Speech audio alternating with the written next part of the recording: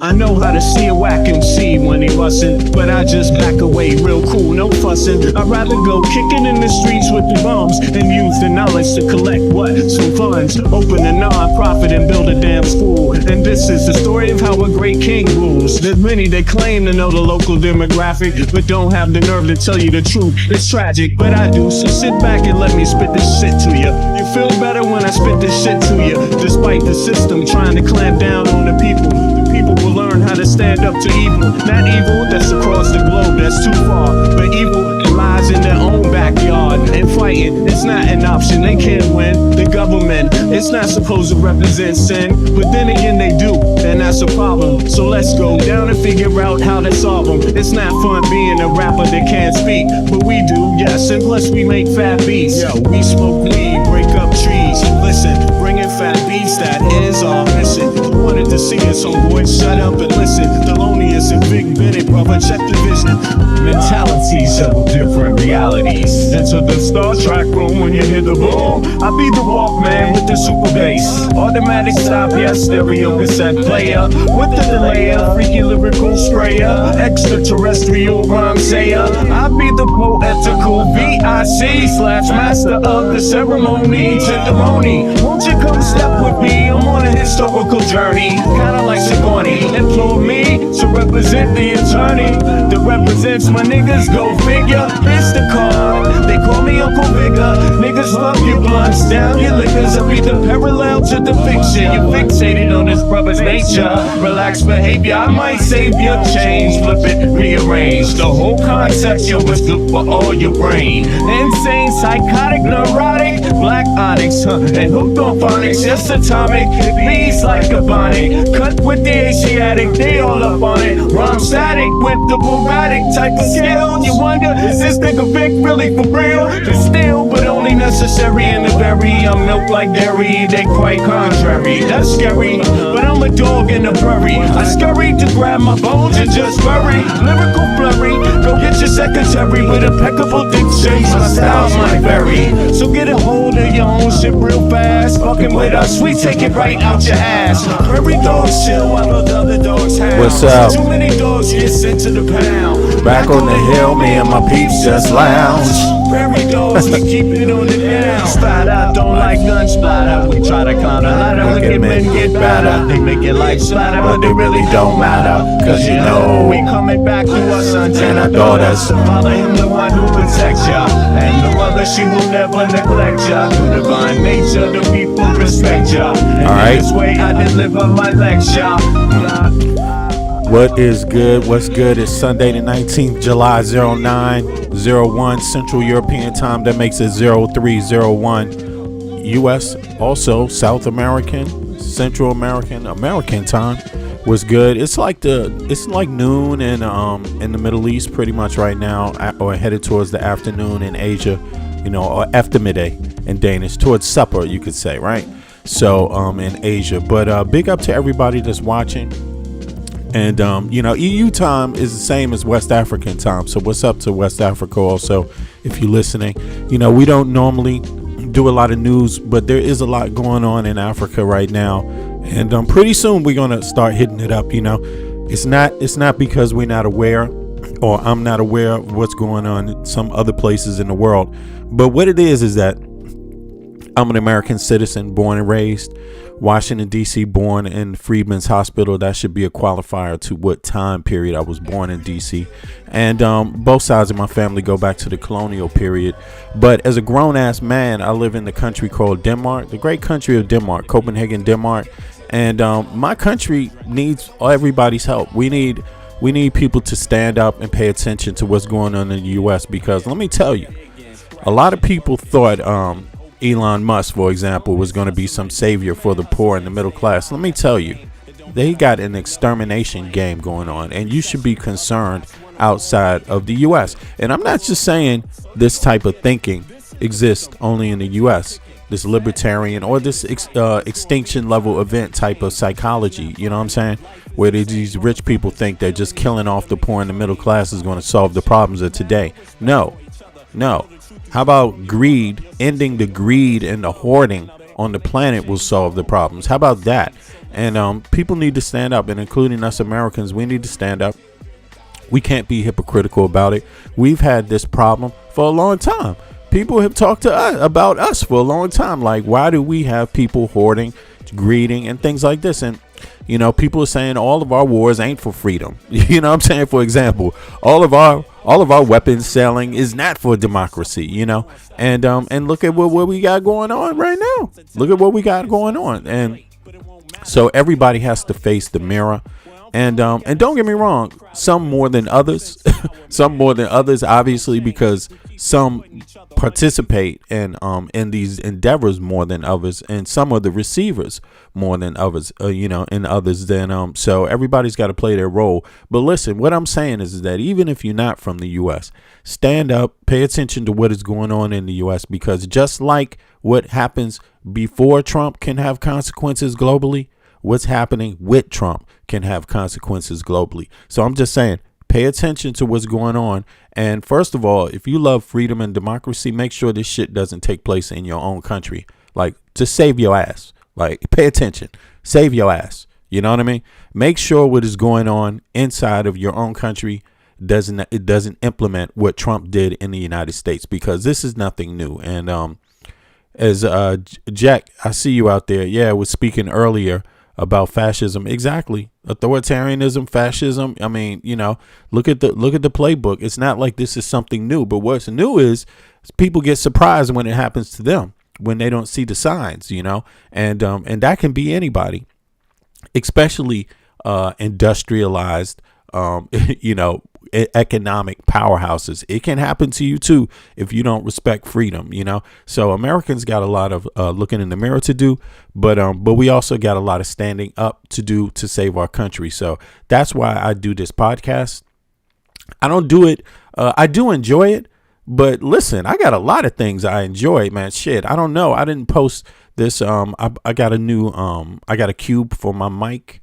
My new mic that I got a couple of weeks ago. So I got a cube for the sound isolation. And so I hooked the cube up a week ago. But because I don't have a lot of time, I never had time to test my new mic. So yesterday I tested the mic out and the cube out, and with oh my goodness. So I'm like ready to roll lyrically again and record some more vocals. Some people been waiting for me to do some vocals on some tracks, you know what I mean? But I had to make sure my audio was correct and accurate and exact. Like, it's got to be usable on a professional level. You know what I'm saying? So it took me a couple of weeks. Not that I had to, it wasn't a struggle, but it takes time and it takes precision to set up your gear so it has the sound you want it to have. So I don't have to do this. I can go and go back and just do my music, which I love. But let me tell you, because of my age, because of my history in my country, in my hometown, you know what I'm saying? Because of my actual, I don't want to do it like George Bush, because of my actual history from my own town, from my own city, I know what's going on in my city, Washington, D.C. And I'll be goddamn, I'm not going to sit down and be quiet where this shit is going on. I'm not going to live in a country like Denmark, have universal health care, have freedom. Have a union job, have my kids be able to go to school, get paid to go to school as long as they get the credits, the merit, the grades to go, not the economy to go.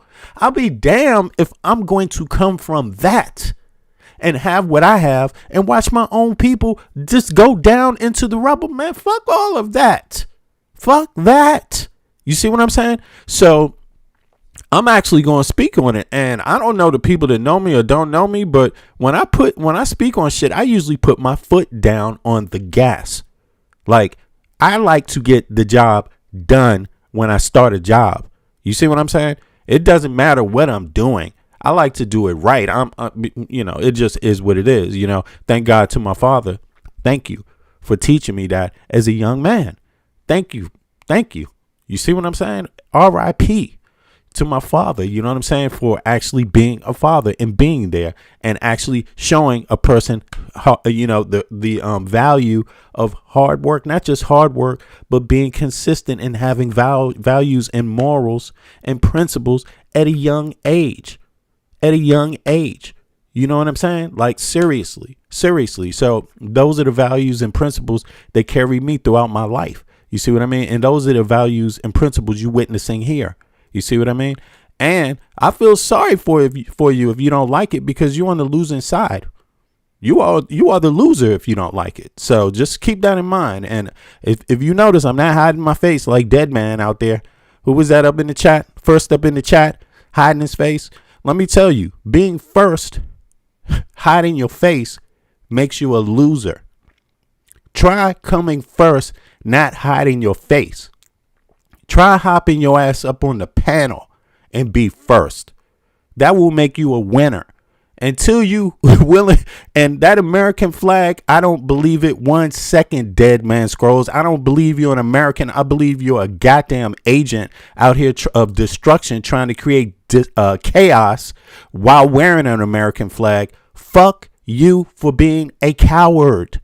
You know, at least if you're going to have the flag and at least you're going to have a belief, stand on it. Let people know who you are, man.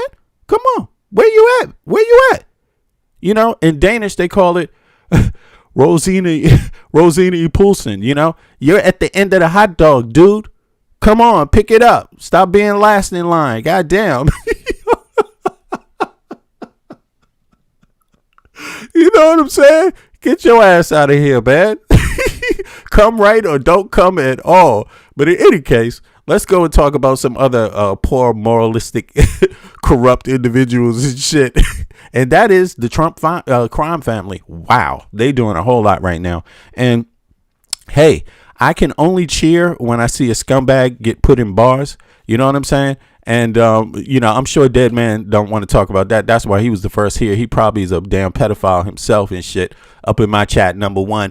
Talk about Elon Musk and no, motherfucker. We are talking about the Tate brothers today. Okay. You saw that. You knew who it was about. You knew who was in the picture. Okay. We talk about these dudes and what they've been doing with Trump. Okay. Why is Trump liking these kind of people to be around them? That's what we're talking about. Okay. We're not talking about something else. But Elon Musk is right down with them too. So don't try to flip it around. Elon Musk was trying to save everybody on Earth. You know, he tried to warn y'all. No. He was on Epstein Island. He was on Epstein Island trying to collaborate with whatever type of scam. Well, we know what the scam is. The scam is to take over the United States of America. Right? They're afraid. The pure-blooded ones, you know, won't keep power or some shit, man. What an illusion. What an illusion. First of all, there's never been a pure-blooded one. So stop selling poor white Americans this goddamn crackhead dream. Okay. Secondly, Trump, when did he get to America? 3 generations ago? And Elon Musk, he just came from South Africa. Why is he bitching? He came from South Africa wealthy. What's there to complain about? Goddamn. Why don't you go back where you got your money from and thank them, you asshole? What the hell? That's why nobody else wants you in their country, because they know you're going to come rob and thieve and leave and go run to another country and try to claim their identity. You don't see me. Listen, there's a lot of Americans that are dual citizens in Denmark. I know some of them, right? They've been here. Maybe they got their citizenship after 20 years. You see what I'm saying? Like, seriously, I know many of them. I'm not one of them. I'm an American citizen that lives in Denmark. You know, if I become a Dane later in my life, I've been here 20 years. If I become a Dane, it's going to be because I'm pretty much goddamn Danish and everything in my life is in Denmark. That's why I would become a Danish citizen. It's not because I have to. I don't have to. I'm perfectly fine being an American living in Denmark. I know what some of the nuances are and some of the differences, and I don't have an issue with any of that. You see what I'm saying? So I'm perfectly fine. I'm perfectly fine with it. But I'm not Elon Musk. I'm not a motherfucker who migrated to a country and just got a new passport just overnight and just took over everything. Now I'm American. Now I'm Danish. Here I am. Boom. I'm just here because I got a lot of money. That's not me. That's not me. Every second of the time I've been in Denmark, I've been with Danes. From Danes playing the folk guitar, Danes out there, other Danes trying to do some music, other Danes doing commercials, and others in different types of Danes. You see what I'm saying? To Danes doing things in politics. You see what I'm saying? Danes doing things in the work in the labor market, construction. You see what I'm saying? You know, my integration into Denmark has been from the bottom up. It's not from the top down. It's from the bottom up. From the regular, everyday class Danish person. You see what I'm saying? I didn't come here on some super ship where I just slid in with the prime minister and now all of a sudden, voila, I'm fucking Danish. You see what I'm saying? So I'm a different type of person, different type of immigrant. And I'm thinking I'm the one you would probably like because I'm not trying to take over your country. You know what I mean? And I'm not trying to talk down to people and manipulate and confuse people just to own the country. You see what I mean? That's what Elon Musk and his immigrant ass tried to do, immigrating to the United States. And Americans better get it straight. And Dead Man, you definitely a clown. You are definitely an agent. I wouldn't even call you an agent of chaos because you're petty. You're petty. Okay? What the hell, man? You are petty. That shit ain't going to work on the internet. Your days are over, man. And the rest of you trolls, you are the lamest. You are the lamest. Here's the link. Let me just put it up. Panel, so everybody sees me. Do it. Panel. Boom. As a matter of fact, let me pull this up on the screen because I know everybody is not everybody's not watching the everybody's not looking at the chat. So here it is. Writing this now. Panel. Boom. Put that there. There it is.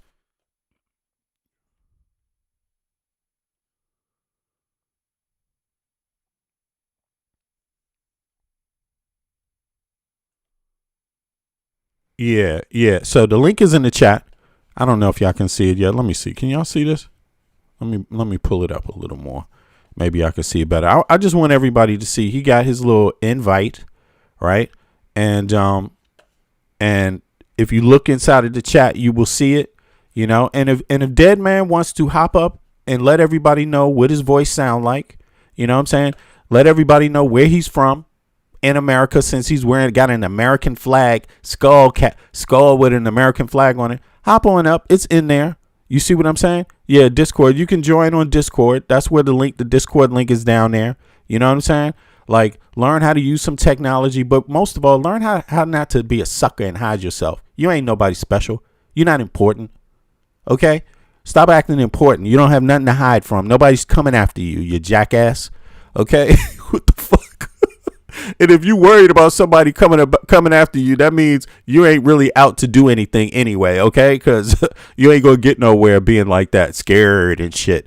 Okay, so in any case, let's get back to person want to be up in my chat. You know, and I'm going to let people know for the record, every time this person post anything on any post, on any short video or anything, I don't even respond to them anymore. I just delete their message. You know why? Because they don't deserve any play.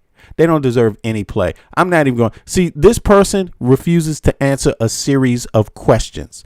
That's what it's about. And once I figure out you refuse to answer a series of questions, it means you're just here trying to troll and you don't mean shit. You don't want any conversation with me at all. You just are fucking trying to be weird. Go find somebody else to try to molest. Okay? Take your psycho mental bullshit somewhere else. Okay? Because I'm going to put my foot up your ass for real if you really try with me. You see what I'm saying? Like, I'm not joking. Your little mental psycho game is going to get your foot put up your ass for real. Okay? So go somewhere else, sucker. Okay? Or hop up on the panel. One or the other. Now, yeah, I'm sorry to have to say that, but this person gets really weird in their little comments. You see what I'm saying? And I'm starting to think they're a goddamn pedophile. Like, lo and behold, we talking about Andrew Tate. I'm serious. You know, with the little mental games, see, before these little molesters and pedophiles put their hands on you, they start with the little weird mental games. See, and a person that is keen on that shit, how this shit works, they start with the little mental abuse first. You see, and they want to see if you take the little mental abuse. No, I'm going to kick you in your nuts as soon as you start. You see what I'm saying? Like, nobody, don't play any games with anybody with their time. You see what I mean?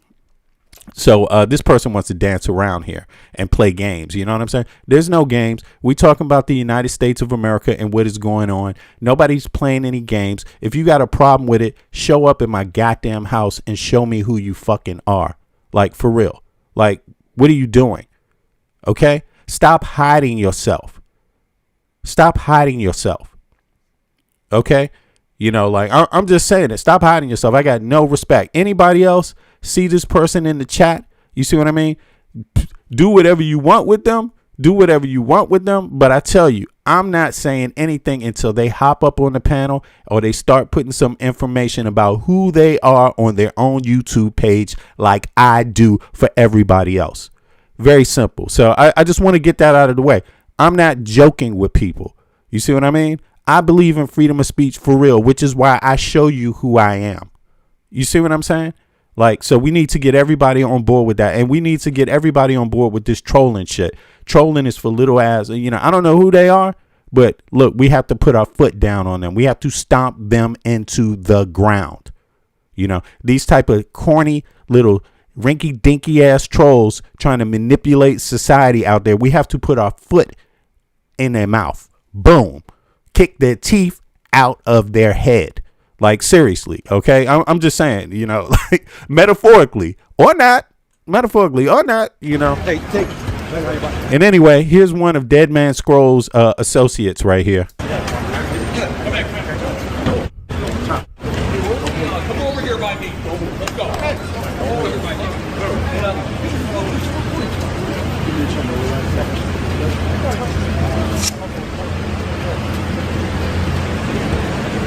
Back up. Back up.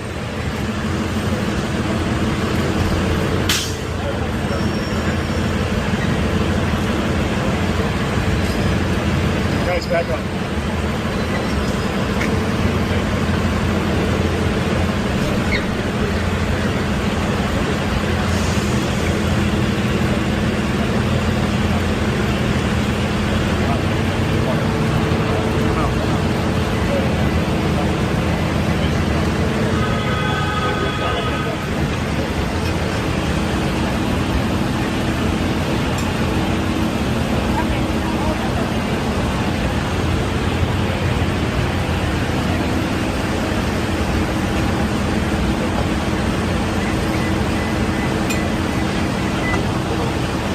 Yeah. So, for those of you that don't know, this is one of the Tate brothers. I forget his name. There's more information coming, but these are one of the Tate brothers. They've been associated with sex trafficking. And they were actually invited by associates of Trump to come to the White House. I think they were even helped. Allegedly, they were helped by one of Trump's cabinet members, allegedly, right? Helped to keep out of being locked up and detained once and flown to the United States. After all of these allegations, you could say, have been known, it seems now they haven't been able to skate out of it for some reason. Now they're finally getting arrested, but they are alleged to been involved in sex trafficking of the level of like Jeffrey Epstein. You don't know, in Eastern Europe. You see what I'm saying? And beyond. Like, so you don't really know what else this is connected to. You got to understand, sex trafficking, it's not just a one-sided crime. It's not just a crime where one crime happens, right? It's not just a single crime event. Sex trafficking is happening with criminal cartels, right? Specifically, that are trying to get influence in local governments in Europe, with businessmen in Europe or in the US or anywhere in the world, right? Or politicians. So they're getting people involved in sex trafficking, right? And then they're linking them up with desperate, stupid, corruptible or corrupt or immoral politicians, business people, and things like that. And then when they put those things together, they get photographs, they get video cameras, and then they blackmail these people, and then they get influence. Then the crime syndicates get influence in the local governments or in the national governments. That's, you know, so you gotta not look at it as a single, this little single thing. Oh, well, it's just a guy who messed up one day. No. If you understand how these criminal networks work, and gangs, you could even say gangs, because in some places they are connected to gangs. Just gangs are a part of this. You got to understand that. So this crime is a lot more hazardous to the everyday person than you think. You may not be involved in the sex trafficking. You may not be a victim of the sex trafficking directly, but you can indirectly easily be the victim of a sex trafficking organization. You could easily, like you were the victim of Jeffrey Epstein. Yeah. Because if a person like Jeffrey Epstein can get your politicians or your Supreme Court justice or someone else, a wealthy figure in your society that has carte blanche with everything, if they can get them and blackmail them, well, now they use those people to victimize everybody else in the society through laws. You see, that's how it actually works. So this is a serious event going on here. So let's see. And it also shows you how hard it is to crack down on these networks. How hard it is. This is taking years, man. Years just out in the open. And by the way, anybody want to hop up? Anybody want to hop up on the panel and speak? Let me put this link in the chat again. You can hop up. Let us hear your story. Let us hear what you got to say. Okay, here it is. Boom. And don't play it safe down there in the chat. See, the chat is the safe zone. Up here is the unsafe zone. Anything might happen. I might ask you any type of question. You might ask me any type of question if you got some good questions. Who knows? You know, let's go.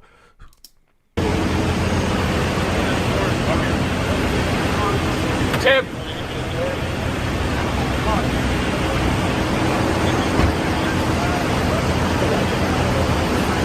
Yeah, this is crazy. They finally locking their ass up. Around the nation now. Today, U.S. Marshals arrested controversial social media influencers Andrew and Tristan Tate in Florida. Criminal charges will be unsealed next week, and the two men will appear in Miami in a Miami courtroom. Britain is seeking to extradite the men from the United States to face charges. They are accused of rape and assault in Britain. Now, Andrew Tate was born in the United States, and he's known for his rants about male dominance, female submission, and wealth. Andrew and Tristan Tate have been taken into custody in Miami by the U.S. Marshals Service. Andrew Tate posted video from Miami overnight before the arrest. It comes after British prosecutors announced they're seeking the brothers' extradition to the UK on rape and sex trafficking charges. UK authorities say they are now bringing a total of 30 male dominance.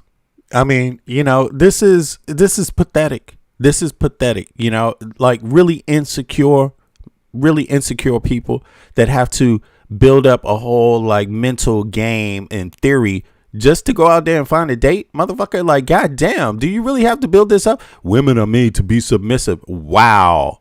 That's some real dating game there going on. Like you really just want every woman to say, okay, here you are. We're submissive. Come on in. I say yes. I won't reject you. This is what they come up with. Anything, you know what I mean? Just because you can't keep a date, you can't find a date, you can't. But it's not really about that. They create this for another reason, to oppress the women, to keep their ass in shambles. It's them that they want to believe you're meant to do this. This is your job. You're meant to be my slave. You're meant to be submissive. You have to listen to me. And then they go traffic you to somebody else. I mean, really, it's not that they believe this shit, but the crazy part is a lot of men back them up because insecure men back these people up. Insecure men back up this behavior. 8 new charges involving 4 additional alleged victims. Both brothers are accused of rape and human trafficking. Prosecutors say Andrew Tate also faces charges including profiting from prostitution and offenses related to alleged indecent images of a child and extreme pornography. The Tate brothers, who are dual U.S. and British citizens, have denied the allegations. They're expected to appear in federal court in Miami early next week. We'll continue to follow this developing story. Man, you on breaking news. You're on social media giving up all your theories about women and what their role is to be submissive. How does that help you in court? How does that help fight anything you being charged with? It doesn't. To get to, though, as this is coming into our newsroom just in the last couple of moments. This post coming from TMZ saying, breaking, Andrew and Tristan Tate have been arrested in Miami. We also have this post coming from the New York Post. Manosphere influencers Andrew and Tristan Tate arrested by U.S. Marshals in Florida. The Associated Press is reporting influencer brothers Andrew and Tristan Tate were arrested by federal authorities on Saturday in Miami. That's according to the U.S. Marshals Service. The charges against the pair were not immediately announced, but a spokesperson for the Marshals Service is telling the Associated Press that the warrant was sealed. I want to. B, we do have someone who hopped up as well. The manosphere. That sounds like mayonnaise, bro. I don't want none of that shit on my bread, bro. Really? What's up? Somebody hopped up? Okay, who we got up here, man? How you doing? Oh, you got a Budweiser. There you go. Who? Introduce yourself. Introduce yourself. Who's this? Who we talking to? Let me check. Maybe the audio. I've seen him in the chat before, though. So. Okay. Who is this that's hopped up? Let me see. Do I need to go to the account and see who it is? Do you want to speak? They're not on mute. My own? No. Okay, hold on. Speak again. And let me just adjust your audio. Go ahead. Say that again. Am I on right now? Yeah, you're live right now. You're live right now. What's going on? Introduce yourself. Where you from? What's your name? Where you from? Welcome. Thank you for hopping up. Introduce yourself. Shut down the screen so that I can talk to you directly.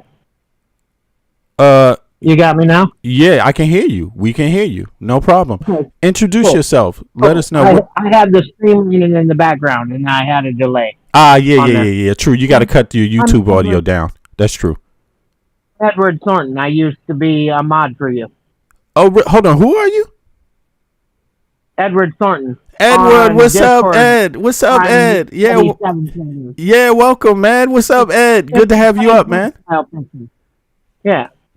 Yeah. I figured out what the problem was for me not being able to get up on your Discord. Aha. Yeah, it's your security. No. Okay. Every time that I put in a period, it puts a space behind it. Because of the way I've got my keyboard set up. So I have to backspace before I put in like GG. Aha. Hi, Eric. How you doing? Hey, great. Let's bring it, brother. Yeah. Let us. What's on your mind, Ed? Come on. Good. Glad to have you up, bro. Well, a lot of things, but specifically, you were talking about gangs of people, and that these guys can get, through their nefarious projects and businesses, can get dirt on other people and then control them. Yes. And this is precisely what Jeffrey Epstein was doing. It's the same thing that Putin has been doing since he was in the KGB, before the USSR broke up. There's no doubt that Putin has something on Trump. There's no doubt that Trump knows all about Epstein. There's very little, Trump's losing his fucking mind. There's a possibility he's forgotten all of that. And he only remembers his childhood now, which was horrible, which is why he's bombing Iran. He thinks Iran is his father, and he's finally getting back at him or something. No, I don't fucking know. I think you are, Ed. You are speaking 100. What I hear you, and I believe, you're speaking very accurately right now. But go ahead. But this is what is going on across the globe. I mean, this is just your regular day politics for most politicians. What do you got on somebody? Can you find a clip of them saying something bad and use it against them? Yes. This is obviously a little bit higher level, but the Tates are literally just people that are running children for pedophiles. Man, exactly. They were busted in, I believe, Romania for this already, and did time in a Romanian prison, which I am sure is not anywhere near as luxurious as an American prison. And now they're going to go and do some more time in an American prison, which, like I said, is much more luxurious than a Romanian prison, I'm sure. True. And they're going to be in the sex trafficking pedophile unit, because if they're not in the sex trafficking pedophile unit, man, woo. But here's an interesting thing. These guys are going to want to get out of prison, and they're not going to be able to buy their way out of prison. Oh, wow. It gets juicy now. Go ahead, Ed. Come on. Either Trump can pardon them, and that will keep their mouths shut about Trump, or they're going to spill the beans on Trump and all of his friends because they've been supplying the girls. They've been in Epstein's network. Yes! Who invites them? Why would someone in Trump's network in this administration invite them to come and hang out with Trump? That is insane. Go ahead, Ed. Go ahead. I mean, if you were doing like a honeypot situation, you know, back in the day, you would send all of the criminals in, you know, Dade County, Florida, or something like that. You'd send them a letter, people that had warrants for their arrest. Instead of going and picking them up, you'd get them to come to you. You'd send them a letter and say, oh, you won a sweepstakes or your name was drawn or whatever, and come down to this place. And then they'd rent a room in a freaking hotel. They'd rent a half a dozen rooms in a hotel. And these people would walk in one at a time, and they'd just arrest them on warrants, and then take them through a door into another room, and then they'd let in the next person, you know? And all the people in the line never fucking caught on. Nobody ever comes back out that door. They were all just there to get their prize, and their prize was getting arrested on the warrant. Yeah. Okay? Show up at this time, and then they have 100 felons showing up at one time on one day. Just 100 different visits. Exactly. And you can look this up. It used to be an old honeypot. Yeah. But this is what I'm saying. These guys run a honeypot. Oh, we're going to have a big party. We're going to do all of the things that we used to do, and they get them all in one place. Boom. Yes. Yes, man. Thanks, baby. Somebody, who's that in the background? Tell me. Wait a second. Girlfriend, say hi, guys. Okay. Okay, how you doing? Yo, I just muted you, Eric. But yes, everybody. Hello. That's Eric Klein's lady in the background. Oh, okay, yeah. Glad to hear everything was working out with the health and everything, the issue. Sorry, I don't want to speak too much, but there was something on. You know, you talk, Eric, if you want. But listen. Go ahead, Eric. Go ahead. Continue. Ed, I'm sorry. Go ahead, Ed. No, but what I'm saying is you can run a honeypot the exact same way as giving away, you know, a boat motor to 100 people with warrants, and they all show up to collect the boat motor. They don't even have a boat, but they want the boat motor. Right. You know, because it's free, of course. Right. That happens at the state level. But really, you're going to collect them on a warrant. Yo, you were saying. Yeah, go ahead. You run a honeypot. Honeypots still happen on the state level, regardless. But yeah, go ahead, Ed. You run a honeypot like that with all of the people, like I said, either Andrew Tate and his brother are going to get pardoned by Trump, and then you know Trump is in on it, right? Or they're going to spill their guts, and then you'll know even more about Trump, probably. But you could run a honeypot with the information that you get from these guys. Wait a second. Hold on, Michael. Wait a second. Let Ed finish real quick because I can hear there's some crossover static. But go ahead, Ed, and then Michael's going to speak. You can run a honeypot with the same idea with these guys. You can throw a party where all the kids are going to be and exactly what they want. And then when they show up, you just start arresting. Yeah, that would be because you done showed with information that you get from Andrew Tate and his brother, because they're not interested in spending. They can bribe their way out of a Romanian prison, but they're not going to be able to bribe their way out of an American prison unless Donald Trump releases them, and that will only incriminate Donald Trump, and his advisors will tell him, and especially as his lawyer is going to tell him don't do that. Right. Yeah, this is some incredible that'll timing. just make you look guilty as shit. Yeah, you're right. You're right. I hear what you're saying. Hold on. Now let's let Michael get in here. Michael, what did you want to say? You wanted to chime in on that? What Ed was saying? Yeah, no. On a state and federal level, honeypots still exist. They happen all the time, right? When it comes to like the Epstein class, that's a different story. Obviously, we know that they have private groups, right, that exist through verification and payments through those verifications, right? What those private chats exist, we don't know what they entail. But honeypots do exist. They come out with them periodically. We'll hear about them when they want to make it announced and make the federal and state government, look great. But honeypots do exist, right? But we're talking about Andrew Tate. Andrew Tate, apparently his arrest is due to extradition to Great Britain. Not any American charges per se here in America. Okay, yeah. So he hasn't been convicted of anything. So Trump can't pardon him for this. Trump can't, but no, he can't. And so, in other he's words, just enforcing international law. But go ahead. Yeah, so he's just letting them go. He's not interfering in them leaving. Exactly. Okay, is that what's okay? But so, all right. So Miami marshals have detained him for extradition. So that's so we don't know if he's going to get to UK anytime soon or what. Let's find out about that. Go ahead. All right, I'm glad you clarified that. That is true because then this is about a UK case. Go ahead, Ed. Yeah.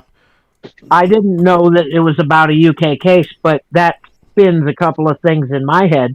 The UK has already taken down Prince Andrew. He's not a prince anymore. You know what I'm saying? Right. They're actually prosecuting people or doing something, at least, where the United States is doing absolutely shit for all. Yes. I agree. I agree, but they also have to commit a crime here, have to be found even on the state level, right? They have to be prosecuted even on the state level. If they were to commit crimes here, right? They'd have to have the evidence that they commit the crimes here in the US, which I think they don't have any valid cases here in the U.S. That was a part of their whole scheme, right? To move to Romania because of the lax laws in Romania, because of the lack of intelligent enforcement, law enforcement in Romania, right? But they did start as well in the UK. So they do have charges in the UK as well. I think it's about 21 charges in the UK that stemmed shortly after the UK decided to investigate them after they were pending charges in Romania.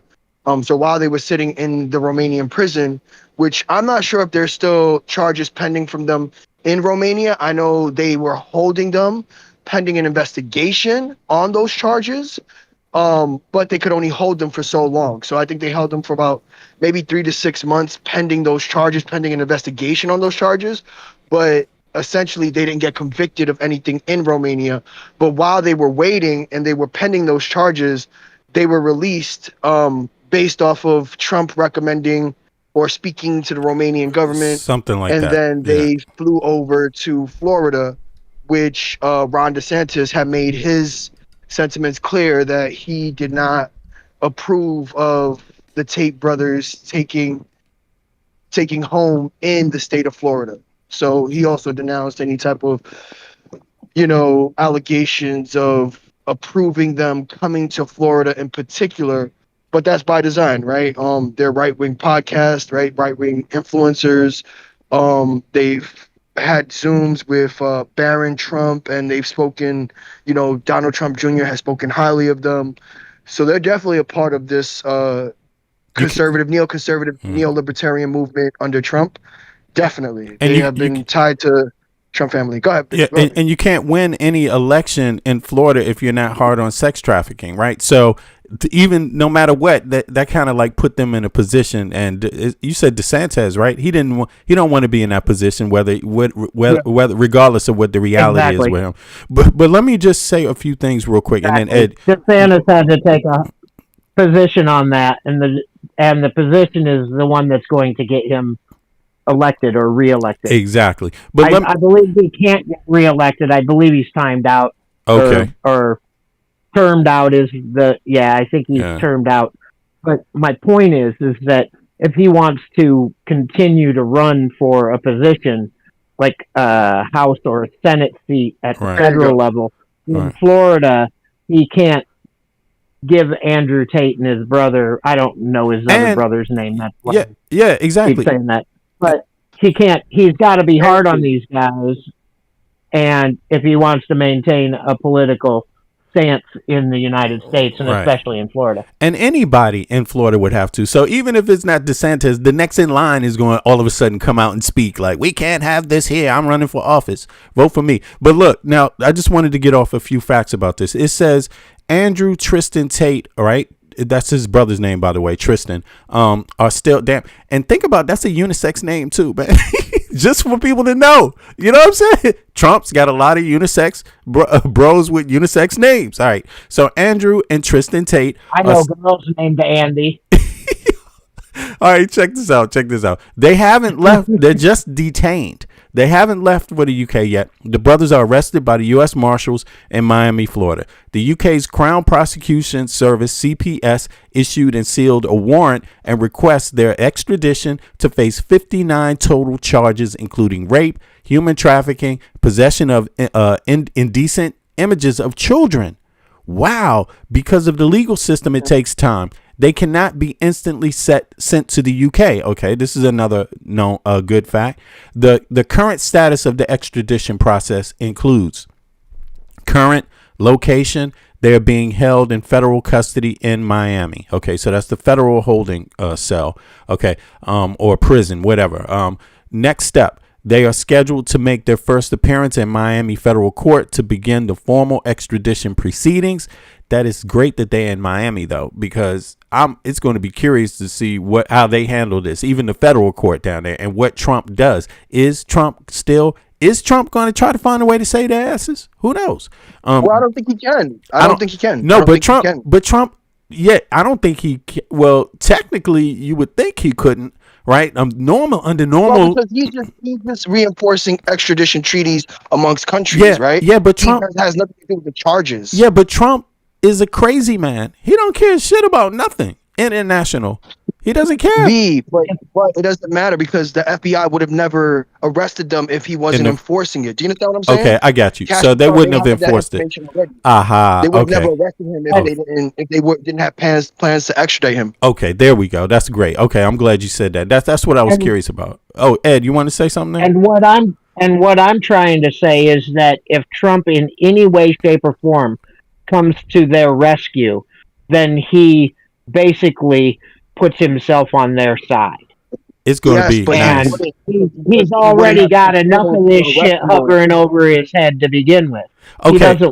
He doesn't need any more. Okay, so he's going to let them get extradited. I hear both. Or that would be the smart move. But Trump always, a fucking Porter makes a correct choice 50% of the time. And Trump is way lower than that.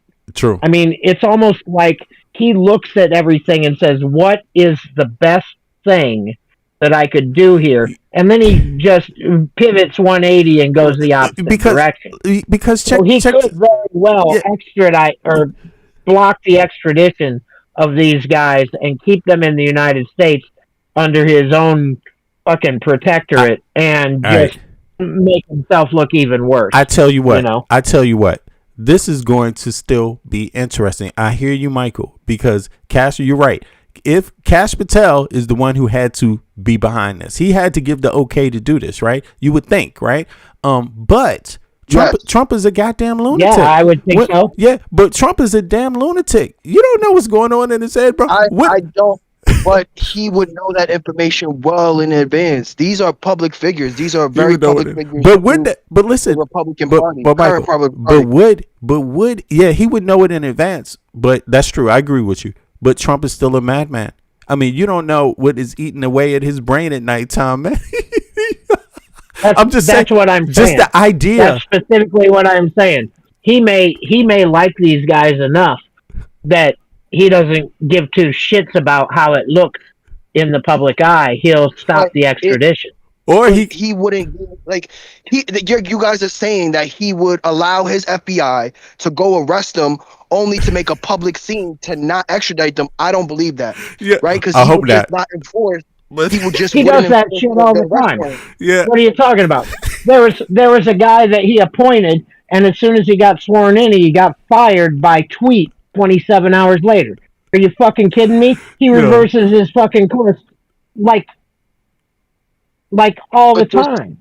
This is not an executive decision, right? This is our law enforcement, right? So the law enforcement essentially is supposed to operate separate from the executive branch, and that they would have communication. Yes, he appoints. But it doesn't. All right. Hold on. Now let me. Of it would look worse. He just wouldn't enforce the extradition. He just wouldn't have the FBI arrest him if that was the case, right? Because he knows it's going to be public. He knows that the Tate brothers are a very highly publicized group. Wait, hold on. Stop.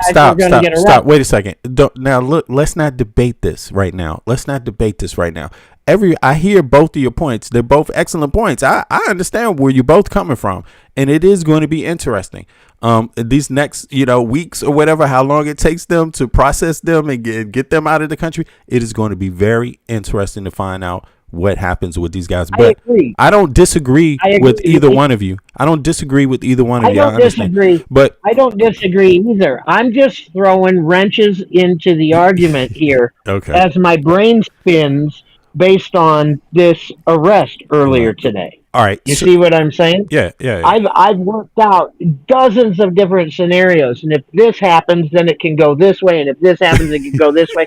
You remember those books that you used to read when you were in like junior high school, and it was choose your own adventure, and if you think that you should take the left road, go to page 48, and if you should take the right road, go to page 52. Right. That's what I've done with this whole thing already in my head. Bravo, Ed. I hear you, man. I hear you. No, I understand you, Ed. I know who you are. I've been watching you for a minute, man. So I understand you, and I get where you're coming from. You've already worked out the different scenarios in this shit. Yo, Michael, the man is thorough with that. I had to tell you, it is thorough. And listen, you are thorough too, Michael. This is not a debate between either one of you. I hear you. I hear what you're saying. But Trump is a madman. I agree with everything that Michael is saying. I don't really have anything. That's because Michael is a normal person. He's normal. He's intelligent. Normal. Well, he's not a madman. He's not madman. Michael's not a madman. Trump is. No, you're not a madman. Michael's not a madman. Trump is a fucking madman, though. So it's going to be interesting. Anyway, come on. Let's carry on. That's interesting. So now, folks, hear it. There's we're going to find out what's going to happen. Is Trump going to kick himself in the ass? Is he going to put his foot in his own mouth on this case? That was my first page turner there. Is Trump going to try and protect these guys and keep them from extradition? Basically link himself to them in all of their crimes. Or is he going to let them go? So there's your choice. Right. We're on page 1 right now. Your first choice is page 2, where he links himself, and your second choice is page 3, where he lets them go. And if he lets them go, here's what's going to happen. Damn. They're going to be tried in a country where they have charges, and to try and save themselves in any way, shape, or form, they're going to start talking. And that's the last thing Trump wants. So you've got this really hard choice. Do you link yourself to them, or do you get exposed? Yeah, I understand you now. I'm glad you kept going with that, because at the end of this, basically, he has no good choices. He has 2 bad choices to make. There's this thing called being caught between a rock and a hard place. Yeah. There's a song by the Police that uses the actual terms going back to Greek mythology wrapped around your finger. In the first verse, it says, caught between the Scylla and Charybdis. That's a rock and a hard place, basically. Okay? And he doesn't have a good choice. No, exactly. No. Now, check this out. You can either lose your left arm, or you can lose your right arm. Which one do you value more? And Ed, think about this. Ed, check it. Right, Ed, you're right. Now check this out. Here's another thing that just popped in my head. Fuck it. Since we're going to go down this line of thought, we're going to examine it now. That's what I'm saying. It opens up another page. Ed, check this out. Now, he is being indicted by the Brits. Could that mean the Brits want some get back on Trump? Could that mean that? Could it mean that they want the Tate brothers so they can get some get back, find out what they know about Trump? Because Trump basically, he gave up Prince Charles, right? He talked about him for years. Yeah, he basically threw him to the wolves. Well, Prince Andrew. I mean, Andrew. I'm sorry. Are essentially very new. They're very new to this atmosphere. I don't believe they have anything to do. Remember, Trump's a billionaire. Yeah. Epstein was a billionaire, right? Like these are 100 millionaires. Yeah. He's just a grifter. He's just a popular right-wing grifter that is plugged into the manosphere nonsense. I don't believe he has anything to essentially do with Trump per se, right? They only got on the bandwagon because they understood he's speaking to his audience through the manosphere microphone. But right? Anything peripheral. But anything peripheral? Like, did they find out something by lieu of just being shady, and they linked up and they heard somebody else told them something shady that they know? They weren't that influenced. They weren't that influential at that time. Okay. Right? They literally popped up right after Trump's, during Trump's first term, like midterm. Yeah. Right? They when popped up. Got arrested, they popped up. Right? If that was the case, took over for Epstein. Hold on. Wait a second. Wait a second. Hold on. Wait a second. Don't talk. Hold on. Wait a second. Don't talk. Try not to talk over each other, because then nobody can hear in the stream. Nobody can hear either one of you. So just try to hold out and keep the points. But go ahead. Wait a second. Michael, you were saying Ed was about to chime in, but Michael, you were saying that you don't think that they were that deep in it yet. Yeah, no, they're relatively new to this right wing conservative movement, right? They weren't plugged in for years. They're not high net worth individuals, right? They just saw the grift of the manosphere, saw it could be monetized it, and grew a large incel conservative base that they preyed upon, that just so happened to coincide with a more youthful conservative movement that Trump just tapped into, right? He just tapped into it. He has nothing to do with, they championed him in terms of speaking to him and platforming him from time to time, just because they're dog whistling to their younger, youthful, conservative incels that are based in the manosphere. It's just a dog whistle to those younger groups, right? They don't necessarily have anything to. I don't personally believe that they have anything to do with that. Remember, they spent months in a Romanian prison. They would have said what they wanted to, or something that benefited them in a Romanian prison if that was the case, because that was the worst conditions they were going to face, right? According to those charges, right? In a UK prison, they're going to have it relatively easier in comparison to a Romanian prison. In a US prison, they would have it relatively easier and better in comparison to a Romanian prison, right? So if they were going to say anything, they would have said it a long time ago. All right. Okay. Right? So just I got you. Now hold on. In his base. Yeah. Okay. I got your point now. But go ahead, Ed. You wanted to say something about that? Is there something you think? Their terms were relatively short in the Romanian prisons. They could ride them out and not spill their beans. But what's going to happen here is they're going to be put into a prison with maybe better facilities, whatever, a better standard of living than a Romanian prison. But they're going to spend a long, long time there. Yeah. They're not going to get out in 3 or 4 months like they did in Romania. If they make it. If they make it. Remember, at the end of the day, they have to be arraigned, right? Here's the other thing that I want to talk to Twin about. Is that when Epstein was arrested in 2019 is about the time they came up. These guys are the new suppliers. These guys are the ones that have taken over. That's interesting. They're a low level distribution I for. respectfully disagree because they're low level, right? These are Stop millionaire, interrupting billionaire me. class. All right, so listen, you guys, what we're The gonna do is millionaire and hold on, billionaire class hold on, Ed, hold on 1 second. What I want you guys to do is just give each other 1 minute, okay? Just just 1 minute to say whatever you want to say, because I want to hear this dialogue. I'm not talking over him, V. Yeah, no, it's not you. It's just I'm saying that because I know. I'm not interrupting his arguments. No, I'm just, no, no, no, no. I'm not saying that, Ed. shit for 3 minutes, and then he lets me talk for 30 seconds and interrupts Okay, me but constantly. I'm not suggesting that you are talking over him or anybody. What I'm saying is I'm just talking about the audio. I'm hearing the audio, so I just want to make sure everybody is heard clearly. So I'm just saying, if you guys can just give each other a little pause when you're ready to not speak, like just pause, the other person wait for the pause, and then let the other guy just try to hold it so everybody can hear what you're saying, because you guys are raising some really great points. That's the point. That's where I want to get at. So and I don't want to jump in. And I'm not. I'm not necessarily disagreeing with anything that he's saying. Right.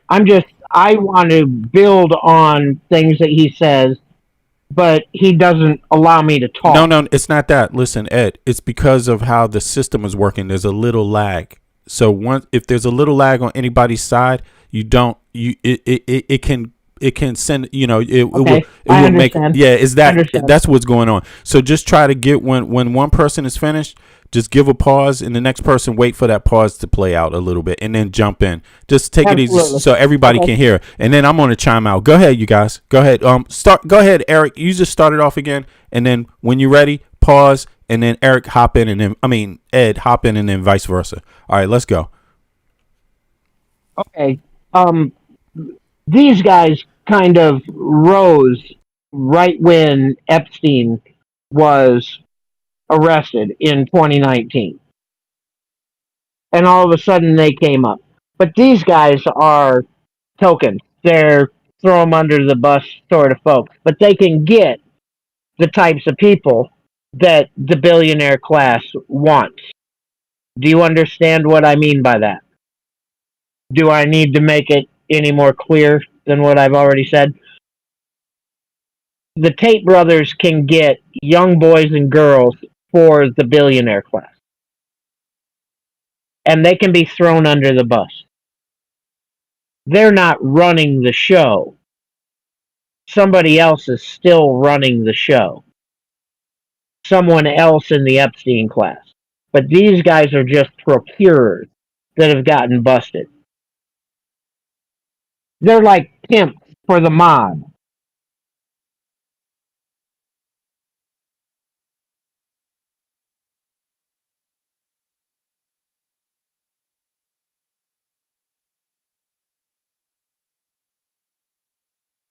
Is anyone still there? Oh no, yeah, I'm still here. I was just making sure that you were done with your point. Again, I just don't see them publicly being visible. Epstein was not visible on a sex trafficking, a trafficking level, right? He was quote unquote an investor, right? Who was procuring these individuals, and supplying these individuals in terms of kids, women, or the plethora. So I just think it just is kind of a low hanging fruit to just say, Andrew Tate and the Tate brothers are the new suppliers, as if they would champion someone who's just so publicly visible in a negative atmosphere, right? In fact, Epstein was a Democrat for the longest, right? Like he voted democratically, even if he had political ties on both ends. So I just don't see him, the right being that ignorant and allowing them who aren't a part of an Epstein class to be so visible and just obviously so blatant when it comes to what they do and who they are, right? I just don't see them anything more than a manosphere talking head that they utilize to dog whistle to their youth, right? And if that was the case, they would have never arrested them. Again, Trump has all the purview over the FBI. they would have never arrested them even on this local level in Miami. They would have never went out of their way to go arrest them, right? Because the FBI is a federal bureau, right? It's not a state level. If the state is not enforcing extradition rights, it's the federal agency, and they knew for the longest, because this is not. This extradition has been pending for the longest since they left Romania on those charges and ended up in Miami. They already knew that the Brits already put up those charges the minute they left Romania and entered Florida. They had those charges already pending. It's not until now that they decided to act on it. Do we understand why? No, but they clearly did act on it, right? They knew this for the longest. If we think Trump didn't know that there was a pending extradition against the Tate brothers since they brought up those charges, he already know. He's just choosing to enforce it now for whatever reason. Obviously, we don't know. But again, I don't see them as anything other than low-level talking heads for this conservative movement. They're grifters from the manosphere. They were used to be a megaphone to the youth, right? Those younger Republican or independent individuals who felt lonely and needed a home in terms of the manosphere and got scammed out of their money for programs that Andrew Tate was running within America per se, right? Other than that, I don't necessarily see the connection. I understand where we're going with this. If we want to speculate, we could speculate to the moon, but I just don't agree with it. I don't think the facts back any of that, right? I think we could obviously speculate because obviously we don't know what this administration is essentially going to do because of Trump's instability, right? But I do think we still have the branches of government that still have intelligence, right? We're not going to act like they don't have vast intelligence over the Tate brothers if they were to indict them here, if they wanted to, right? If they really wanted to shut them up, they'd indict them here while Trump has all the power in the world to shut them up and just lock them up. But go ahead, guys. Continue with the... Let me chime in here. Let me just say, listen, if you want to hear Ed and Michael's debate on this topic about how if the Tate brothers, how deeply tied into Trump or Epstein or just sex trafficking and, you know, the conspiracy realm, right? What is going on with the Tate brothers for real? How influential are they or not influential? You should chime in on this video at 50 minutes in. That's where the dialogue starts, and it's now 13 minutes over the first hour. So I just wanted to let people know that. Hopefully the algorithm will put a little timestamp there. If not, somebody please come in the chat and add that in the chat. Not the live chat, but the video chat at 50 minutes for Ed and Michael's debate on this topic. Yo, I think I've heard a lot from both. Ed, you want to say one other thing? Go ahead. But I think I've heard. I think you guys pretty much rounded it out with the. I think. Yeah. Go ahead. Yeah, I want to say one more thing. Yeah. I think that I agree with Michael that the Tate brothers are probably not the biggest deal in all of this. These guys are like low-level street dealers in, you know, a large cocaine cartel. They're street level or maybe just a little bit above, but their ability to they've already been busted for trafficking and SA and all sorts of CSAM and all manner of other different things. They're deep in this world, and there's other people that are deep in this world that we don't know about yet that may have ties to them. And when they're stuck and they're looking at the rest of their lives in a prison, they may start spilling some names. It's going to get interesting. Do you think if they're looking at, 400 years in Britain, in a British prison, that they're not going to start spilling some names to maybe knock that down a little bit? Absolutely. I think it gets exciting there. I don't know what British prisons, I honestly don't know what British prisons are, but when I was in England, I did tour the Tower of London, And if they're anything like the Tower of London, I don't But want to go to a British. Okay, so listen. Let's just make it clear. They are definitely going to spill some names because this crosses into international affairs, international waters, and it does cross into blackmail somehow, some way. We don't know who, but that's what they were up to. So there's no way in hell the British government is playing any games about this. They want those guys, and they want to know every single thing they know. Otherwise, they're never going to get out of jail. That's what the game is, right? But we don't know. It doesn't mean that they're linked necessarily to Trump, and and it also doesn't mean it's not worth squeezing every little penny of information out of them because it doesn't have to be linked to Trump to be dangerous for Britain or anybody else. Remember, if they were to spill the beans on someone in the U.S., the U.S. would have to investigate it. Yeah, true. It would be up to the U.S. to investigate it. The Great Britain can't send people over here just to do an investigation, right? Their investigation would be whatever we share with them. But this is the UK doing the investigation, and they probably, and first of all, the UK has taken care of business with every UK citizen that's in the files that's come up so far. And it's not just Prince Andrew. He's just the big one. Yeah. There are other people that were in there, and they're dealing with them. The UK is dealing with this. The United States is not.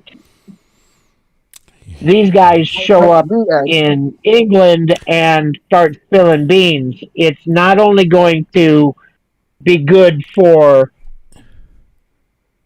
England getting rid of more English pedophiles, but it's going to give names that we can use in investigations ourselves here in the United States. And think about this. Let me say this. I agree, Michael. I agree with where you're going with this because it is logical. You would think that they wouldn't be so idiotic, right, about it. Why would they allow them to be arrested if they're concerned themselves? No, they would want to arrest them themselves, charge them themselves, not extradite them, right? If there's something nefarious going on that could fall back on Trump or, why would they let them go? Why wouldn't they prosecute them themselves? But again, I am reminded of the fact that Kash Patel is a fucking idiot. He's not to be trusted. Yeah. What the fuck? I'm never putting I'm not co-signing nothing Kash Patel does. It's the U.S. Marshals, because the U.S. Marshals enforce deportation and type of extradition. Right. That is the U.S. Marshals, but they're both under the purview of the federal government. But I'm gonna tell you this. Yeah, Kash Patel too. Right. I get you. He's not necessarily the culprit here or anything. I'm not co-signing. I'm not putting my stamp on nothing the fucking U.S. government does right now. I'm sorry. I'm not. I don't see them as functioning. I don't see them as functioning well. I don't trust it. I don't trust it. They're buffoons. I'm sorry. They need to prove it. They need to fucking prove that they know how to fucking operate correctly. I don't trust none of them, but I do understand you. We should be able to trust them, Michael. We should be able to trust that something's working. Right.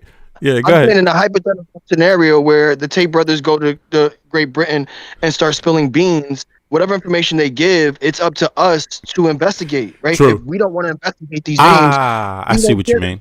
Yeah, either way, were made public. Yeah, so they were able to go the public information that we gathered here in the U.S. based on the Epstein files, so Great Britain can go do their due diligence in terms of arresting or holding anyone accountable on their end, right? Right. So they use the information that we gathered in order for them to make their prosecution case. If the Tate brothers decide to say any American names, it is up to the American government to say, oh, you know what, we'll further that investigation by doing the legwork here. I don't believe our DOJ and our government would do that if it harmed anyone in connection with Trump. Right? That's where I think I agree with you. I agree with you 100% on that. True. I agree with you 100% on that. I do too. We disagreed with half of that shit going through there, and we came to the same fucking conclusion. Yeah. And also, it is still, we got to deal with the times we're in too. The overall times is that some shit's not happening right.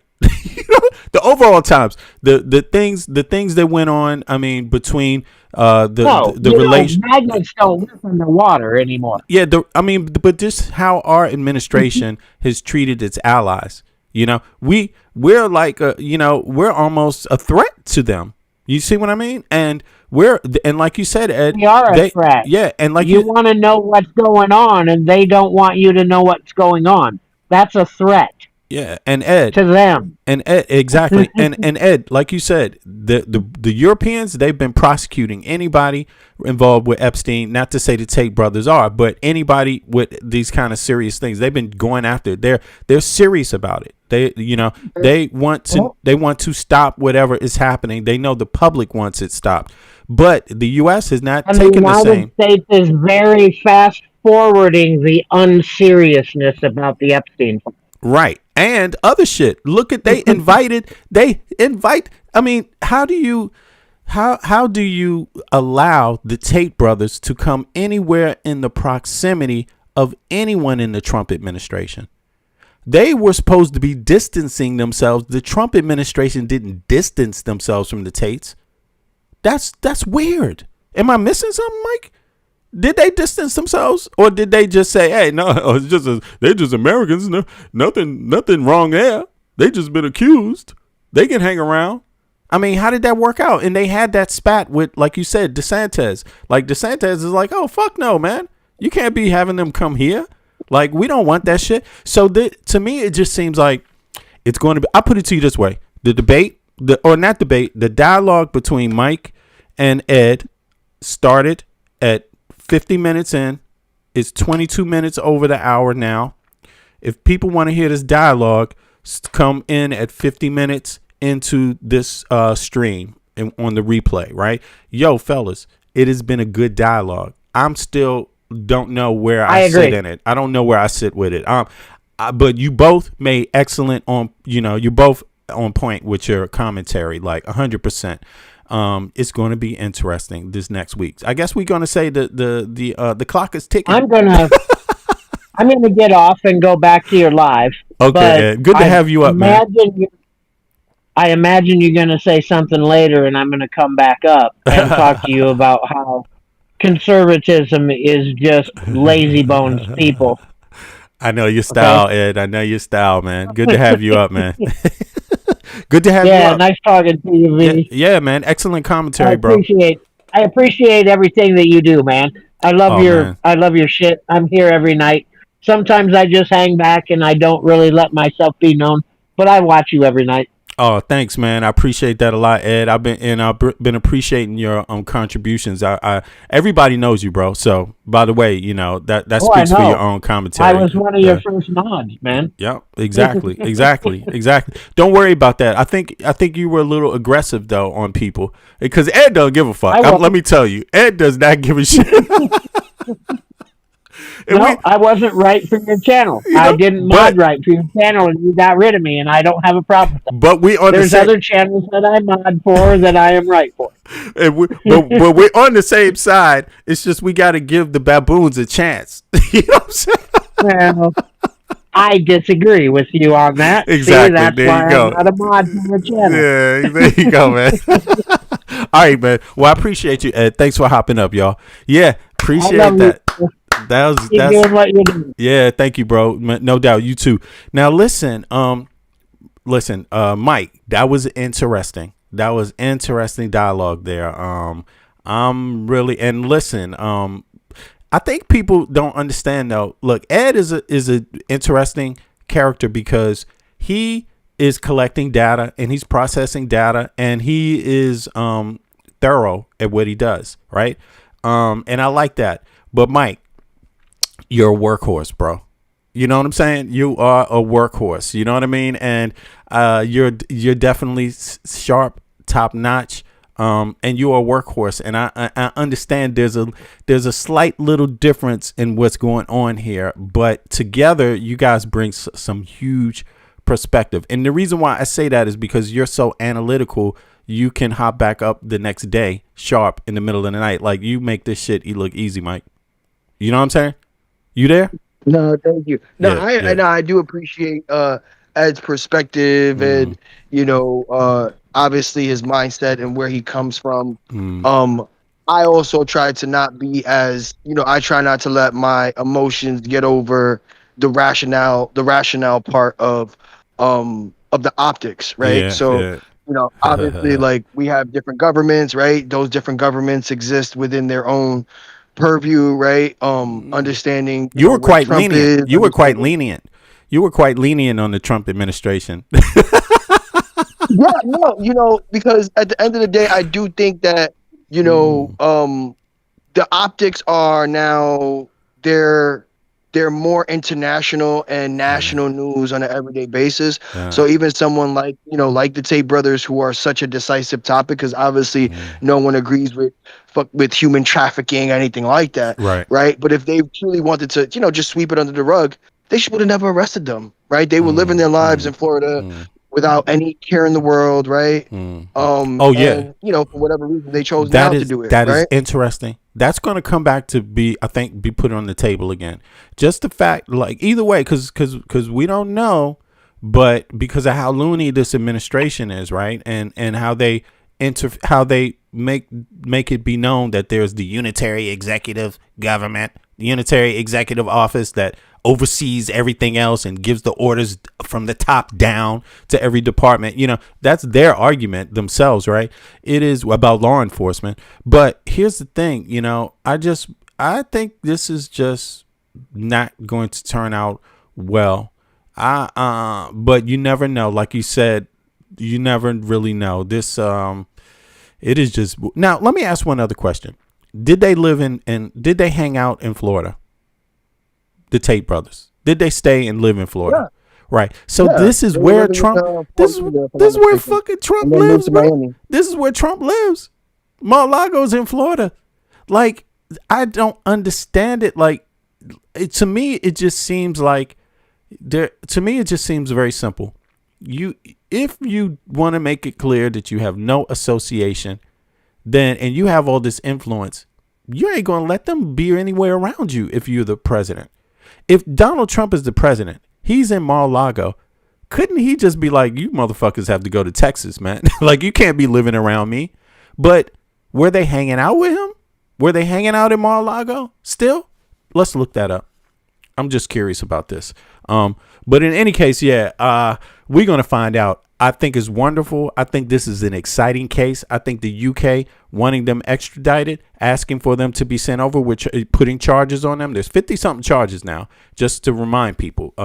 And some of them are child pornography images, right? Child images. There's 59 total charges, including rape, human trafficking, and possession of indecent images of child. So yeah, let me get that straight. Indecent, whatever that means, right? Now, so let me just find out. Did they live in Florida? And then we're going to hear some more commentary from the media real quick, and independent and legacy. But I just want to go through this one thing. Did they live in Florida and continue to visit Mara? I don't know if they did, but Mar-a-Lago. It's going to tell me, it's going to straighten out any assumptions real quick. So, all right. So it says they didn't live permanently in Florida before their arrest, and their relationship with Mar-a-Lago has been a subject of significant rumor rather than confirmed residency. Okay, here's the breakdown of their living situation and their ties to the area where they actually live. The Tate brothers' primary residence for nearly a decade was Bucharest, Romania, where they moved in 2016 after their highly publicized 2022 arrest and subsequent legal battles in Romania. A court finally lifted, this is according to CBS News, the court finally lifted their travel restrictions. They arrived in the United States via private jet to Miami, Florida. While they were staying in Florida and traveling around the state for events and media appearances, they were not permanent long-term Florida residents, but rather using it as a primary base in the U.S. while fleeing or navigating their ongoing international legal troubles. So I guess this is kind of like, they have to stay around and be seen in order to be released. They have to know where they are and this kind of shit. Okay. The Mar-a-Lago connection. Both Andrew and Tristan Tate are vocal supporters of Donald Trump, and their presence in Palm Beach and Miami sparked intense internet speculation that they were frequenting Mar-a-Lago or rubbing shoulders with top political figures. While reports surfaced that members of Trump's administration or orbit had previously taken an interest in their international legal situation, particularly when the U.S. Customs and Border Protection seized their electronics, there's no public record or official confirmation that the Tates were regular guests, let alone residents at Mar-a-Lago. Their time in Florida was cut short. Okay, well, now let me see. Did they have any contact to any Trump, let's see here, cabinet or friends currently? I'm just curious about that. I just want to make it sure. No, look, see, I'm so glad I asked this question, bro. Yes, investigations. This is according. Oh, okay. Well, let's see here. Investigations. The Guardian. Investigations. The media reports have revealed a web of connection and direct interventions involving people close to Donald Trump and his administration. While Trump himself has publicly distanced his own involvement, investigative reporting from outlets like New York Times and ProPublica revealed that the Tate brothers' circle overlaps significantly with the administration. White House DHS interventions. Let me pull this up because this is from ProPublica, so I want people to see this, right? So that so folks can see what I'm reading from, right?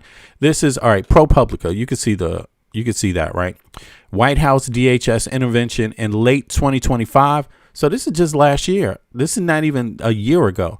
Late 2025, federal investigation occurred after U.S. Customs and Border Protection seized the Tate's electronics. A White House official, specifically Paul Ingracia, a lawyer who had previously represented the Tate brothers before becoming a White House liaison to the Department of Homeland Security, directly instructed DHS officials to return the devices to the brothers. What the fuck? Yo, this is weird. This is weird, yo. Like, I'm sorry, bro. Right there. Yo, this is, I'm sorry, man. I don't get this. If there's nothing to hide, why do you order them to give back their electronic devices? Like, I don't get this. Family contacts. Media investigations reviewed text messages from Andrew Tate where he explicitly claimed to his associates, I had word from Trump administration that they're on top of things. Reports also surfaced that Trump's sons, Donald Trump Jr. and Barron Trump, had previously cultivated friendly digital relationships or conversations with Andrew Tate, though the White House officially denied any administration involvement in their legal matters. This is according to The Guardian. Diplomatic pressure.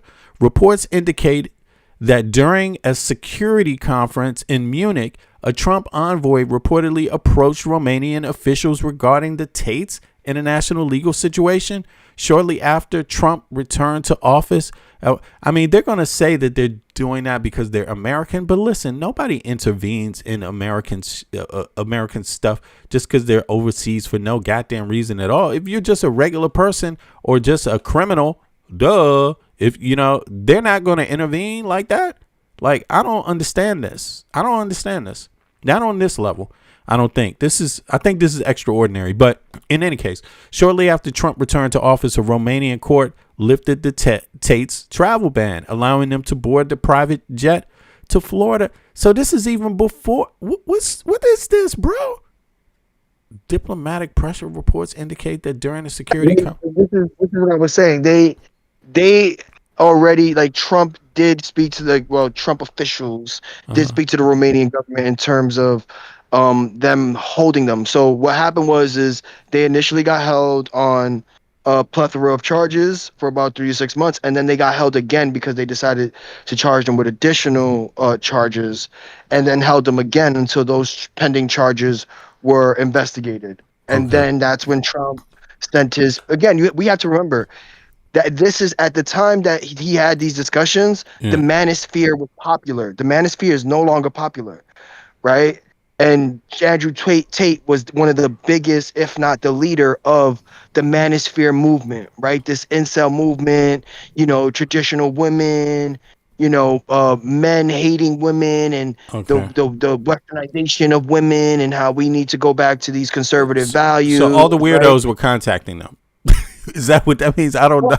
that's the thing. He's dog whistling to his base, right? Like he's Yeah, holding his yeah. base down, right? Okay, I hear you. Saying, Yeah. "Look, we're protecting people like you," right? And they were born in Chicago, if I'm not mistaken, but they lived more of their time in England. The most of their growing up and most of their living was done in England. Yeah. Yeah. Their dad is like a international chess champion, whatever the case is. He's from Chicago. Their mom is, I think, from England. Yeah. And so they spent they were born here. That's what got them their citizenship. Technically, yeah. And then they moved to England and spent the majority of their adolescence and adulthood in England. Okay. They've been featured on a bunch of different like reality TV shows when they were younger. So they've been around media per se, Yeah.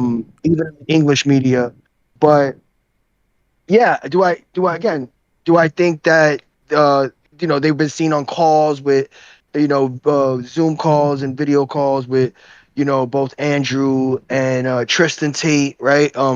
They're not Trump directly, but his sons, right? His sons Yeah. have True. been in Yeah. contact with right? I do think that I think it's a part of Trump just always dog whistling to his base, All right. right? Always dog. Let me Look ask at the yeah. guy. But the elephant, I hear you, and I again, you coming with the facts. Like you're not jumping the gun. You're not jumping the gun. You're coming. You're trying to be level headed about this. I get it, and you're not trying to jump the gun. You're not going to try to insinuate something that may not be, accurate, right? But check this out. The elephant in the room is just really simple.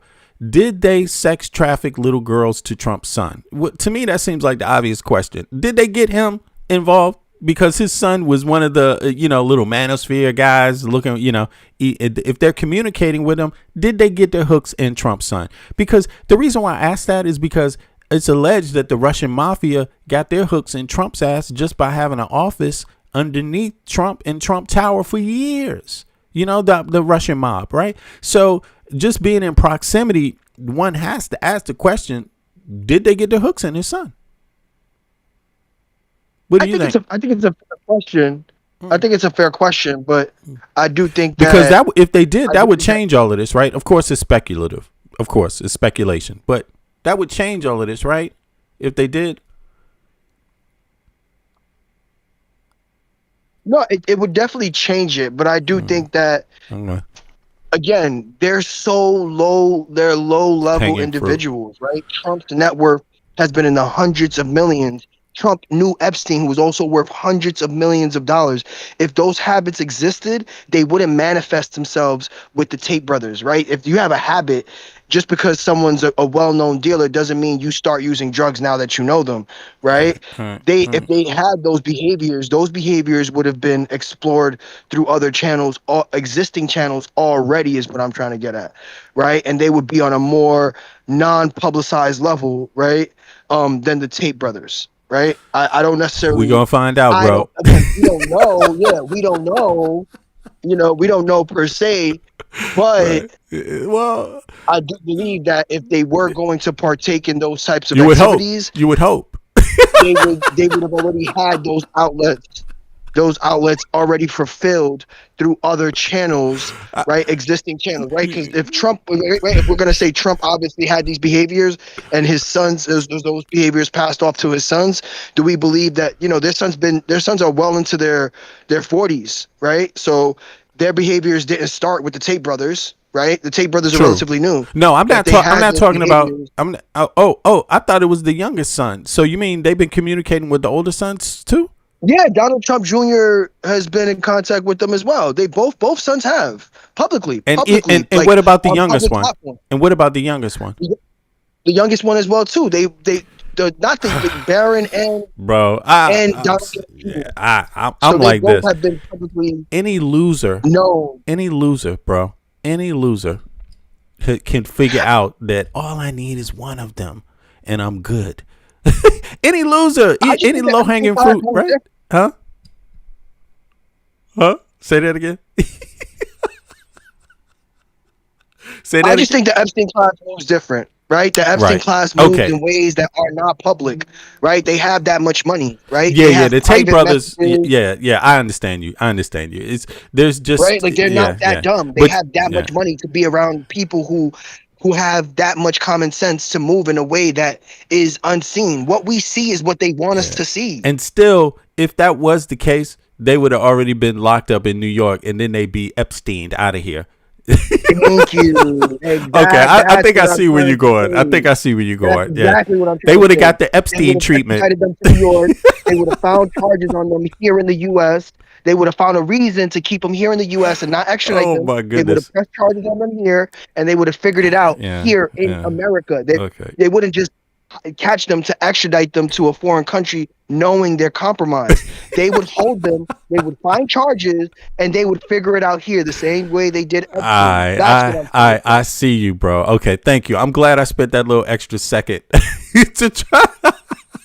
Because look, a lot of people going to be listening to shit. They're going to be like, man, what is this guy talking about? But now I get you. Like, That's what I've been trying to get at. We have to think about how we operate within the country, in the U.S. Oh my goodness. Regardless of the international charges. If they had something here, they would not be leaving America. Yeah, they would be in the federal. Yeah, they would. Exactly, They would yes. find them. They would find them with some yellow sheets in their motherfucking bedroom and shit. Like, oops, what happened? What is this yellow blob going up to the Tate's prison cell? Their private jet would have never landed. The motherfucking videotapes. Why are the videotapes off in the federal penitentiary? And Tate was there that night. No video cameras. Yeah. What's going on here? Yeah. Okay, I got you. Yeah, that makes good sense now. Okay, well, the Tate brothers are in serious jeopardy. Let's say that. You know, they can't win either way they go. Let's find out what the Brits do with them. I think that's probably what's going to happen here.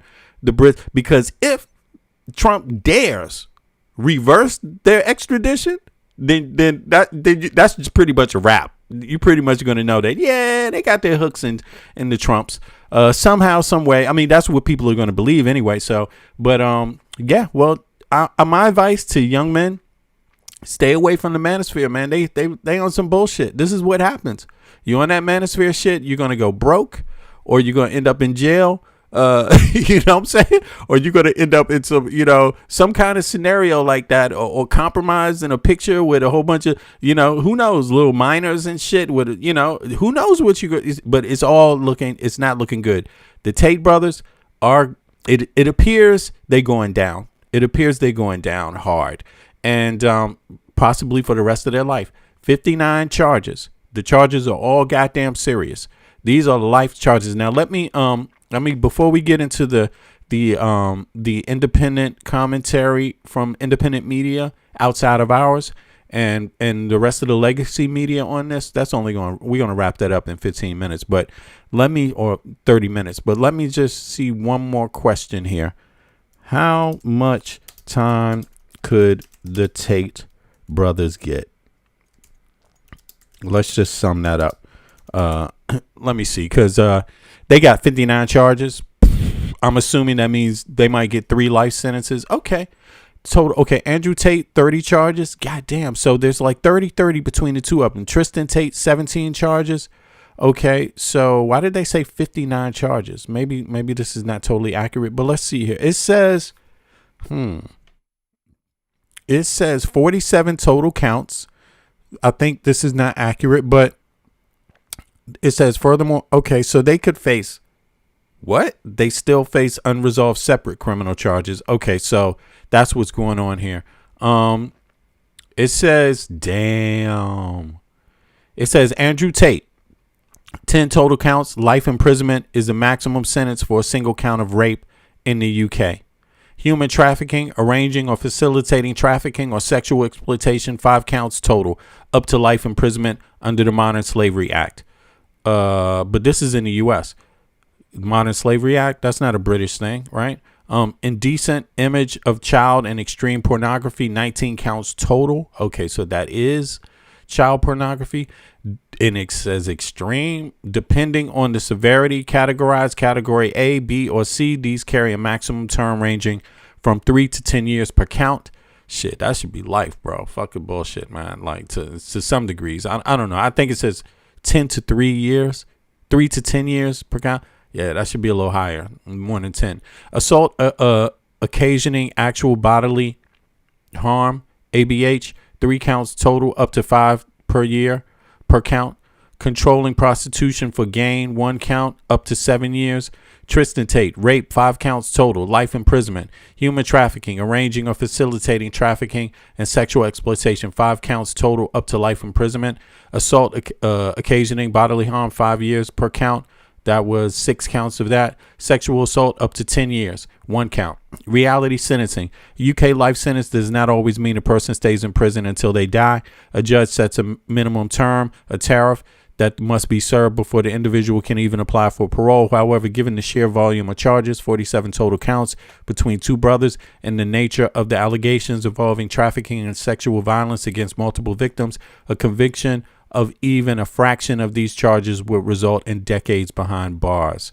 Okay. Furthermore, these maximum only reflect their UK legal troubles. They still face unresolved separate criminal charges in Romania for human trafficking and forming an organized crime group, which carry an additional. So they're likely to spend the rest of their life behind bars, because you can't run they can't run concurrent from 2 different separate countries. Come on, this is ridiculous.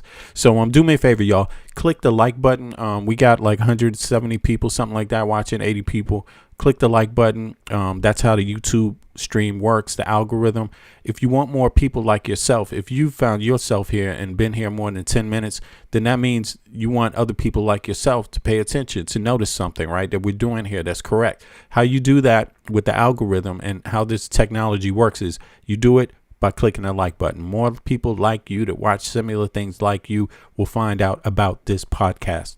That's how it works. If you're not subscribed, do me a favor, subscribe, click the bell. Then you know when we go live. We typically go live once a day, same time in the middle, early wee hours of in the midnight wee hours of the morning in the Americas, and that is the early morning in Europe and in West Africa. So that's 0830 in the EU, Central European time, West African time, and that is 0230 on the eastern side of the Americas.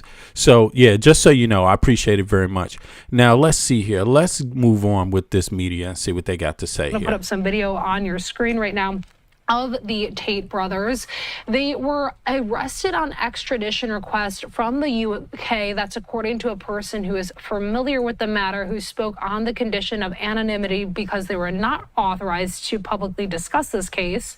The brothers, proponents of hypermasculinity, who have millions of followers on social media, have been wanted in the United Kingdom, where they face rape and human trafficking charges. The brothers are dual U.S. and British citizens who moved to Romania. Okay, so they're dual U.S. and British citizens. That's very, very interesting. I didn't know that. Who moved to Romania? That's so. In other words, these guys are using the power of the British passport, the American passport, to navigate other parts of the world and commit crimes. Essentially, right? Yeah, because obviously the British embassy is pretty powerful and active, but the American embassy, right, is one of the most active embassies abroad outside of just in case people know, I'm talking about active for their citizens. And I'm not saying that they're doing it in terms of crime. Typically that wouldn't be the case. They're not trying to help you perform a criminal act or defend you if you're grossly involved in shit like this. No. But what I mean is they do take action for their citizens if they feel like the local governments aren't following the local law. They can't interfere, but they can make sure the local government is following the local laws, right? They can make sure you get a fair trial or sentencing in the local law book in whatever country you're in. That, but outside of that, you could see obviously a lot of governments may not want to even get involved with this type of stuff. They may, once they find out you're a Brit or you're an American citizen, given the fact that their embassies are very active, they may not even want to go so deep. So the fact that Hungary went deep with these guys means pretty much that that they knew they would spend a lot of time dealing with the embassy, the American embassy, the British embassy. So if they went after these guys, it kind of indicates that they are involved in very, very, very serious crime. Do not underestimate that. Nobody wants to waste a lot of time with the American diplomatic thing, the State Department. Nobody wants to waste their time with the British State Department, whatever that office is in Britain, right? They don't want to waste their time. So they're only going to really be going after shit that they know there are serious crimes and serious acts being committed. So having said that, it's going to be interesting to find out who, and also people are asking, is there somebody above the Tate brothers? Are the Tate brothers just the low hanging fruit in a crime syndicate? That's going to be interesting to find out. There's a lot of aspects to this, but let's go ahead and hear what they got to say. This is Fox News, by the way, talking their talk. Let's see. They were arrested there in 2022, accused of participating in schemes to lure women for sexual exploitation. They denied those allegations, and the case did not go forward because legal and procedural irregularities. The former professional kickboxers have amassed a following of fans, particularly young men and boys, by professing a lifestyle of luxury and unapologetic misogyny. The pending charges in the UK accuse the brothers of abusing women between 2012 and 2015 in an area north of London where they grew up. Their lawyers have said that they denied the allegations. We also have this coming in from the Crown Prosecution Service, who has decided to bring additional charges against the brothers, Andrew and Tristan Tate. Following their arrest, prosecutors will seek extradition in relation to the original charges and the further charges they have authorized. So just reading from their website, once again, they're deciding to bring those further charges against the brothers, Andrew and Tristan Tate, in relation to 4 further victims. The CPS deciding to prosecute Andrew Tate, who is 39, with 7 further counts of rape, 3 counts of arranging or facilitating trafficking for sexual exploitation, 3 counts of assault, and bodily harm, and 19 additional charges for offenses relating to indecent images of children and extreme pornography. The CPS deciding to prosecute Tristan Tate, who is 38 years old, with 1 count of sexual assault, 2 counts of rape, and 3 counts of arranging or facilitating trafficking for sexual exploitation. The offending is alleged to have taken place between July of 2010 and August of 2017. So we wanted to be sure to bring you that breaking news, as Andrew and Tristan Tate have been arrested by the U.S. Marshal Service in. All right, here we go. Let's see what Occupy Democrats we have has to say. breaking news, and it's just great. As famous fraternal scumbags go, Andrew and Tristan Tate are brothers united in hate. And tonight, in our breaking story, they're also under arrest. Welcome to Occupy Democrats, and, well, please hit that subscribe button if you would never let your precious child hang around guys like this. Why am I like that? Why? I am one of the most dangerous men on this planet. Sometimes you forget exactly how lucky you were to get by me. What a guy. Or as Barron's mom would say, be best, Andrew. Be best, Andrew. Let me hear this one more time. Damn, this is deep. What the hell did he just say? He's like describing himself as the most dangerous man on earth. But this is the manosphere. That's what they do. I'm dangerous. I'm the most dangerous man on earth. Oops. Caught with child trafficking and child exploitation, pornography, images, sex trafficking. I mean, is it a coincidence he said this? Why am I like that? Why? I am one of the most dangerous men on this planet. Sometimes you forget exactly how lucky you were to get by me. What a guy. Sometimes I forget how lucky you were to get effed by me. I mean, this guy's going to jail. He's going to jail, and it's going to be interesting. Anybody defending them in the chat, put a 1 in the chat if you think these guys are scumbags and going to go to jail. Put a 2 in the chat if you think they're innocent and should be pardoned by Trump. Or just let go. Free the Tate brothers, y'all. Put a 2 in the chat if you feel like free the Tate brothers. Free the Tate brothers. Come on, y'all. Let me see. Where are you at? Dead man walking? You out there? Or as Barron's mom would say, be best, Andrew.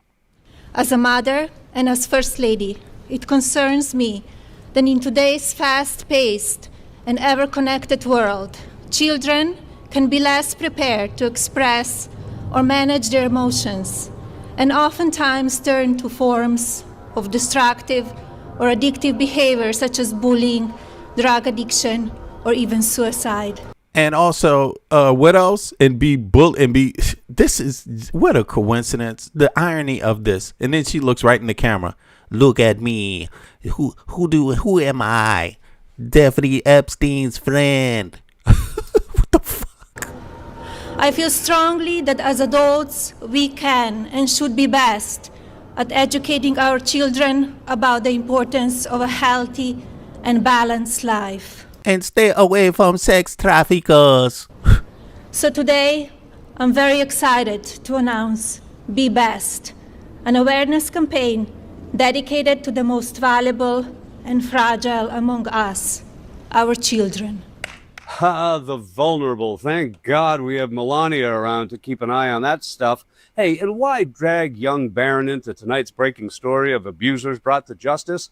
Well, until his old man's in cuffs, this is the best we've got. Oh, and, of course, Barron adores the Tates of Romania and their wicked, wicked ways when it comes to women. Their glorious arrest earlier tonight in Miami, it's on the other side of this rom-com. Damn! Barron Trump has largely remained one of the most private members of America's most famous political family. But now, a new report is shedding light on an unexpected chapter of the first son's life, and the controversial figures who reportedly helped shape it. According to a report from The New Yorker, Barron Trump didn't just admire some of the internet's most notorious manosphere personalities. He allegedly formed close relationships with them as he navigated life in the public eye. At the time, the Tate brothers were facing human trafficking-related charges brought by multiple women across several countries, allegations they have repeatedly denied. What happened next has fueled even more attention around the report. Not long after that reported conversation, the Tate brothers had their passports returned by Romanian authorities. The report notes that a Romanian official involved in the decision had recently visited Mar-a-Lago. However, it's important to note there is no evidence presented in the report that Barron Trump had any involvement in that outcome. Still, critics online have pointed to the sequence of events, while supporters dismiss suggestions of any connection as pure speculation. Well, looks like Barron fell in with the wrong crowd of traffickers and abusers. As the old saying goes, the traffickers and abusers you know are better than the well, you know. Okay, here's our breaking story. Andrew and Tristan Tate are under arrest. If you don't know, this podcast is called Occupy Democrats. So they're always breaking down some pretty good political, perspective here. So if you're not subscribed, go ahead and subscribe to their platform. Let me see if I can bring it up on the screen here so you guys can see it. There it is. Occupy Democrats, right? Let me click the like button too for this video. Yeah, I'm already subscribed. So do yourself a favor and subscribe to their programming. All right, let's go. Let's see here. As the old saying goes, the traffickers and abusers you know are better than the well, you know. Okay, here's our breaking story. Andrew and Tristan Tate are under arrest. Breaking news to get to, though, as this is coming into our newsroom just in the last couple of moments. This post coming from TMZ saying breaking, Andrew and Tristan Tate have been arrested in Miami. We also have this post coming from the New York Post. Manosphere influencers Andrew and Tristan Tate arrested by U.S. Marshals in Florida. The Associated Press is reporting influencer brothers Andrew and Tristan Tate were arrested by federal authorities on Saturday in Miami. That's according to the U.S. Marshals Service. The charges against the pair were not immediately announced, but a spokesperson for the Marshals Service is telling the Associated Press that the warrant was sealed. I want to put up some video on your screen right now of the Tate brothers. They were arrested on extradition request from the UK. That's according to a person who is familiar. Mike, you here? I'm curious about this. Now, they said the warrant was sealed. What does that actually mean?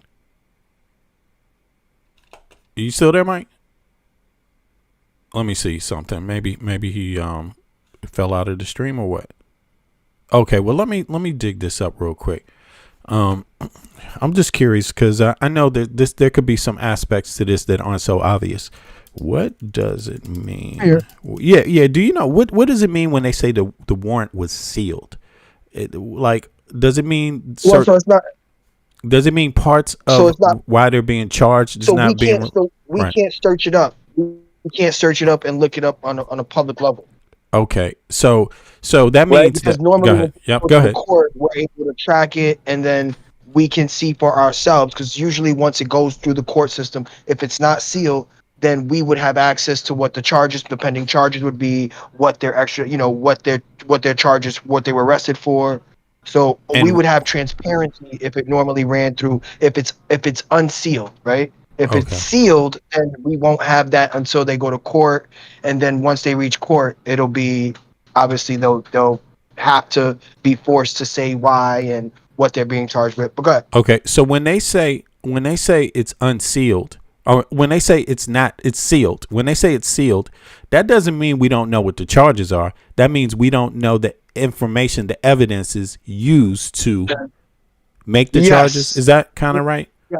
We don't know the evidence that they're using to charge them with whatever Okay. they're being charged with. Okay, that's what I wanted to know. I just wanted to make sure of that. So, in other words, the public's not going to get an idea of how graphic this is until they actually are in the court proceedings. If it's open, even if right, because they can still, or no, it has to hit the docket. That won't be revealed until the docket, right, or something like that, right? Until discovery. Until the discovery. All right. Both parties know what they're dealing with and how they're going to defend it, and then they'll present that evidence in a courtroom while those court proceedings are being done. So when it's sealed, what does that indicate? Does it indicate that these are some, important people here and they got excellent lawyers and, they want to protect their rights fully? Does it mean that? It could be. So a lot of times when it's sealed, they don't want the public to speculate because that could affect how they're viewed and how they're judged when they do go to court, right? That could make it tough for them to find a jury based off of the biases that from released information. Okay, so it's just general. It's general because it's a general thing because these are serious charges and nobody's playing around with them, especially the court, right?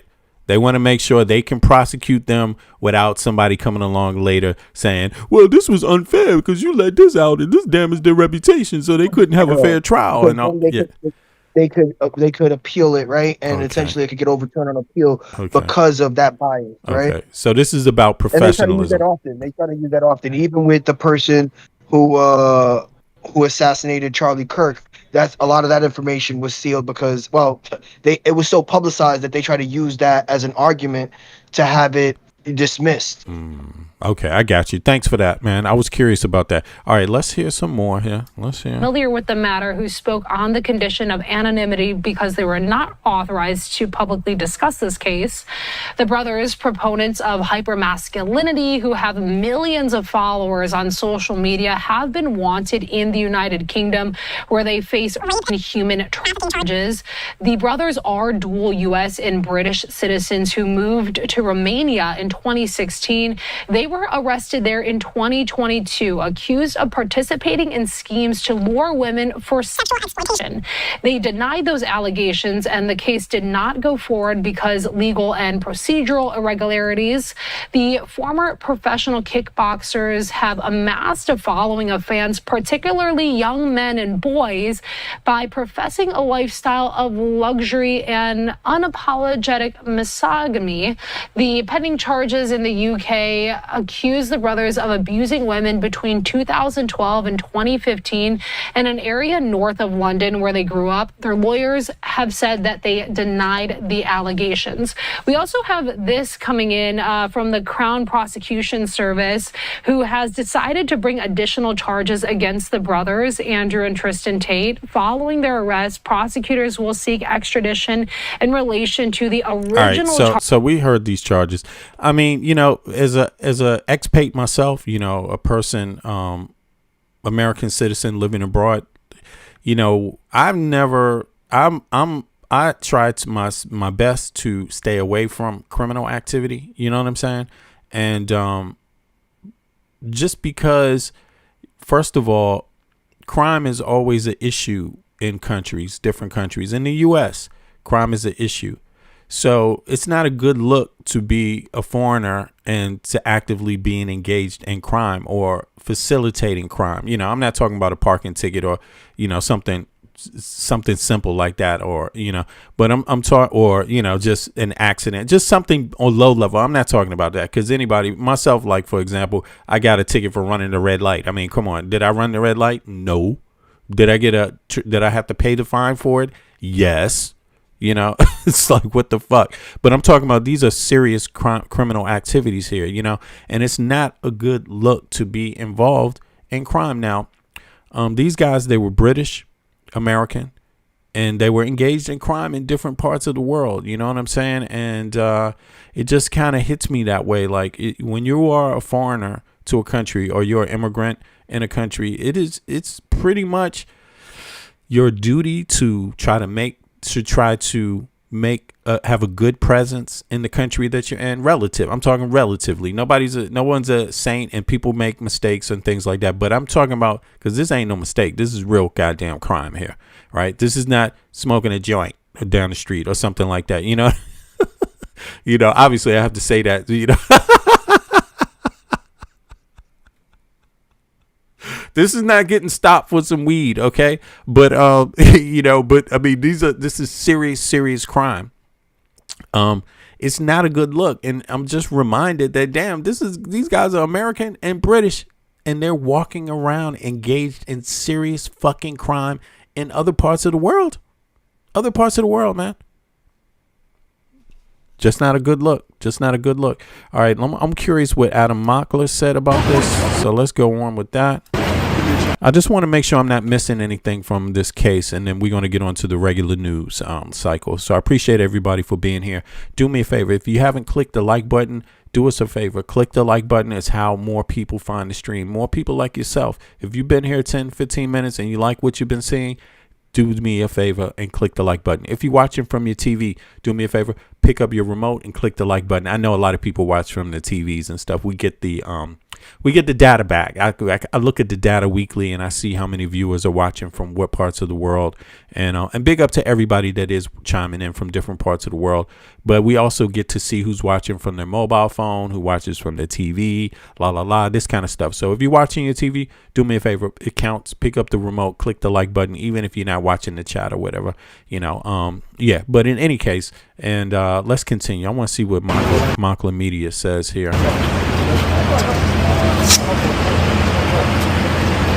There's nothing more masculine than having your red pill friend take off your chain while you're being arrested for rape and sex trafficking. Lord have mercy. All right, everybody, we have some wild breaking news, and we finally have some good news to bring for you all. The Tate brothers, the manosphere influencers who treat women terribly, who give young men advice on how to treat women, and it's always terrible advice, they have officially been arrested in Miami and are being extradited back to the United Kingdom, where they will be facing human trafficking and rape charges. Now, of course, the charges themselves are heinous, and we'll dig into them in just 1 minute while watching the video of them being arrested. Devil doll. I think it's good news, because this is the first time in a while I felt like these men who are in power, who abuse their power to screw over women and screw over people who, you know, don't have as much power, don't have as much money, don't have as much clout. So yeah, hey, listen, Lisa Lee. Hold on, who said that? Lisa Lee. Exactly. What's up with the woke now, motherfucker? Who you calling woke, bitch? You know what I'm saying? Like, they have this whole campaign about woke people. You too woke. Y'all too woke, man. We got to crack down on the woke sphere. We got to crack down on the woke people. And looky here. Look at what the unwoke people are doing. Look at what the unwoke people are up to. Facts. So to speak. This is the first time we are seeing real and true accountability. The Tate brothers have been on the run for years and years and years. In fact, they moved from the United States to the United Kingdom and then moved to Romania, and they cited Romania's lax laws around the treatment of women and around human trafficking. Romania apparently has very relaxed laws around these things, but not relaxed enough for them to still be caught the moment they stepped foot in Miami. So, I'll show you the full video in just 1 second. It's very, very interesting. But the brothers landed in Miami and were arrested by federal authorities, according to the U.S. Marshal Service. The charges against the pair were announced pretty immediately. We have 7 counts of rape, 3 counts of arranging or facilitating trafficking for sexual exploitation, 3 counts of assault occasioning actual bodily harm, and 19 additional charges for offenses related to indecent images of a child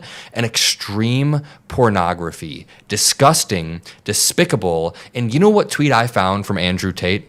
I was scrolling through his tweets to see if he said anything about being free or about Trump, and I found this one. I think I was one of the first people to stumble upon this. He said, back in 2025, the Tates will be free, Trump is the president. The good old days are back, and they will be better than ever. Hold on.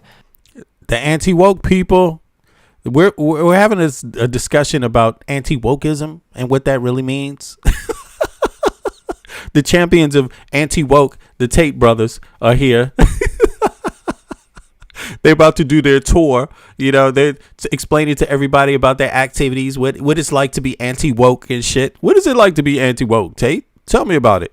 The man who was saying that the Tates will be free because Trump is president is now being charged with actual child pornography, 7 counts of rape, 3 counts of facilitating trafficking for sexual exploitation. And I just want to give a trigger warning. In one moment, I'm going to dig into what they're actually being accused of doing, like what they actually did on a minute level. And it is so disgusting. It is so despicable. And these men should be locked away for a while. I always talk on my show about how I'm a young dude. I'm 23 years old. I grew up in Indiana. I live in Chicago. To me, finding role models that I can look up to is very, very important. So Barack Obama has been a huge role model throughout my life. There are certain comedians or actors or people in the arts that I look up to, of course. I look up to Christopher Nolan a lot. He just came out with a new movie. It's really good. But I've also pointed out on my channel how the role models that exist online and in politics right now are actually just dog shit. We have Donald Trump, somebody who has been accused of rape 27 times and held civilly liable of sexual assault. We have Elon Musk, just an absolute weirdo. We have Stephen Miller. We have J.D. Vance. We have all of these right-wing figures who beat women and are just terrible people. And on the mountain of all of those terrible people lies the Tate brothers, lies Andrew and Tristan Tate. I have had to watch young men's minds, like my friends, their minds being distorted by the Tate brothers because they give this advice that is absolutely dog shit. Their advice is basically disrespect women. Women don't have feelings, so you can treat them however you want. Man, they got genetic advice. They have genetic advice talking about their DNA. The DNA suggests women are meant to be submissive. Like, have you ever heard that? Anybody ever heard that bullshit before? But that's the stuff that the manosphere is throwing out there. That's that anti-woke stuff. Like, seriously. And all I can say is you should learn. And anybody a lot of men, don't get me wrong, this can be seductive to a lot of males, right? I was of a certain breed, right? Let's say that. Not all, right? Because all aren't so unintelligent, right? But it can be seductive, this kind of thinking. But it does go after a particular type, maybe a frustrated man, a man that feels wronged by women or wronged by life. Not to say that women are perfect or better than men. There's nothing like that. But it's one thing to take imperfection or people that aren't perfect or people that make mistakes or people that even do bad things. That's one thing. Don't turn it into a whole fucking group. That's the problem here. Don't take certain people's own individual activities and turn it into a whole sexuality or a whole race or a whole ethnicity or a whole color or a whole religion or a whole gender or a whole, and these guys turn things into a whole goddamn gender. You see what I mean? Like, and then exploit it. Whatever problems they may have had in their upbringings, whatever bad lessons they learned in their upbringings, whatever love or poor interaction they had with women or young women in their upbringing, they brought it out on all women, as adult men, and I have to say this, it's so important. It's so important for young men and young women, young people to have loving interactions with each other early in life, so that and I'm not saying love in terms of sex. I just mean loving, caring interactions, because you carry that along in life. Like, for example, I had a lot of lady teachers. All my teachers weren't women, but all my teachers were very caring in elementary school and middle school. All of them very caring. And I'm talking about caring about your mind, caring about how you feel. You see what I mean? There to care. So my view of women, I got from a young age that women were kind, women were caring. And so how did I project that later in life? By being caring also. And also being able to know the difference between a caring lady, a caring girlfriend, or a caring young lady versus one that's not so caring. You see what I mean? It's so important for us to be exposed to positive things when we're young, And but you want to say something? Who's that? Is that Eric? Is that Mike? Yeah, Mike, go ahead, bro. Yeah. No, I mean it's a big part of development, but I think we can't overlook the reason for these movements, for the appeal to incels, or the rise in incels, right?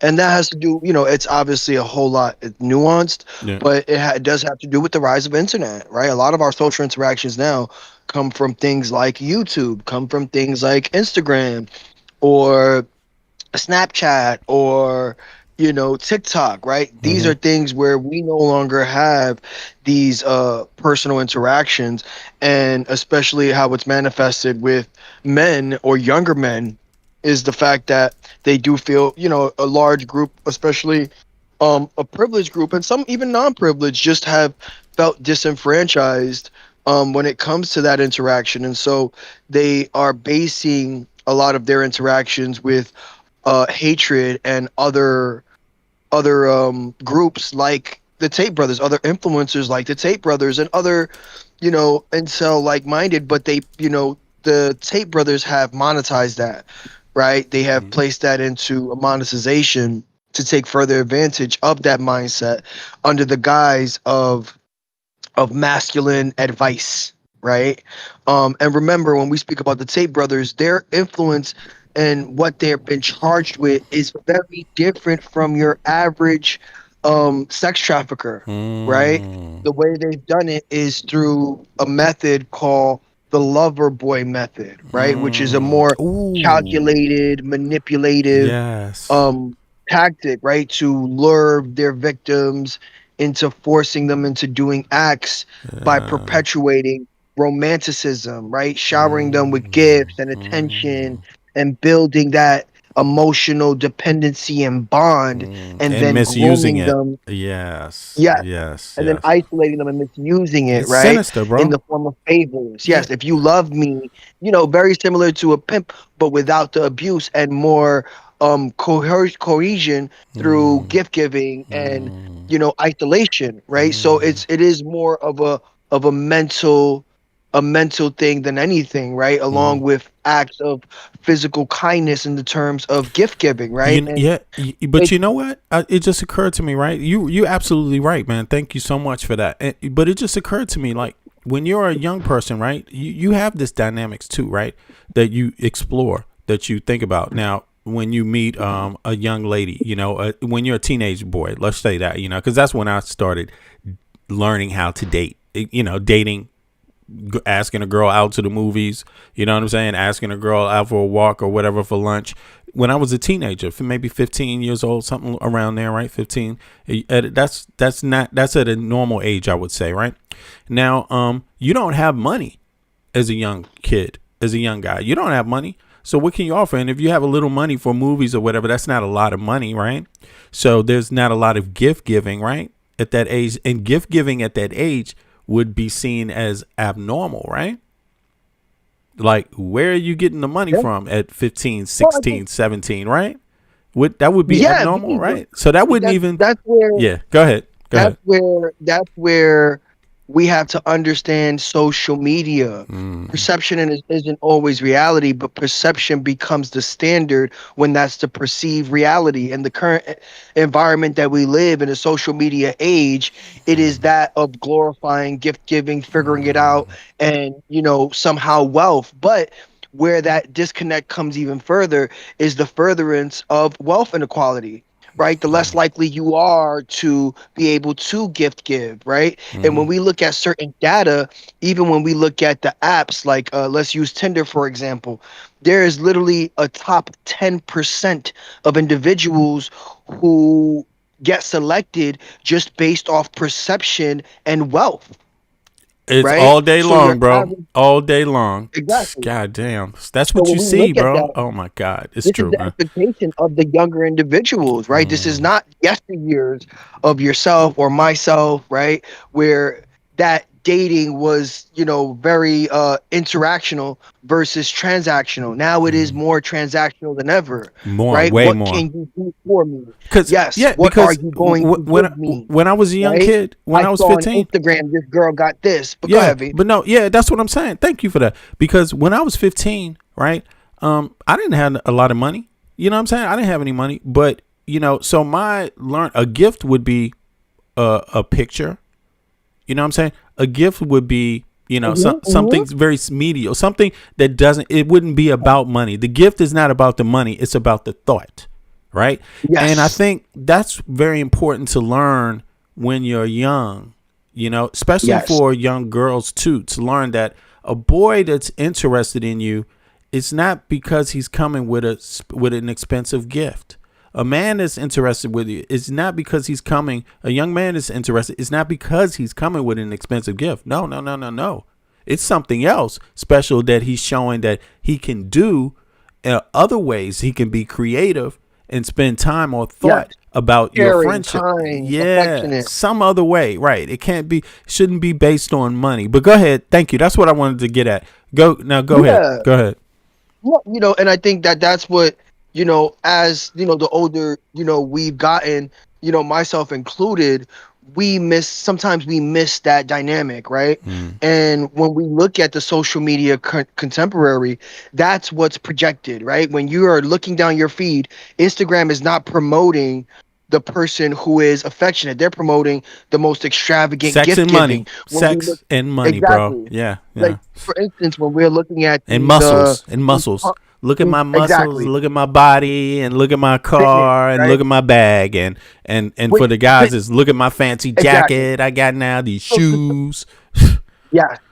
So to circle back to that, it's wealth, right? So we have a rise and an epidemic in young men taking steroids, right? Taking steroids, right? Projecting of when we look at, a lot of these like prom dates and prom situations, we're seeing them rent high class, high end cars, right? Flexing money that they don't have or should have had invested, right? And so that changes the perception of what it means to date if you cannot or not showing these things. And that has directly led to the rise of the incel movement, right? Now we've gone to a dating pool that is now to get a girlfriend. on Hold on, wait 1 second, Ed. Go ahead, Mike. Go ahead. that is now hyper fixated on that. And we can't, again, we become dinosaurs if we choose to disregard that. That is the contemporary age we are currently living in. And there's a reason why a person like a Andrew Tate was so successful, right? Because that's who his audience is, right? And, obviously you would hope that our young and youth can build a natural community that fosters other examples of what it means to be valuable in today's society versus just the monetary and looks era, right? We have things called looks maxing where you're maximizing your looks, right? And you're getting minor cosmetic surgeries to be able to look physically peak, right? where we're idolizing these things. And again, we can't step away from that. It doesn't mean that we have to find a way where we acknowledge it, but we have to acknowledge it in a positive way by building community, right? By letting individuals, especially our youth, know that that's not what should be idolized, right? And that there's different forms and value that you can find within yourself. So that way we don't have these manosphere-like movements, right? Because these are our kids are the future voters. They are the future voters, right? Which is why, you know, to circle back to the whole Andrew Tate thing, it's the reason why they in the past they've championed this, because they understand that that is a segue into the youth. But go ahead. Yeah, absolutely. Yo, Ed, you want to say something? Yeah, you don't have to look smack to get a girl. You shouldn't have to. Oh, it's not wise. I am not. My profile picture is right there. That's me drinking a Budweiser in the shower. I like to shower beer. Okay? I am not a good-looking guy. I wasn't a good-looking guy before I ran into the bear, and I wasn't, and I'm definitely not now. But I've always pulled way above my fucking pay grade as far as girlfriends went, because I know how to treat a woman. And I'm not talking about the cars and the diners and the big dinners and shit like that. Okay. Go Are ahead. you 25 and under? Yeah, hold on. Yeah, good question. Good question. Go ahead, guys. Dialogue. Are you 25 and under? No, I'm 56 years old. And that's the difference, right? That is what I'm thinking about. 25, okay, when I was 25 and under, I did just fucking fine. We're talking about contemporary. We're not talking about years ago, right? We're talking about the contemporary dating scene. Okay, we'll talk about the contemporary dating scene right now. The people in the contemporary dating scene right now are doing just fine, as long as they're not racist and sexist and bigots. Women don't want to go out with people like that. That's why there's so many incels. You're making up all these fucking rules about why there's incels, and the actual reason is because they're dickheads. No one wants to fucking be around them. It doesn't matter what they look like. But you can have a hard body and a perfect face, and if you're a complete fucking jerk, who's gonna sleep with you? You know what it is? Is you guys are saying hold on. Yeah, but you guys you guys are saying the same thing, just using a different vernacular. That's what it is. I see. So I would think, I'm not too sure there's a debate here. It's just you're saying it two different ways. But I hear what you're saying, Ed. You're saying I think we're talking about totally different things, right? Like I'm talking about contemporary youth dating, and how it's influenced the incel movement based on social media. We're talking about the Tate brothers and what they're doing. And there's plenty of people under the age of 25 that are hooking up. It's just that the women are hooking up with the people that aren't bigots. But wait a second. Like Ed, I said, Ed, we're not really. But Ed, about what you look like. Yeah, but as long as you Ed, go out with you. Ed, wait a second. There's lots of fucking people you would consider losers. Wait a second, that Ed. are pulling fucking tens, man. Ed, wait a second. We're not talking about them. We're talking about people that are influenced by folks of the likes of the Tate brothers.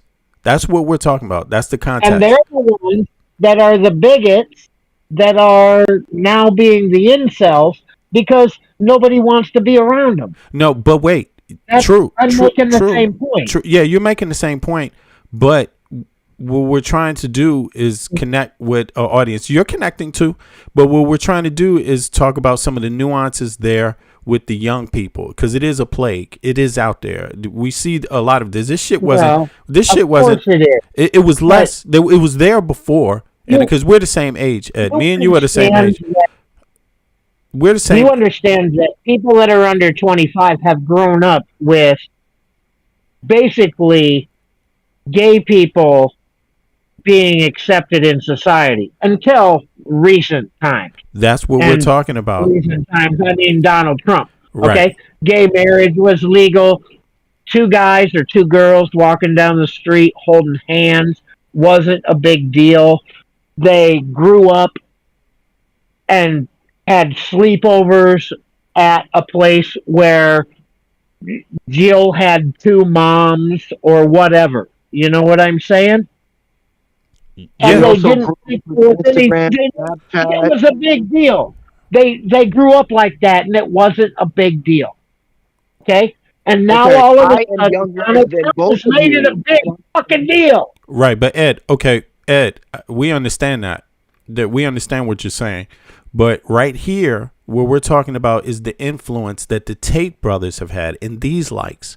So, Right. in that And the context, people right, that already had a bigoted attitude and were listening to the Tate brothers aren't getting Not girls. And they necessarily. aren't getting guys either. And they're Well, incels. And everybody else is fucking everybody else. And we've just got this larger group of people that aren't getting fucked. all right, Ed. yes, but the reason for them not And that basically makes the world a more dangerous place. Right, but now it's very sophisticated, Ed. It's very sophisticated what's going on, how it's being weaponized. Yeah, I know. I know nothing about the internet. So that's I called you on a rotary phone here. All right. Oh, god damn. Across the All right. ocean, bro. Okay. Yeah, I know nothing about technology. So this is what I wasn't programming Apple computers in 1983.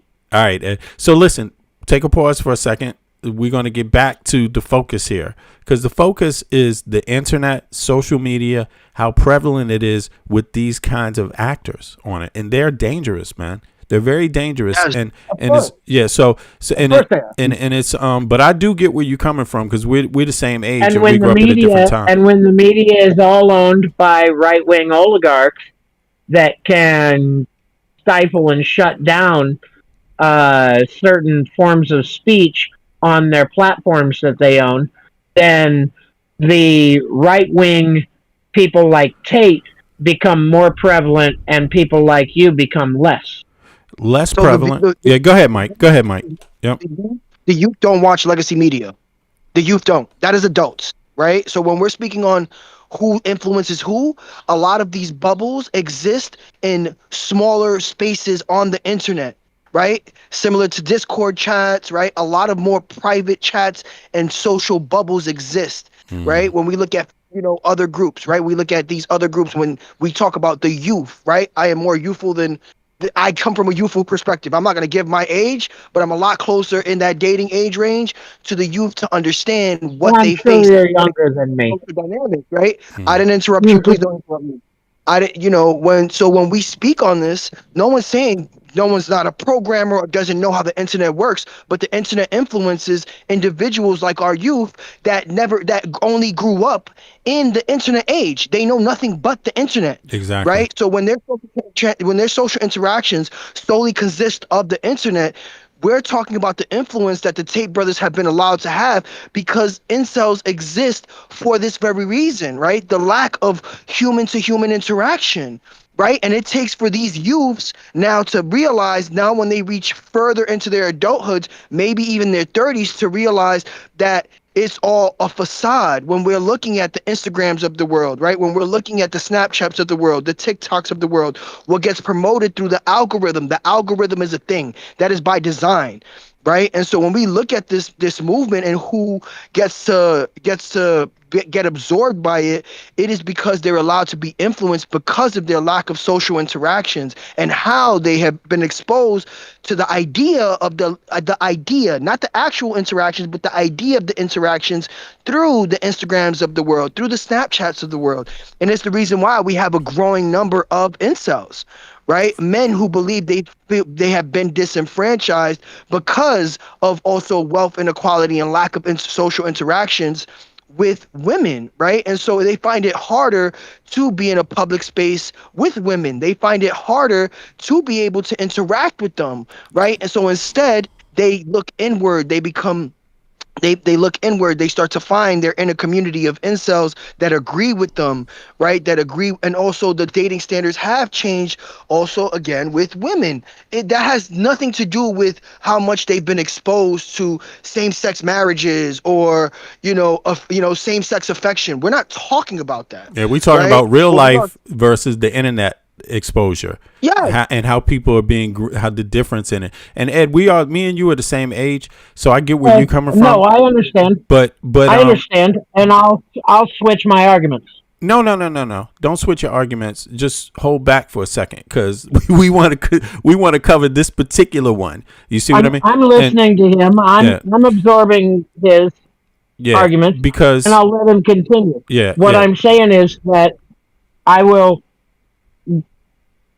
You let me know when it's my turn. Yeah, no worries, Ed. But I'm almost done making my point, right? Yeah. And so when we look at that, we can't disregard those social hurdles that now the social media landscape that we live in have now provided that outcome, right? In our youth, right? The imagery of success versus the actuality of being successful in life and what defines that, right? Not the money, not the fame, right? When we live in a current contemporary age, how many times do we look at individuals who aren't even monetized, but they live for what's called clout, right? The fame of it, right? And so we live in a world of also growing disparity and wealth disparity, right? Wealth inequality. And so the combination of all those things have led to a lot of individuals, both men and women, mainly men, that have felt disenfranchised. And that has what has led, again, have factored into this incel movement, right? This incel movement, right? When we look at the youth, when we look at 20 and under, between the ages of 20 and 10, we have the highest rates of depression ever. And it's a reason for that. Right. Facts. And that is directly linked to social media, right? When these kids find it harder to interact with each other on a face-to-face level, right? Let me chime in here. When I was, me and Ed are the same age. I'm 56 also, right? Even though I don't necessarily look 56, I am 56 years old, right? So when I grew up, when I was in high school, I think it was like maybe the 9th grade, we were introduced to DOS computers, so I was introduced to DOS systems early, but I was already like 15, 16 years old. Hold on, Ed. Wait, hold back. I was just going to say about the same age. Right. But hold on, Ed. Wait a second. I got you. But let me see here. Let me get this out. Introduced to DOS at like 15 years old. So the average kid my age wasn't even introduced to it at that time, right? So then by the time I'm like 15, you had to be special to be able to use a computer back then. Somewhat, right? It just didn't exist. Right. Now, hold on. Now, so when I'm 15, I'm meeting people. Everyone that I'm meeting, it's in real life. It's not on a cell phone. It's not on digital media. All my interactions from that point on, from the time I was a kid, all the way a baby, all the way up until the time I was maybe 30 years old. I was 30 years old by the time Facebook and YouTube and all of this shit was becoming very, very popular. You see what I mean? Like used widely for people to communicate. So I had 30 years to grow up. I became a whole man without any goddamn internet, period. Every single interaction I made with any human being in my life was personal, straight up people style. You see what I'm saying? All of my life. It was all straight up, get out there outside and meet people yourself. You have to learn how to interact with people in real life and what it's like. If you want to date a girl, if you see a beautiful girl, you seeing her for the first time that day. Oh, damn. Look at her, man. She seems nice. I talked to her. I heard her speak. Wow. You think about it. Maybe you see her again later and you go about learning that ways. You might, but the internet is like, let me look at this girl. Ooh, wow. Let me look at her again. Oh, wow. Let me look at her again. Let me look. No talking. Just look at her again. You're not learning it. There's no interaction there. There's nothing. Nobody's there to teach you anything. You see what I mean? And so when I saw a pretty girl, I would go talk to my friends or talk to maybe my parents or learn. There was other ways that you learned. How do you go about this? So by the time I turned like 16 and said, let me ask a girl, this girl is nice. She's pretty nice. Mom, Dad, I want to go to take her out, invite her to the movies. Can I do that? Can you give me some money? They give me $20 or whatever. And then I call her up on the phone. Her parents heard that I called her a few times. Their parents knew about me or whatever because they heard their daughter talking to some boy over the phone. They asked questions. Who is he? How is he? And they said, okay, well, let's meet him first. Let's meet him first. No problem. Let's meet him first. We want to meet him. And then they meet you and they determine whether you're a nice guy or not. And then they say, yeah or no, you could go out on it. You could go to the movies, but be back by this time. Be back by 10 o'clock. Be back by, so, this is how you go about it. This generation, there's almost none of that. No interaction, no learning experience for young people. And then what they do is they stumble across these guys and these guys make it look easy. And these guys got all the answers.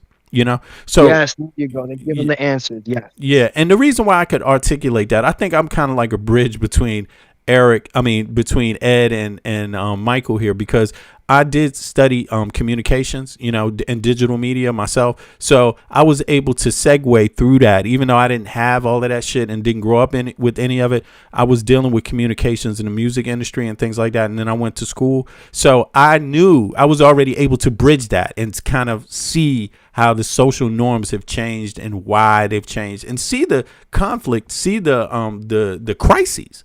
This is a crisis right now. The internet era for our children, it's a crisis. And these men intersect right in the middle of it. They're flat dead in the middle. But go ahead. I'm going to hear what you guys have to say, and then we're going to continue. Go ahead. Either one of you.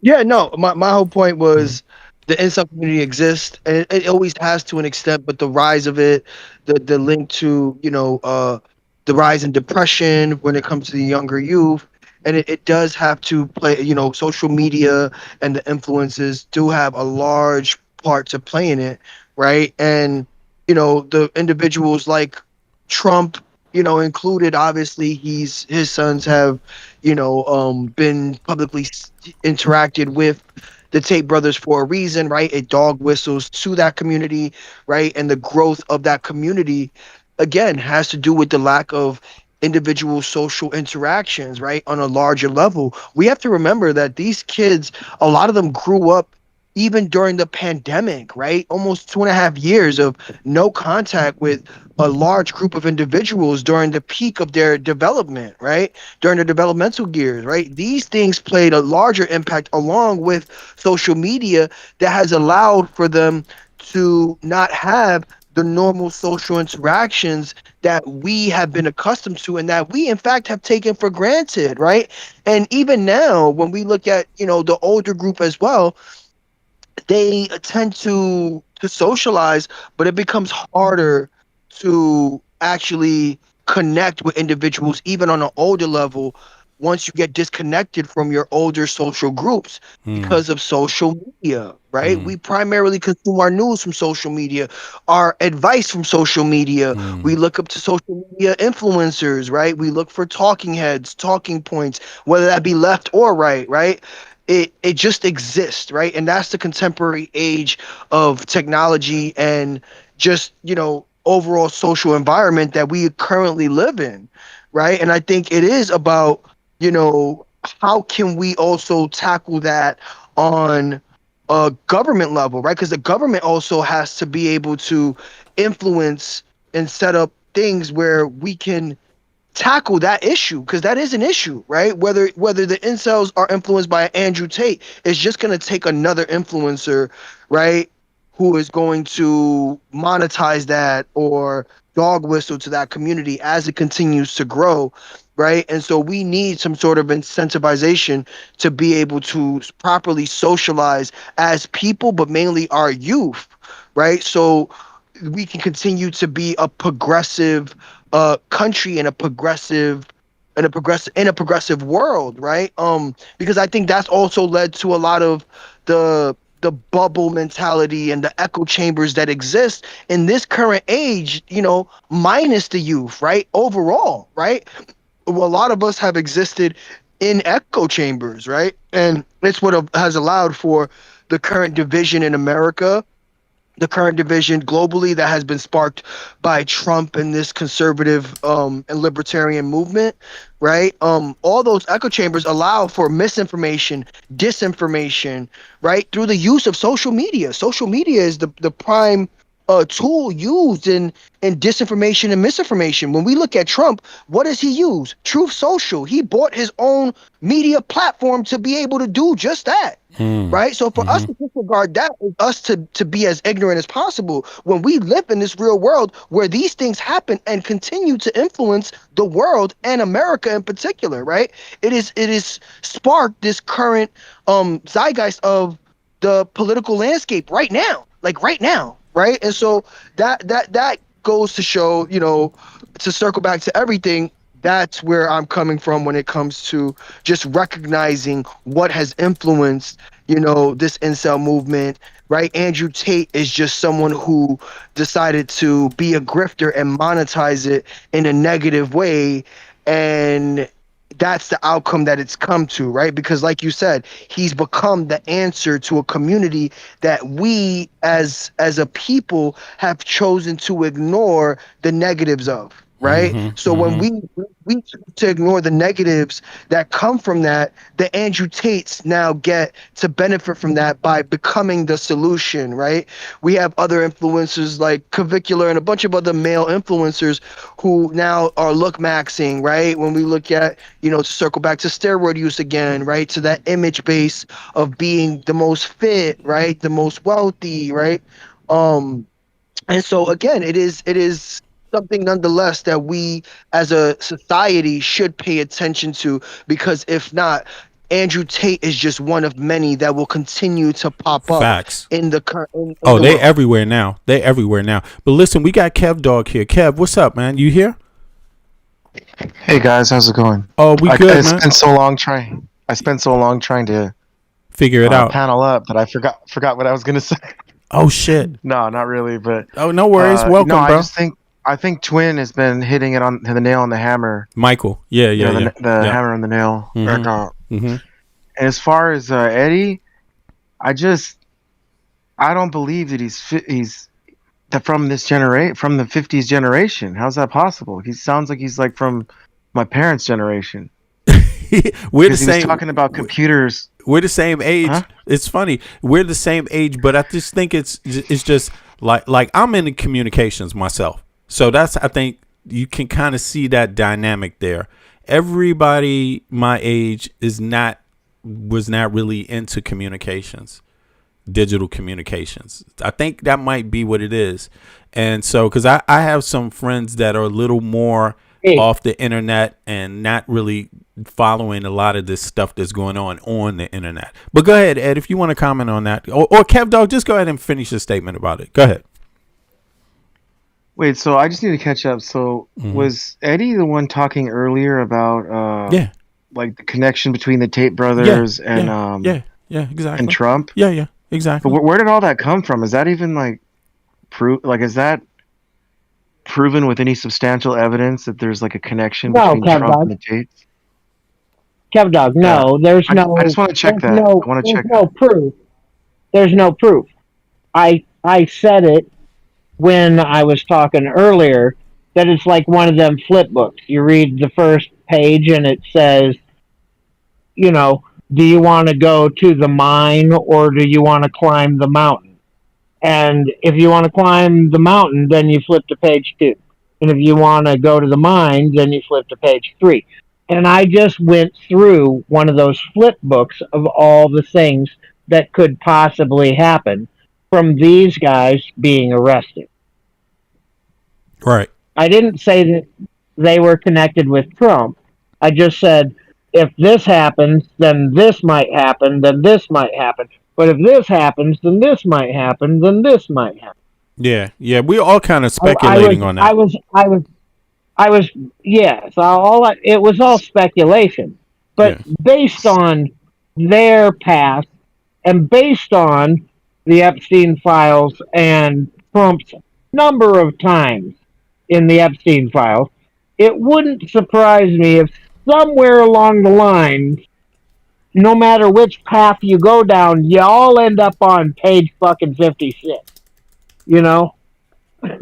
Right. I wouldn't be surprised either. Everybody ends up on page 56. But I think, and that's all I was saying there. Yeah. Let me. I was just throwing out all sorts of different scenarios of what could happen if this happens, then this could happen, and if one of these three things happens, then what will happen next? So wait. Okay, so go ahead, V. But I have a question. I have a good question. Go ahead. Sorry. Yeah. Well, I just wanted to say, yeah, he was. We were. It's not even him speculating. I'm also wondering what the hell. How did the dice going to hit at the end of the day? There's a lot to it. But we don't know either way. All we know, the facts are only that the Brits have charged them and they want them extradited. Those are the facts, right? Everything else it's a sealed indictment too. So, but go ahead. Go ahead. Yeah. So look, I'm just trying to. The news is just slamming us lately, right? I mean, when has it not in the last couple of years? But slamming who? Let me get this straight. So slamming who? There's just too much to consume. There's too much to consume between the wars and Trump and now this. Oh, there's a lot of shit going on. The Kirk trials. Yeah. I mean, where does it end? Yeah. Anyways, true. So let me get this straight. Andrew Tate, Mr. Shark Eyes, who converted to Islam, right? And he's a good boy now. Like before that, he was a jackass, right? You know, he was basically indoctrinating our youth and freaking first-person shooters, right, all the time. Yeah. Just ruining kids, basically, right? Ruining them, ruining entire generations. Then he becomes a good boy, converts to Islam. Then he has a boxing match recently, gets his ass whooped, right? Damn. And you know, and throughout all this process, he's in and out of this. He's let go. He's this. He's fine. You know, he's sorry. Oh, we just, you know, the girls were there by their own this, and it was their, you know. And now, out of nowhere, it's like worst case scenario. He's the biggest piece of shit. He's under the bus. He's scrap meat. Like I just don't. Best case scenario. How did it go from this to this? Like what? Like did I miss something? It's a hard knock life, bro. Is this two converging timelines? Is this some type of Mandela effect? Because I thought he was like getting away with whatever, you know. Okay, sorry, I'm done ranting. But we don't know. I'm trying to track this. It's true because, but there's a lot of dynamics there at play. There's the UK with the UK in a place that has an extradition treaty with the UK. Exactly. Exactly. That's what happened. That's exactly what happened. And of course, he was safe in Romania and he left Romania. So this is about borders then. Yep. He's sneaking around borders and doing things. Okay, because I see him all over the place, and okay, go ahead. Sorry. The UK, they landed in the US, and the United States has diplomatic relations with the UK. It has bilateral relations also, direct they have their own agreements. Just like, so I'll tell you what that's about. UK citizens can work in the US. If they get a job, they don't have to ask for permission. If a job says they want to hire them, they can do it. Vice versa for American citizens. We don't have to ask to work in the UK. If they hire us, that's it. Unless it's a taxi job, V. Right. Unless it's something low level. Yeah. You know what I'm saying. They drive on the wrong side of the road. Exactly. But so the UK is going to use that bilateral relations. They're going to demand extradition because now they have charges for these guys, right? And now it's up to the US. Are you going to deliver, or are you going to now say that we're not a part of this agreement? We're not going to extradite them, right? So people are waiting to find out. But it's like you said. I mean, you know, it is two different lanes because Trump obviously isn't indicting them, right, for anything, right? It has nothing to do with them. Hungary, outside of personal relations or family friendships, there's no criminal plot going on or implication legally yet, right, in the US. But then when you look at Hungary, that is going on, that's ongoing, and that's still in effect. And then now it's the UK. So the UK has requested their extradition. So yeah, for charges. I'm going to hit you with a new angle. Okay, go ahead. I'm going to say, because every time, like, Trump is the master of when he's in hot water for something, something else pops up in the news feed to totally distract us, like away from the files or away from this. I'm going to go ahead and say that because the Iran war is revving up, that this is something perpetrated through Trump to kind of distract us away from, you know what I mean? Just another fucking MAGA distraction. Bro, your guess All is right. as good as mine. I won't count that out either, bro. I will not count that out, man. Michael, what you say? What you think about that, man? Well, Michael, don't worry about that. Anybody, say what you want to say. Go ahead. Everybody, 5 minutes on this. What do you think? I've got It's definitely even about I've got even odds I've got even odds on ramping up the Iran war to cover up any sort of sexual bullshit from anybody by Donald Trump. Jesus Christ, let's just drop a bomb on somebody and then people won't be looking at us fucking children. I can only imagine how rough it's going to be on Cuba here coming up before November. Mike, you wanted to say because something? I think they're I think they're the next target, and it nothing's getting better for Trump. So I think he's gonna go after them also. I know this doesn't have a lot to do with what we were just discussing. No. Wait a second. No. Let's keep it contextualized. Wait a second, Ed. Don't go away from this. Is this just a distraction? I think the next distraction is going to be Cuba. All right. So, Mike, wait a second. I'll leave it at that. Okay, wait, Mike. What do you think? Is this a distraction? Is he just throwing them up Is he just saying, yeah, get these guys? Fuck it. I need that distraction. Go ahead. You can have them. Is he doing that for the news cycle? I think it's definitely nuanced, right? It's so much more nuanced. I do think that the Iran war wasn't in his bingo cards. We have to remember Israel's the one who started this. We're just participating in this, right? It is not something that Trump sat down and said, yes, let's go attack Iran. That was not on his playbook, right? And so now he's just dealing with it on a political level because he understands, most likely, obviously, the leverage that Israel has against him, whatever information they do have against him, right? Which forces him to play along. I do think that he's looking at the optics of him backing down from this war and it looking like him losing that war. That also incentivizes him to continue this war, right? Also, it allows for a bit of it being a distraction. I don't think it's his main cause. I think it's what is the biggest conflict. When it comes to Cuba, Cuba has already been happening. That has already been in play. That has to do with them cutting off oil supply, right? So they're not allowed to receive oil from either Russia or China, right? So that's they're suffocating they're suffocating that economy in order for them to be able to either one have a government insurrection from within, or whether that's supplying, whoever rebel group who they believe should be in power or can uproot that current political system, or it's just inviting boots on the ground, a small group of boots on the ground, to be able to arrest the current regime in Cuba and just start all over however America sees fit. But that's going to happen. They are suffocating them like a fire, right? It's like putting a cup a cup over a candle and just waiting for that fire to go out. Right. So they're suffocating them economically. That's going to happen regardless. That has been happening and that hasn't stopped. Right. And obviously their main oil supplier was Venezuela, right? And so now that we have a presence in Venezuela and we, have some influence in terms of who they're allowed to distribute this oil to, now that puts Cuba at the mercy of America. So Cuba's already happening regardless of this war in Iran. That will be something that plays itself out over time, more in the recent time than later.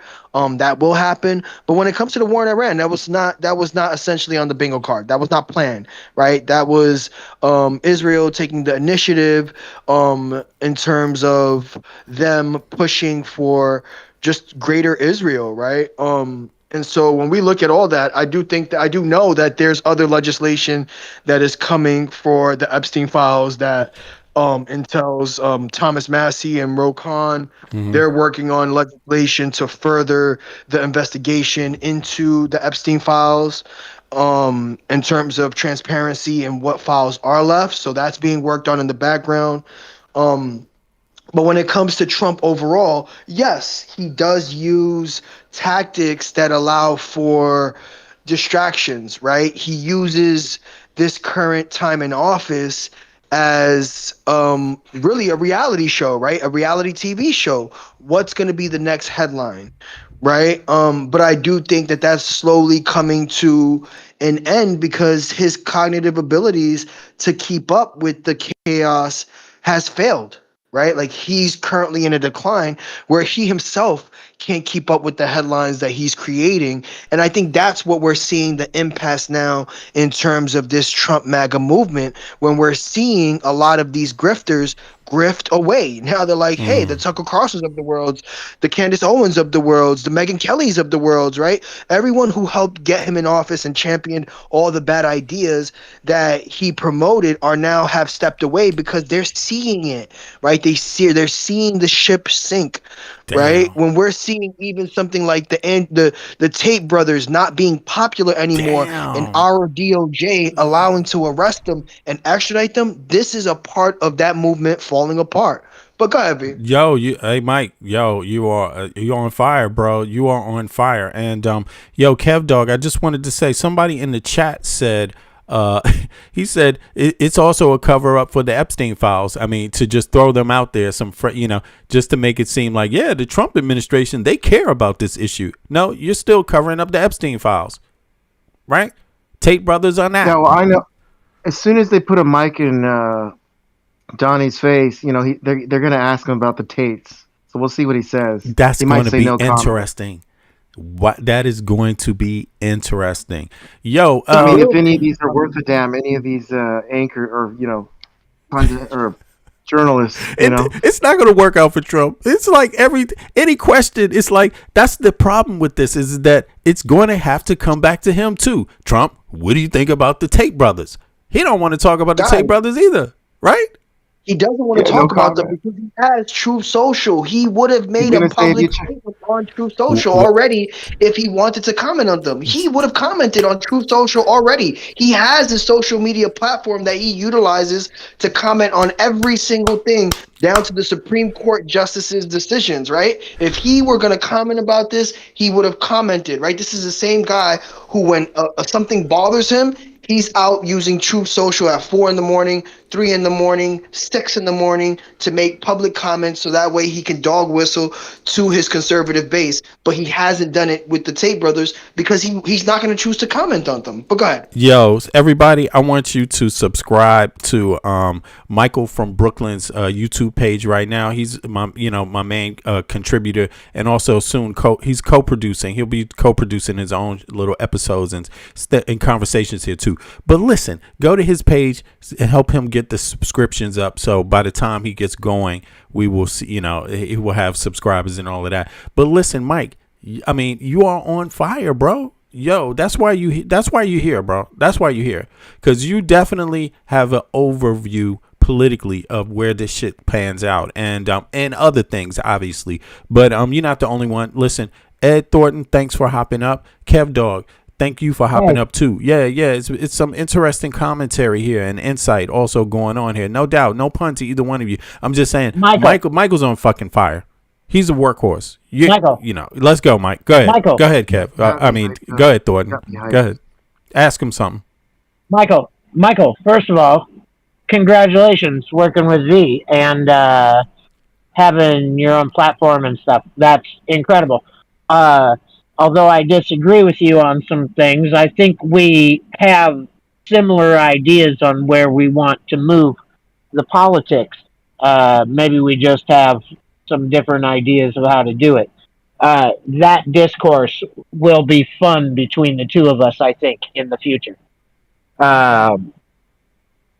Interesting. All right. But basically, good for you. Good for you, man. Great. I'm glad to hear of the collaboration, and I'm happy to see where it goes. Yeah, we're gonna be kicking some ass here up in all the way up to the 2028 election. Like, we're not playing games here, Ed. We're not playing games.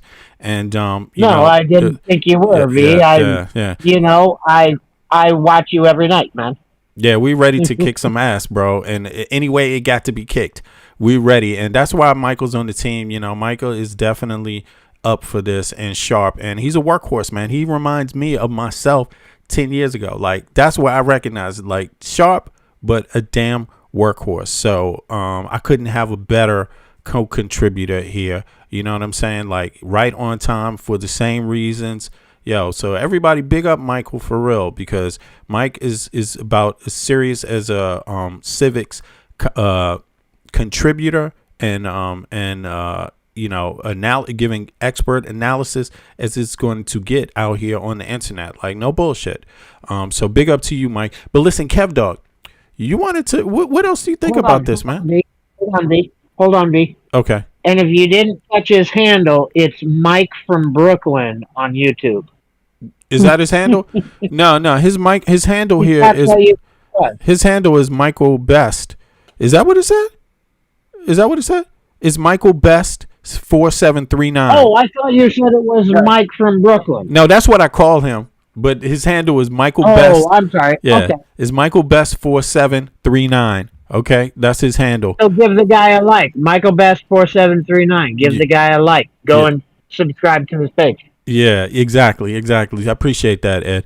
Now listen, Kev, what other thoughts you have about this, man? Anything else pop in your mind about this situation, or in general? Look, we're about to segue out of the Tate brothers. They're under the bus now, essentially. So there's more news to come about them. You know, I think we've kind of looked into this situation thoroughly now.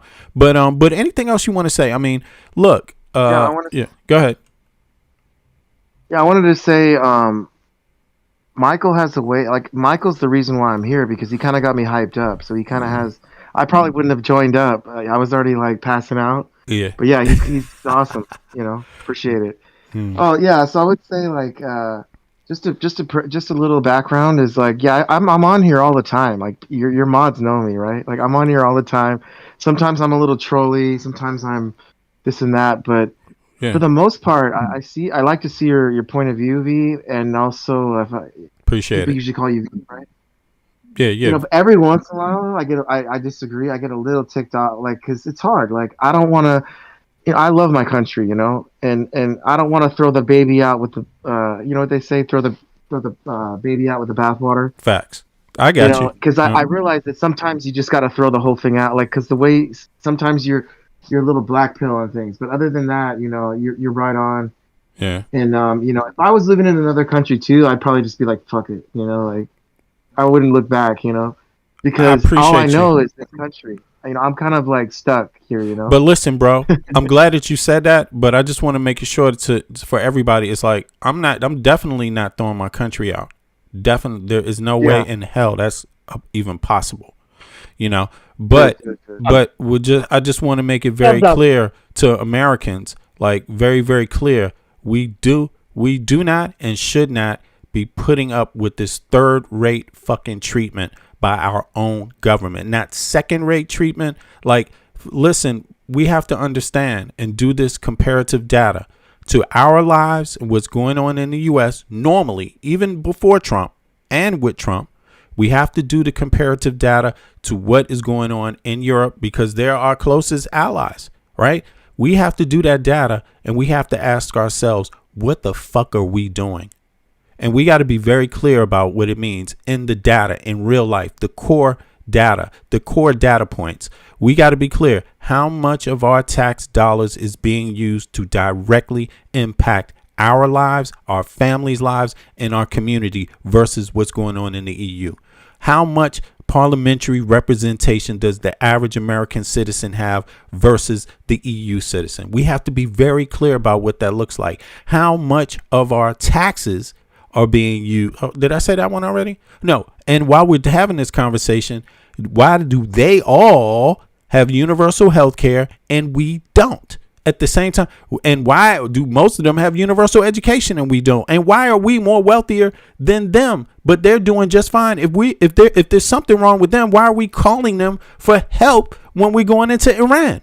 Like, none of this makes sense. So Americans, we got to understand that it's not about throwing out. I'm not throwing out my country at all. But what it is that we have to stop accepting what these fucking politicians are giving us. It is not us. They're not giving us shit. They're not giving us anything. It's not a luxury. Education is not a luxury. Healthcare is not a luxury. You know what I mean? They are getting it twisted. It is our goddamn tax dollars. We want our tax dollars pointed to help our lives. There's nothing wrong with that. Every single type of American deserves to have the tax dollars that they pay help their fucking life, help their kids' life, and help their communities. And we're the only Western people that's not saying it loudly and boldly, from the left to the right. You know, we're not going to survive that way. Our people are dying. We're going to prison like nobody else because families don't have help from the fucking tax dollars they pay. And our goddamn representatives all have the best health care. Their kids all go to fucking private school. They're fucking living it up on our money. That's what I'm saying. It's not about throwing my country out. It's about saying you better wake up because we're being treated last. We are the last in the Western world. Huh? Preach me. Yeah. Preach me. And this is what we have to understand. Me. Like, Americans don't have to. We don't need to be taking this. We don't need to be taking this. Buck 360 is on deck. Can you send him a friend request? Okay. Yeah, let me send him. Okay, let me chime out there. But that's really what it's about, Kev. Like, it's not about throwing my country down. Yeah. Like, I meant more about the system because a lot of people, their only answer is to just completely dismantle the system. I have yet to understand how that would work in America, but I think that it's possible to work within our own system and make those sweeping changes that you mentioned, you know, that we deserve. True. I do too. Right? Definitely. Because I really think so. Check this out. I go into social, you know, I've always wanted to buy into this new, you know, social democratic thing. Yeah. But I'm still on the fence just about one thing is because I think we have to work in our own system at this point because with what we got now, I just see it as like a different version of capitalism, but with the same problems. Like changes won't, you know what I mean? Like it's you mean, what are you talking about? Social Democrats or Democrats or what? If we can't make these, this should be easy, right? Okay, you said healthcare, this and that.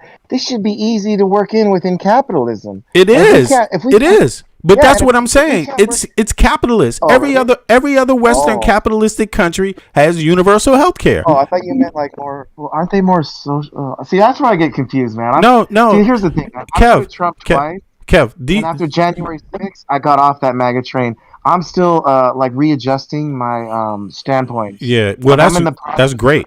I'm glad you're doing that. Yeah, but listen, we can help you. Kev, we can help you with that, Kev. But for me. After January 6th, I was like, fuck this shit. But Kev, like, listen up. Listen, this is you are a strong dude, like, first of all, and you're a great dude because you break in your mold and you're doing what your heart tells you should do, and you're not settling for anything and you're not sticking to one little category. So I appreciate that, and that's a great thing. But listen, it's important everybody understands. Every other Western country, all other NATO nations, every EU country is a capitalistic country. They are. So the news media has been bullshitting the American people. To have universal health care, to have universal education, you can still do it under capitalism. That's the point. Everybody else, every other Western nation is doing it under capitalism. So the news media has just been fucking over American citizens, pretending like this got something to do with socialism or, communism.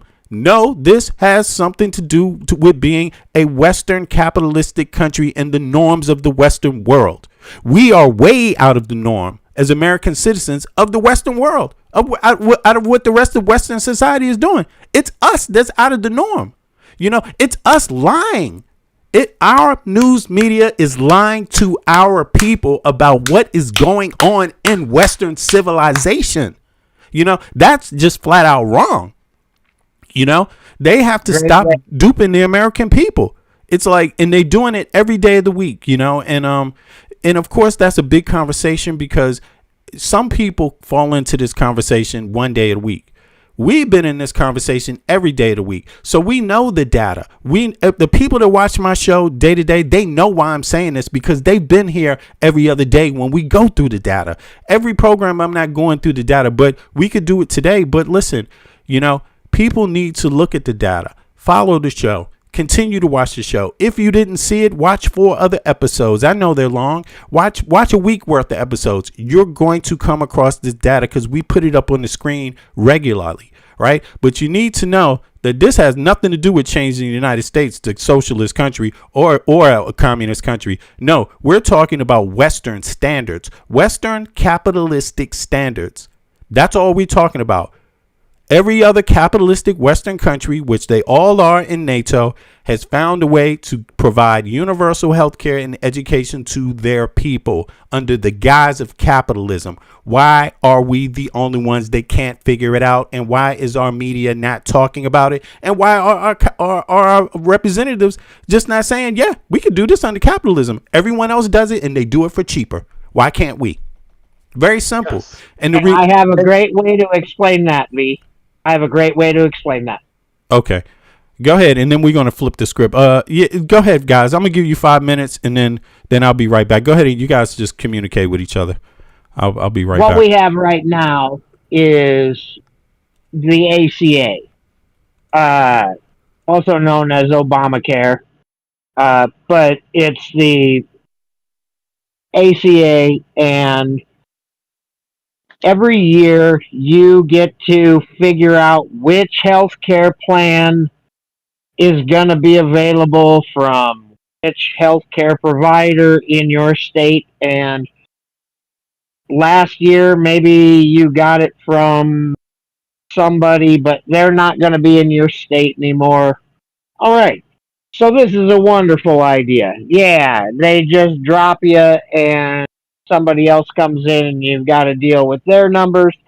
This seems like a great way to do things. And Obamacare is actually better than what we had before. I don't want to describe what we had before. Now, here's the funniest thing. If you went to a single payer healthcare system, the single payer would be the government.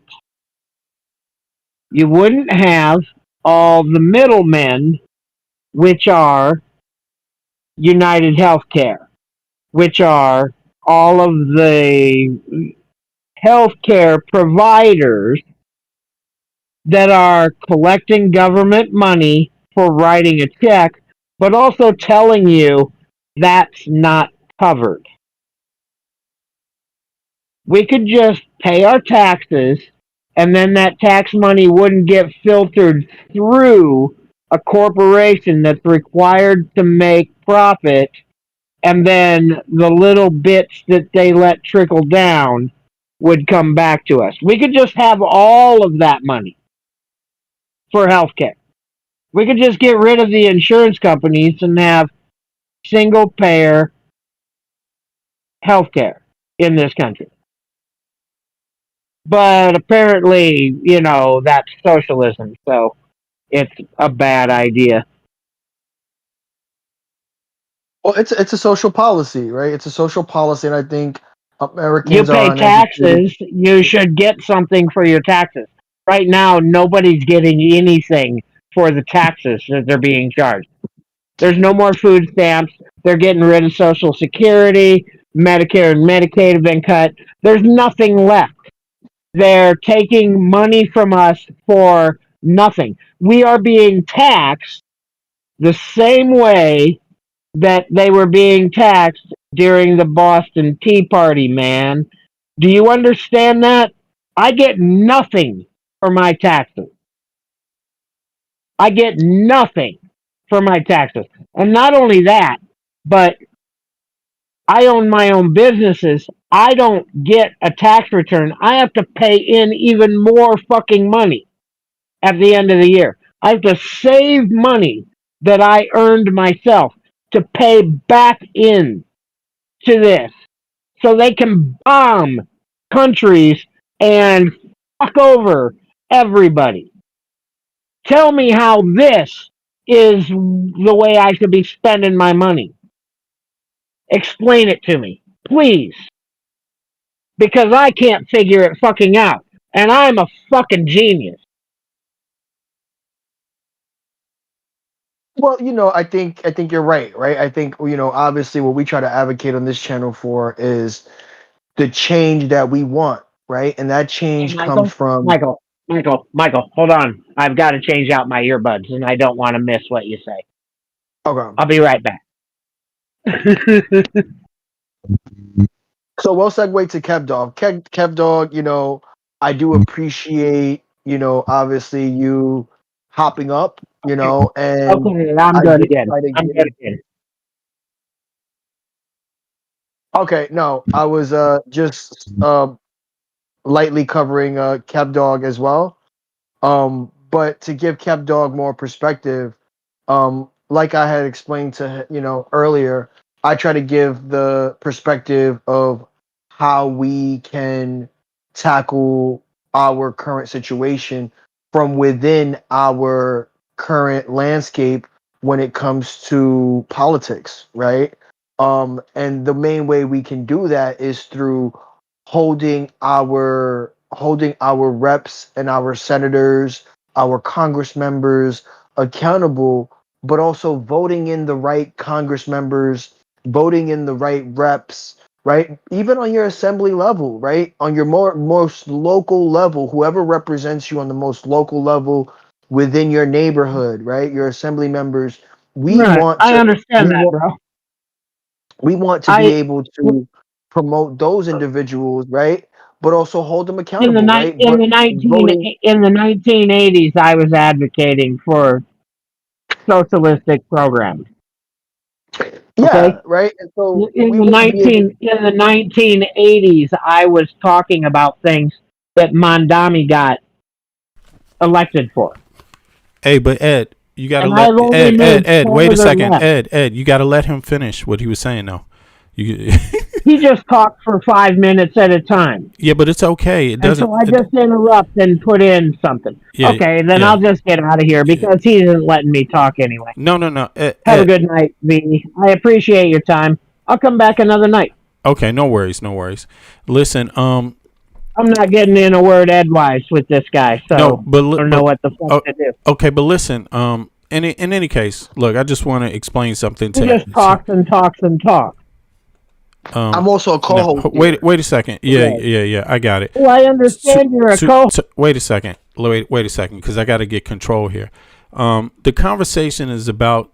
Is not. We're having a conversation with everybody. So the comments, it's no more debate. We're not debating each other anymore. There's not anybody debating anymore.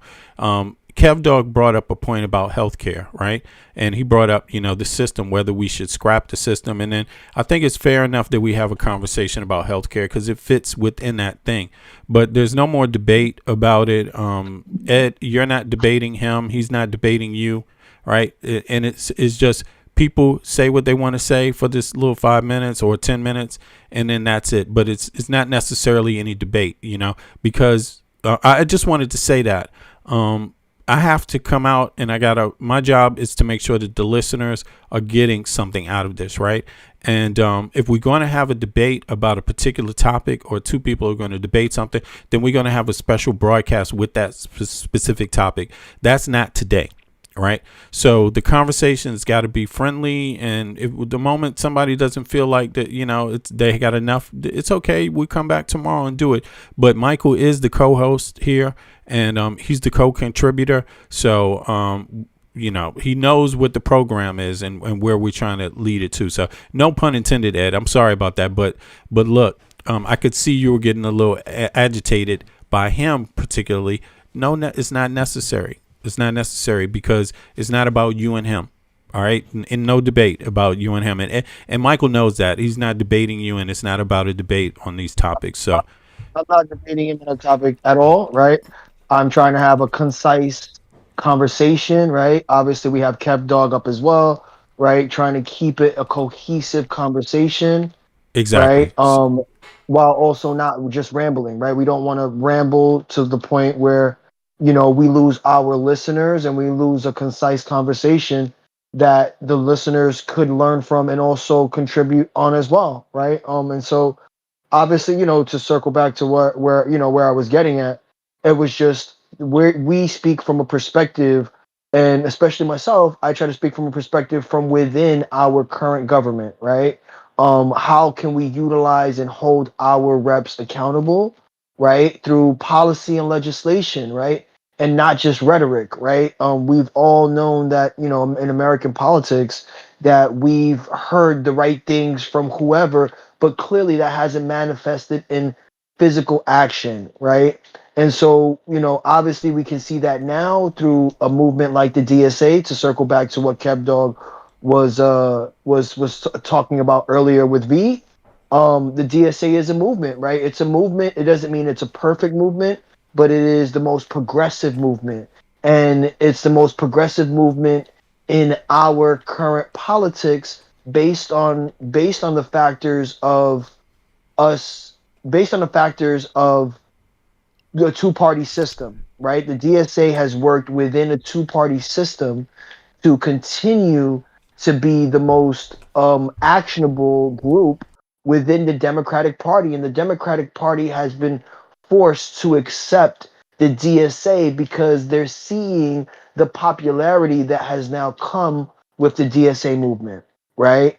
And as long as we have, politicians like Mamdani who continue to be a man or a politician of their word, that the establishment Democrats and that establishment Republicans as well, they can ignore what the people want as a whole, right?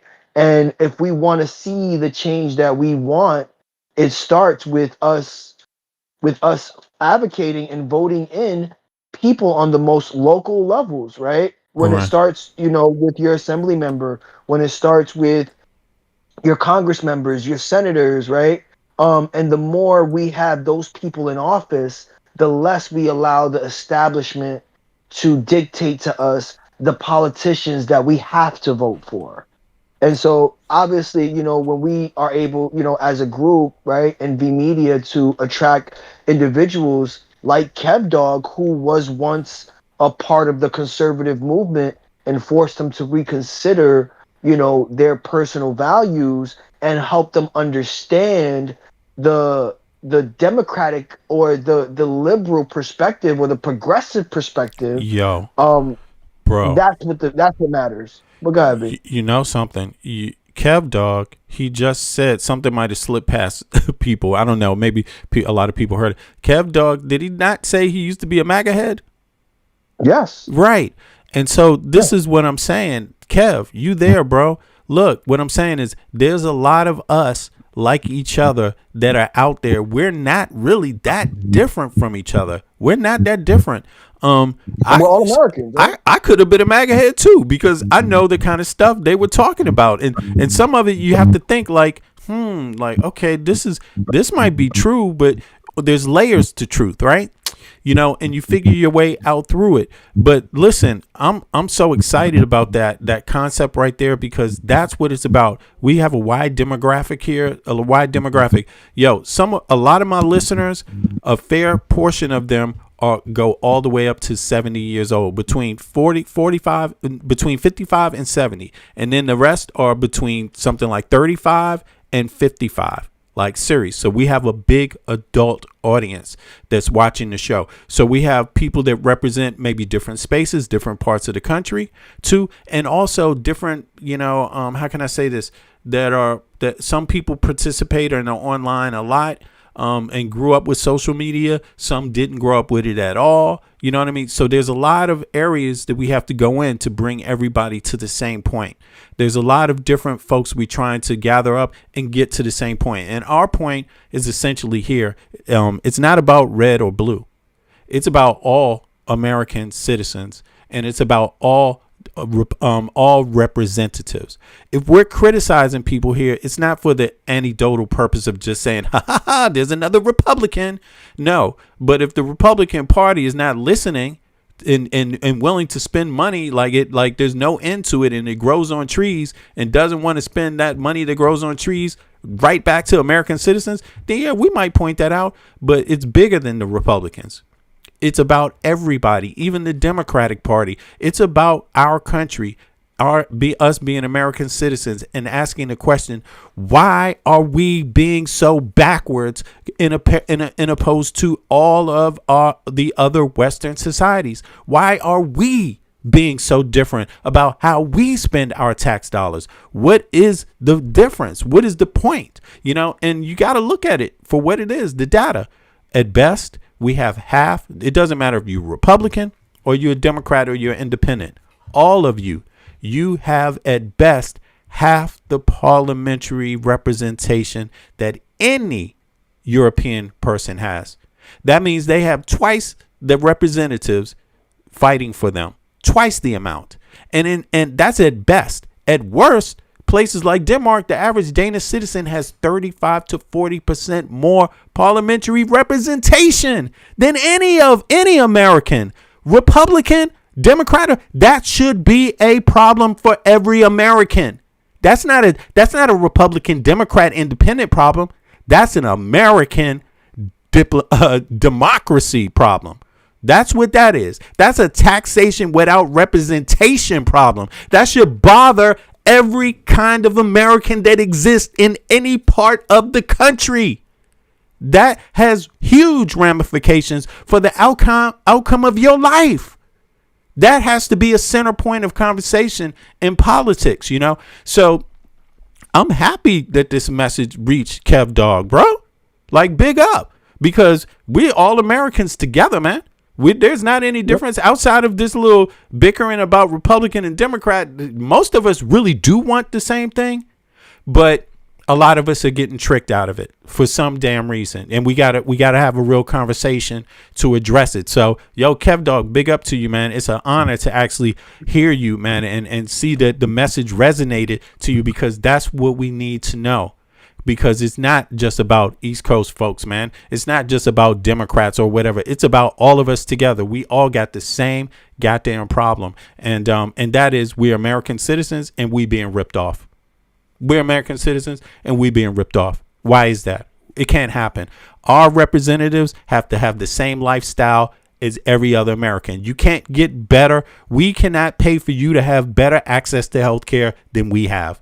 No American should have to do that. We cannot pay for you, our representatives, Republican or Democrat, or in the White House or in the Supreme Court. We cannot give them a salary that allows them to send their kids to fucking school, and we can't afford to send ours.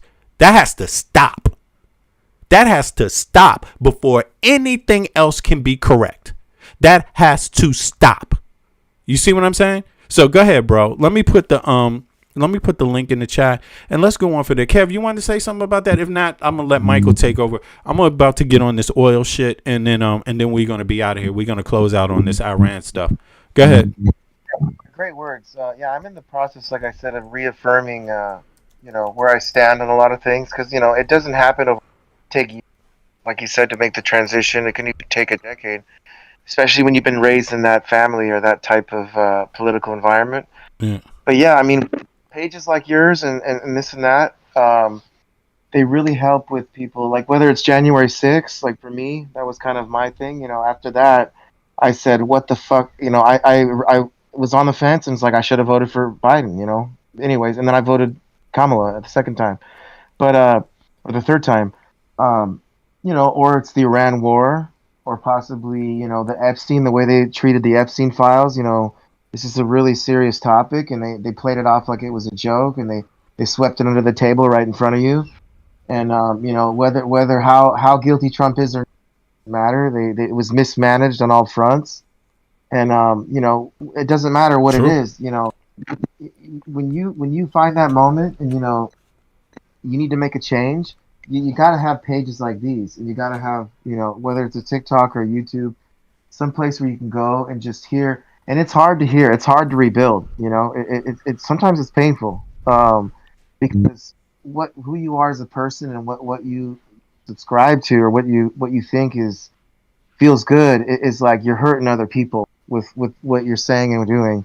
you're marginalizing people, and you're just stepping all over them without realizing it. It's, and I don't understand. I think there's so many freaking trolls out there that pretend to be MAGA, and they're LARPing like they give a shit about they're some kind of patriot, and I think that this is really exposing these type of people. The deeper this administration goes, it all started with January 6th. That's when shit got real, in my opinion. And you can argue it was much before that. It was just more under the radar, But it got real then too. It got real. It's true. Yeah. It's just I can see it for myself because a lot of people. So I had some investments that did well under the first Trump, and I had this and that. So I was on the fence, but then I was like, you know what? Let's just go with Trump again. Whatever. Like stock market didn't do bad. The economy. Had an Obama economy. There was no. There was no major wars. It wasn't as bad as people said. Fuck it, and I did it, and because guess what? It happened after. You know what I mean? January 6th really, when all the kids came out to play, because these are man-child children. These aren't adults. These people that came out to the Capitol. I mean, these aren't fully frontal lobe formed thinking adults that went down to that Capitol and did that. So, and when you have a president that Cav dog. Hold on, wait a second. Plenty of old people. Yeah, but listen, don't worry. It's not a debate. Just let him get it off, Ed. Just let him get his point off. It's okay. Go ahead. Still, often sometimes listen to Alex Jones just for kicks because he's They weren't fucking junior high school people. They were fucking adults. All right, don't worry about that, Ed. You're gonna have to wait because you got to listen to his whole point. That's all. Not Go ahead. grown thinking adults, in my opinion. To think like I know Nick Fuentes was there too. To think that hey, I'm gonna go down to the and we're gonna force some type of reprieval in the government. It's just like, what do they think this was? The Boston Tea Party? Like I don't know. I'm thinking like what did they think they were going to accomplish? And it was all Trump's fault. You could point the finger at other Democrats, maybe Nancy Pelosi or whoever, but it's Trump's FBI, it's Trump's government at that time. It was, and then the whole fallout with the way he threw Pence under the bus just tells you a lot about the character of Trump. I mean, this was his vice president, right? Never in U.S. history was a vice president backhanded so badly the way Trump treated Pence, right? So it's just, I mean, you guys didn't see how he dropped that guy like wouldn't try to get behind his insurrect or whatever it was that he was doing on January 6th.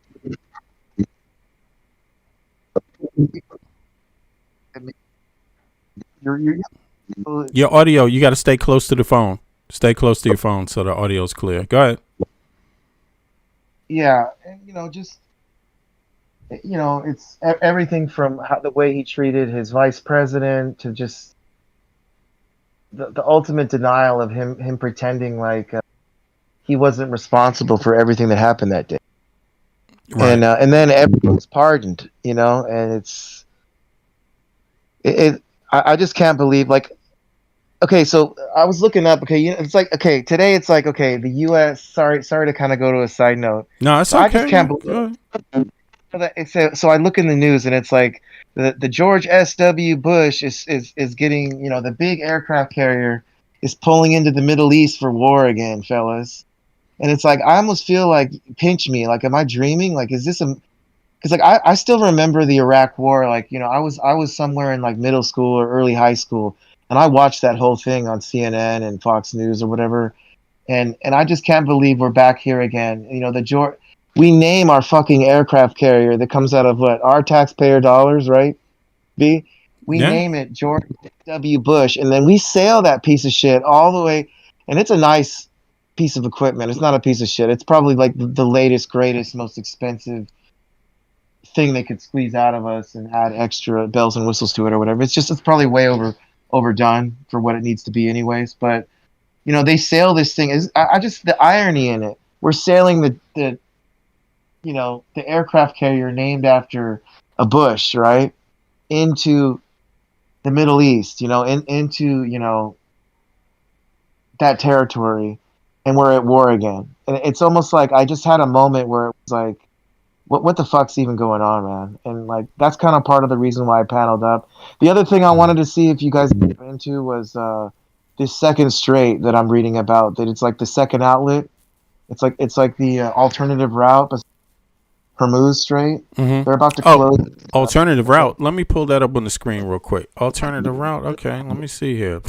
What are you talking about? Around the other side? Are you talking about through the Straits of Hormuz? What alternative route? I have it right here.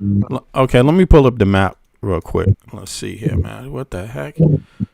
This is. I think I vaguely heard something about that too. I mean, is that even operational? Is that is it possible logistics wise? Like, does it make any sense militarily? Can they secure that? Or let me see here. I'm pull the map up.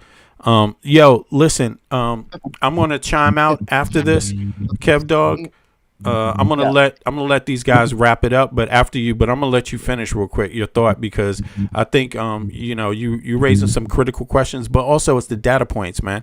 You speaking for a lot of people, so that's why I want to hear you speak, bro. Because and also it's the first time you've been up, so let me see here. Now we got the map up here, so go ahead. Alternative route, where is it at? I just wanted to. Go ahead. Man, so people, the Bab al Mandeb Strait. Mandeb Strait. What the heck? Okay, is that is that on the Gulf of Oman? I don't know the exact. I'm still looking on the map. Something new that I just heard tonight. Okay, spell it. Yeah. Spell it again. It's BAB. BAB. Yeah. Space AL. Mandeb, MAND. Oh, say that again. BABA. Yeah, BAB space. Okay, space. Dash. Mandab Strait. Al Mandab Strait. Yes. Okay. I got you. Mandeb. Al Mandeb Strait. Right. So that must be it right here. Let's see what that is. Right, what is this, man? This is some bullshit, bro. They keep talking about this, man. Look at what they're doing. What they're saying now is they're going to try to go through Yemen, bro. Come on, what the fuck? What is this about? That's what this is. That the Al Mandab Strait is between Djibouti and Yemen. This is where look. This is crazy, man. So, what are there not logistical hurdles there? I mean, come on. Of course, there are logistical hurdles there. So you're in a war with Iran, and you're just going to go around and now try to go past the Yemen, like you're not in a war with Iran, like they're not in a war with Israel. Like we haven't already gone through this before. This is ridiculous. Can y'all believe this?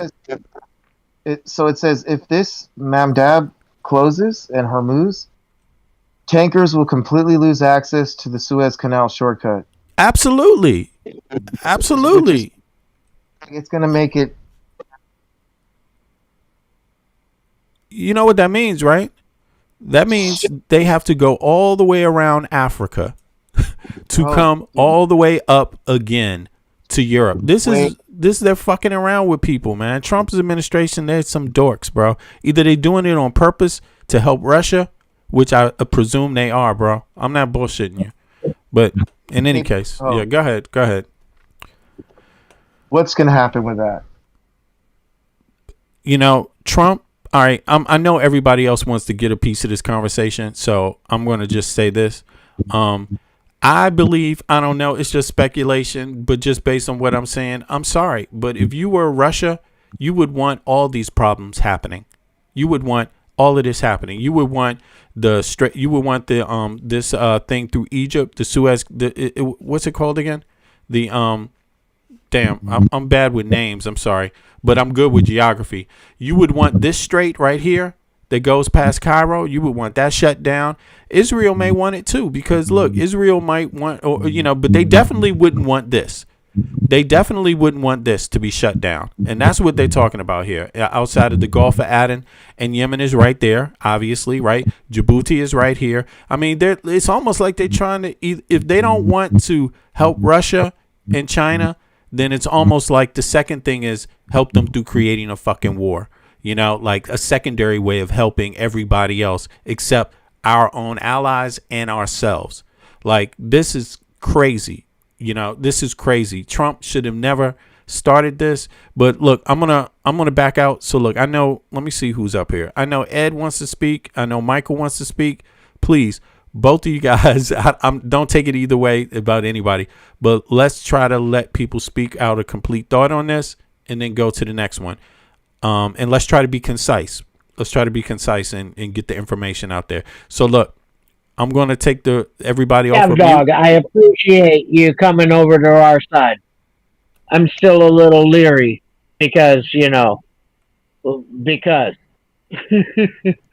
but I appreciate you opening your mind and looking at things and seeing that things maybe weren't presented to you correctly or truthfully before, and you fell for them, and now you've changed your ways of doing research and you're doing better, man.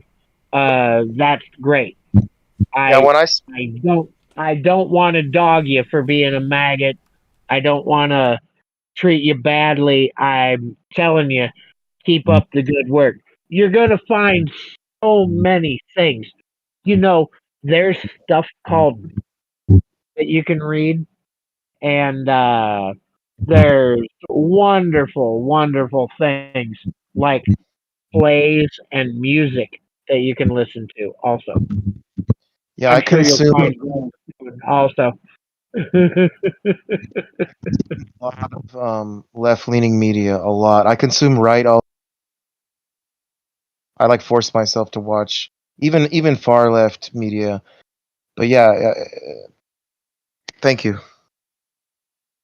Yeah, and I was kind of joking. Obviously, I'm sure you can read and things like that.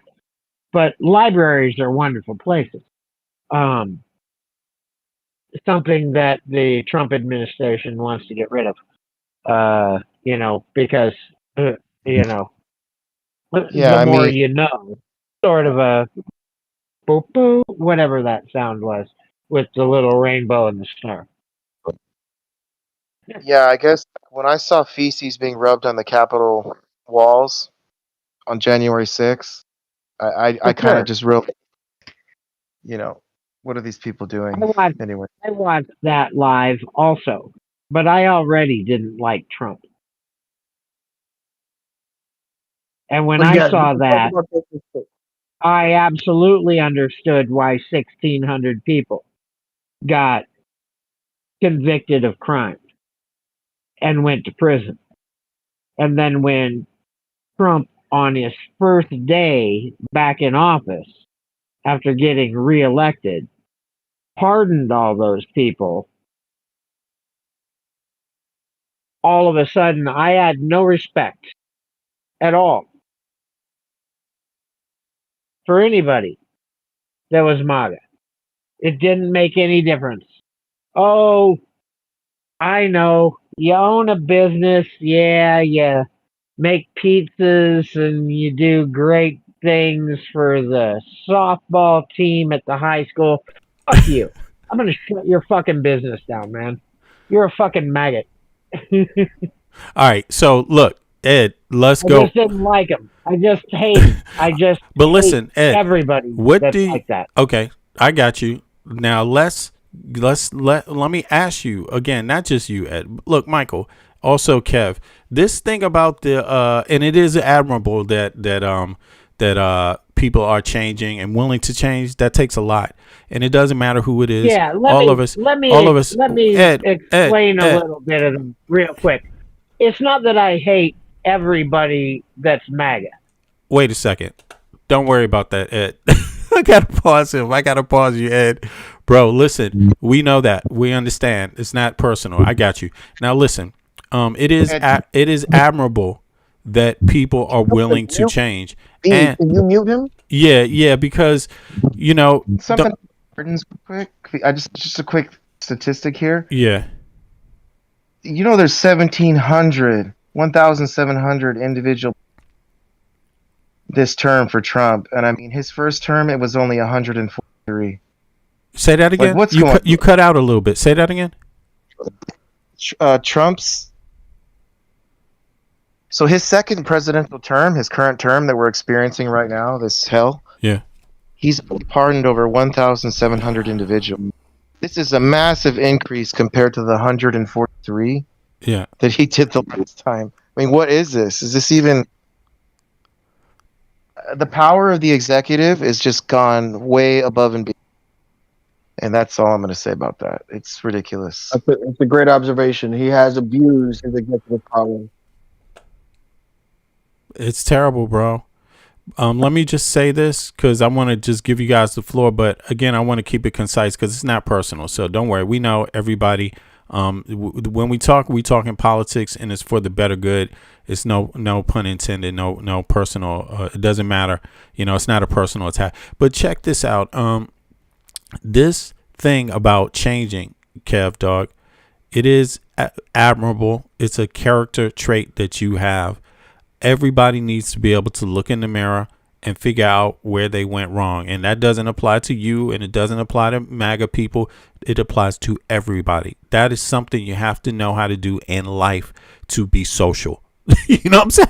To have any type of social life, you got to know when to look in the mirror and say, okay, I need to check myself a little bit. Maybe I was wronged here, and that's just a part of life. And that's going to happen several times in life. That's a thing that's just going to go on throughout your life. That's what makes you good, when you're able to say, wait a second, let me check myself. But look, back to this thing right here. Thank you. This map, this oil, this thing that you said here, man, that you brought up, this issue here now you were saying something about they want to go this other route. Man, what's going on here, man? All of these ideas have been thrown out in history already. What is there not known?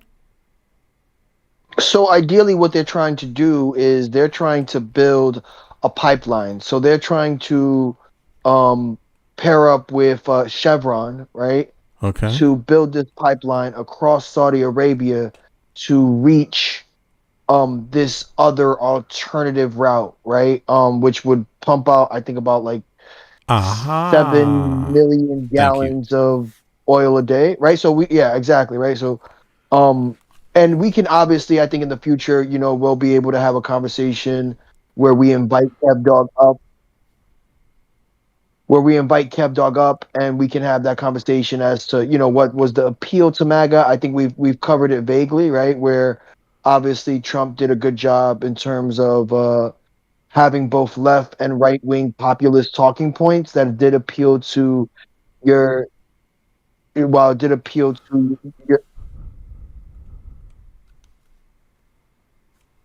Yo, you chiming out, bro? Your audio is out. That's Ed speaking. And can we please give respect? If not, we can mute or I can hop off. But yes, so like we were talking about in terms of keeping the conversation concise. Okay, go ahead, Mike. So yes, when it comes to obviously Kev Dog and exploring, what made, what was that MAGA appeal? We've covered it vaguely, but it would be nice to obviously in the future maybe have a segment where we invite Kev Dog up to kind of give more of that independent process into, what that looks like, in terms of what it meant to understand, the right wing mentality or just to appeal to it, right? I think that would be a future segment. But when it comes back, to circle back to this current alternative, right? It's an alternative that's been proposed several times, but they're taking it a bit more serious as this conflict continues, right? And so essentially, again, it is a pipeline that they're trying to partner up with other major companies, Chevron being the main one, and to reach an alternative. Do I think it's viable? It'll go all the way across Saudi Arabia. I don't know. This is very newer discourse. It's been around for a while, but they haven't really taken it serious up until now. And so we'll see in the future what that looks like.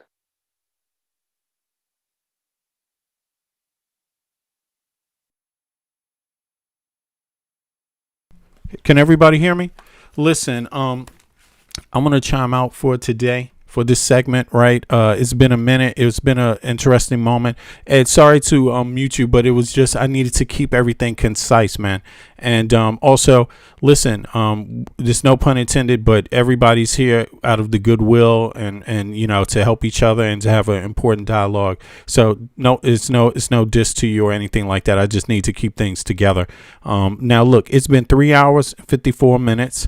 The time where we ending today is on this topic right here of what they're planning with that. So when we get some more facts on that, we're going to touch on that topic again. Listen, I want to thank everybody for coming up. I want to thank first of all Ed for coming up early and actually giving his insight. And it was actually interesting on the Tate brothers. Also, Michael, of course, Mike, your excellent commentary, and Kev Dog. Wow, man, I was really pleased to have you hop up, bro. And I got to shake your hand one day. Let me tell you, we are not so different. That stuff that MAGA has been spitting out, some of that stuff also kind of almost got into my brain too. Don't get me wrong. It's very seductive and it appeals to a certain part. I guess people call it the lizard brain. I'm finding out. I don't know. It appeals to a certain part that's innate in everybody, but we all have to rise above it because it is so seductive and it's so manipulative, you know, this kind of trait in humans to want to go at each other, to want to blame someone else, to want to, you know, and then lose sight of the bigger picture. So I'm really blessed and I'm really thankful that you hopped up, man. And I would really like to shake your hand, like seriously, on that one. So appreciate you hopping up. Listen, everybody who's joined today, thank you so much for coming up. You know, we're trying to get more people to hop up. So, you know, it's going to go a little left or a little right or up and down from times. But this is what we're working on for the platform. I want to appreciate everyone that showed up today. Unfortunately, I got to get on to a few other things part of my day. It's going to be great, but I got to eat. It's noon. It's time for me to eat brunch. And so I'm about to have a nice brunch now. I'm in the middle of making it. So that's why I got to tune out. Then I'm going to test my microphone out, my new CR 89 mic with my cube on it. I wish I could have showed some pictures, but I'm working on it and I love the sound. So it's going to be a music day for me and a free day. I got to hop around outside to take a nice little walk, see what's happening. The weather is nice in Copenhagen. But listen, this is not about blue or red. This is not about black or white. This is not about Muslims or Christians. This is not about man or against women. This is about us Americans standing up for the country we should have, which should be a free country for everyone, where everybody is appreciated, where everyone is accepted, where everyone is accepted. Every decent person is just accepted, and we shouldn't have to go through all the nuances of when you came here, well, how long you've been here, and this and that, and you know, my forefathers. No. And I'm here to tell you, my family on both sides goes back to the colonial period. And I'm not sitting here talking about 1776. Our forefathers said this. It's like those people don't know what the fuck they're talking about. Every time I go to review and read the Constitution and look at the timeline and look at the Bill of Rights and then read about who the founding fathers are, that's contradictory. You know what I mean? So don't fall for it. Now, there was a lot of shit going on there. Right. But the nuances is where the real story is. Don't let people, even black and white, up 1776. Let me tell you, the colonial period in America didn't start there. The abolitionist movement didn't start there. It started before the United States was ever a country. So you got to understand how our country was formed was based on a lot of different ideas and people coming together to say, wait a second, our first biggest problem is the fucking British. Let's get them off our asses so we could deal with the other problems. And they had to bring everybody together somewhat as much as they could to do that, using as slick as language as possible to do it. You see what I mean? Does it address everything that all the things? No, it addressed what needed to happen right then at that time to get the British off of people's asses. But it doesn't mean that they weren't aware of other dynamics and other issues, because they were. They wrote about it. Other people wrote about it. You know what I'm saying? And other people that were a part of the foundings of the country. Don't ever forget, there was all kind of people. It wasn't just the founding fathers. They had to have the support of the people, and they were speaking for different demographics of people too. You see what I mean? So don't let anybody else tell you anything about any founding fathers. No. I don't need anybody preaching to me about it. And I don't want anybody using it to weaponize it against other people. You know what I'm saying? So let's get down to the things that really matter. We're a Western society. We're a Western country, the United States of America. What does the Western world look like? What are the main components in Western society?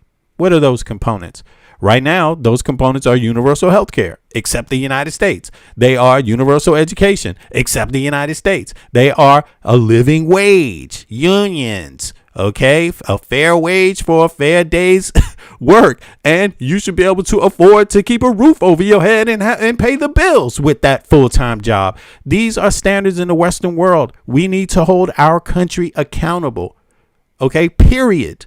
Our delegates, our representatives, Republican or Democrat or independent, they need to be held accountable for that standard.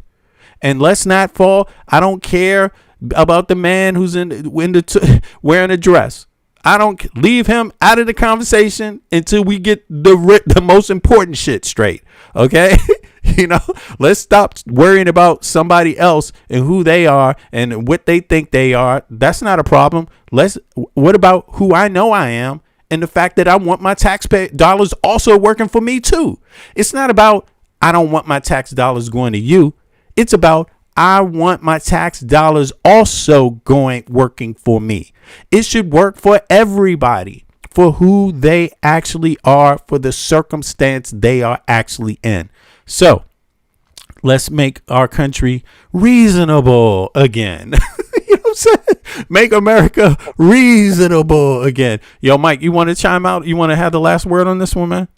Yeah, I want to thank obviously Ed and especially Kev Dog for hopping up. I'm glad I was able to give you the inspiration it took for you to hop on. Yes, bro. You right about that. Go ahead. Yep. Mm-hmm. Oh, that was it? You didn't want to say anything? No. And so, I want to be able to thank Kev Dog to inspire Kev Dog to come up. Hopefully in the future, we'll plan it to where we can have a proper discourse and just understanding around, what was the appeal to, the right, in terms of conservatives, what conservative values do you have and what changed, aside from Jan 6, that would be interesting, and I think it goes to show the different nuances in who we are as viewers and who we are as people, in terms of the media, right? And so I do appreciate, everyone in the chat, right? I do appreciate the mods. I appreciate V, and hopefully we can continue to make this movement a progressive one, and that's what it means to be progressive, right? To educate, but also integrate, right? Individuals who are like-minded, even if they weren't like-minded at first, to become like-minded, right? Because that's what we try to do here, and that's the appeal of V Media, right? That's what we try to do.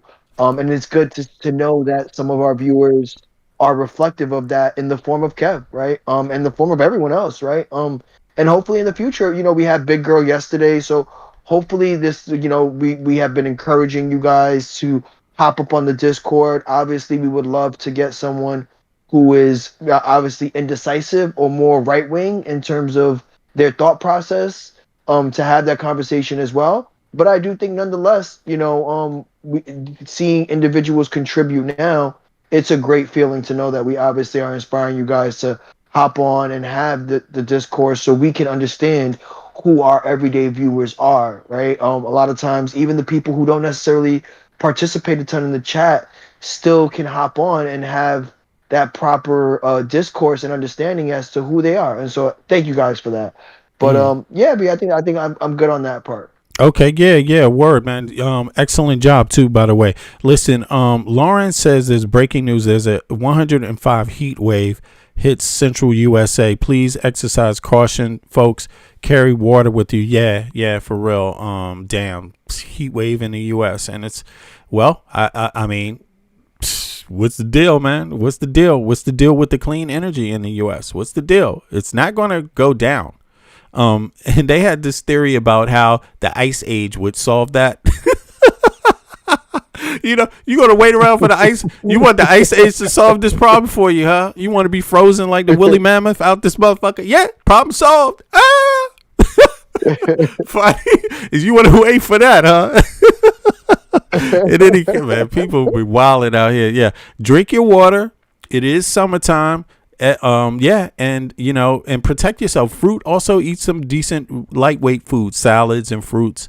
It's also going to help you stay hydrated and keep your nutrition up. You know, stay away from the fatty foods right now in the heat, man. It's gonna kill you. You know what I'm saying? It's dangerous. But I appreciate that, Lauren. Big up to Ed. Thanks for hopping up, Ed. Thanks to you also, Kev Dog. Appreciate it. And of course you, Michael. Yo, we catch up with you guys. There might be an impromptu live today outside of the normal time in the wee hours of the morning. But until then, I appreciate everybody for hopping up, and I will catch up with you all very soon. Look out for the next stream. Appreciate it. Oh, release the Epstein's files and F Trump, man. We tired of this shit. Come on. And also Congress, Senate, Republican, Democrat, give us our fucking money. Give us our fucking money, motherfuckers. Come on. It's our money, or you're going to be out of a job soon. People are tired. I know how to see a whack MC when he bustin', but I just back away real cool, no fussin'. I'd rather go kicking in the streets with the bums and use the knowledge to collect what? Some funds. Open a non-profit and build a damn school. And this is the story of how a great king rules. There's many that claim to know the local demographic, but don't have the nerve to tell you the truth. It's tragic, but I do, so sit back and let me spit this shit to you. You feel better when I spit this shit to you, despite the system trying to clamp down on the people. People will learn how to stand up to evil. Not evil that's across the globe, that's too far, but evil that lies in their own backyard. And fighting, it's not an option, they can't win. The government, it's not supposed to represent sin, but then again they do, and that's a problem. So let's go down and figure out how to solve them. It's not fun being a rapper that can't speak, but we do, yes, and plus we make fat beats. Yo, we smoke weed, break up trees. Listen, bringing fat beats, that is our mission. You wanted to see us, so boy, shut up and listen. Thelonious and Big Benny, brother, check the vision. Mentalities of different realities. Enter the Star Trek room when you hear the boom. I be the Walkman with the super bass. Automatic stop, yes, stereo cassette player. With the delayer, freaky lyrical sprayer. Extraterrestrial rhyme sayer. I be the poetical VIC/master of the ceremony. Tenderoni, won't you come step with me? I'm on a historical journey, kinda like Sigourney. Implore me to represent the attorney that represents my niggas. Go figure, it's the card. They call me Uncle Bigger. Niggas love your blunts, down your liquors. I read the parallel to the fiction. You're fixated on this brother's nature. Relaxed behavior, I might save your change. Flip it, rearrange the whole concept. You was good for all your brain. Insane, psychotic, neurotic, black onyx, and hooked on phonics. Just atomic, bees like a bonnet. Cut with the Asiatic, they all up on it. Rhyme static with the bombastic type of skill. You wonder, is this nigga Vic really for real? It's still, but only necessary in the berry. I'm milk like dairy, they quite contrary. That's scary, but I'm a dog in the prairie. I scurry to grab my bones and just bury. Lyrical flurry, go get your secretary with impeccable diction. My style's like berry, so get a hold of your own shit real fast. Fucking with us, we take it right out your ass. Prairie dogs chill while the other dogs howl. So too many dogs get sent to the pound. Back on the hill, me and my peeps just lounge.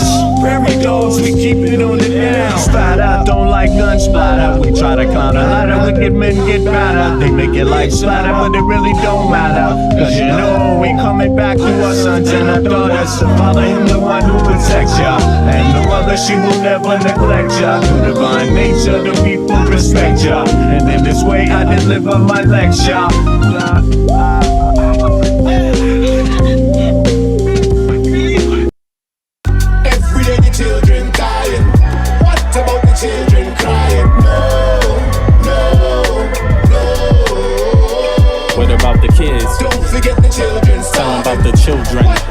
children cry. Yeah. Digging, scratching, working, struggling, hoping. Some is hustling, every man hustling. Stay alive, that's the game. It don't matter if another gets slain. Pain, recession, other cats want a war. We got the weapon, people want bomb, so they gon' get them. This is the rhythm, the politics ticking. It's sad how we living in this life. It's gonna be a time that we change. Shit is not finite, life is the same. Motherfuckers killing each other to make a claim. Stop that bullshit, you have no respect for each other. You know the truth, you come from your mother, your sister, your brother. So love one another. If we make that change, the whole world will do the same. So listen.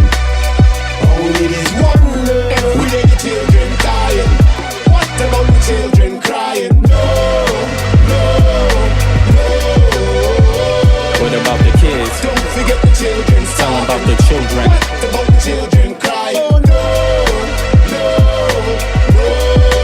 I wish someone would tell me when is the suffering gonna stop. I see time ticking, fuck your watch. There comes a time when man steps to the plate, but it won't matter if your mentality is fake.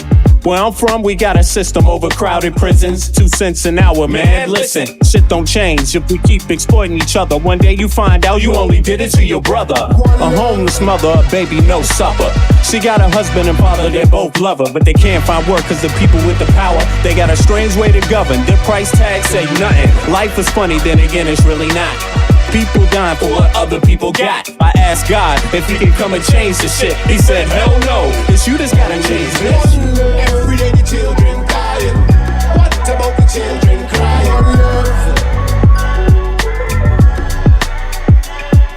One.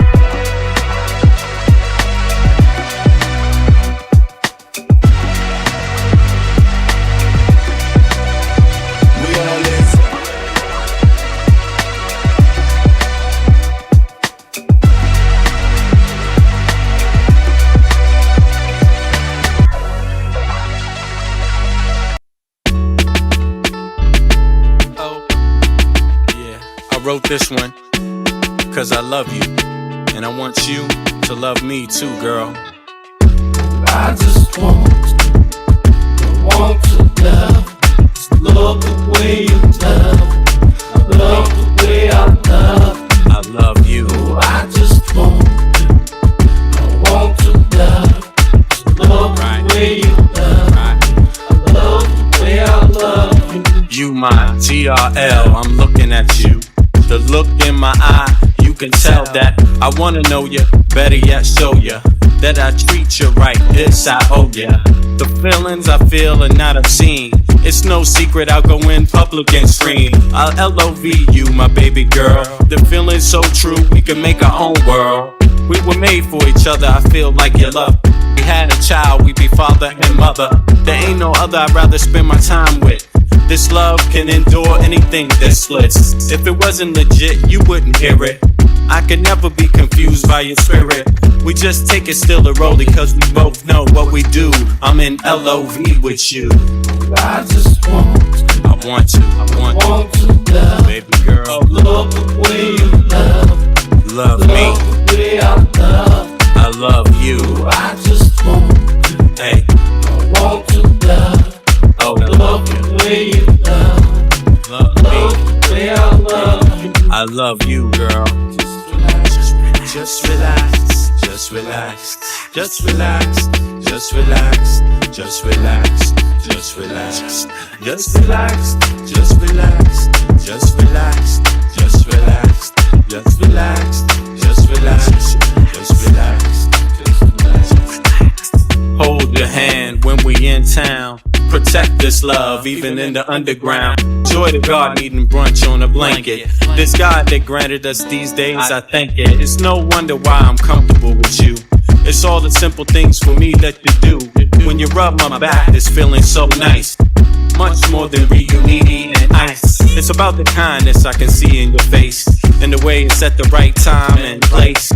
No other woman I'd rather spend my time with. This love is so fresh I can taste. I just want to love the way you love the way I love you. I just want to love the way you love. It's about you. Love the way I love you. I love you. Just relax, just relax, just relax, just relax, just relax, just relax, just relax, just relax, just relax, just relax, just relax, just relax, just relax, just relax. L-O-V-U, my G-R-L. What? It's like that.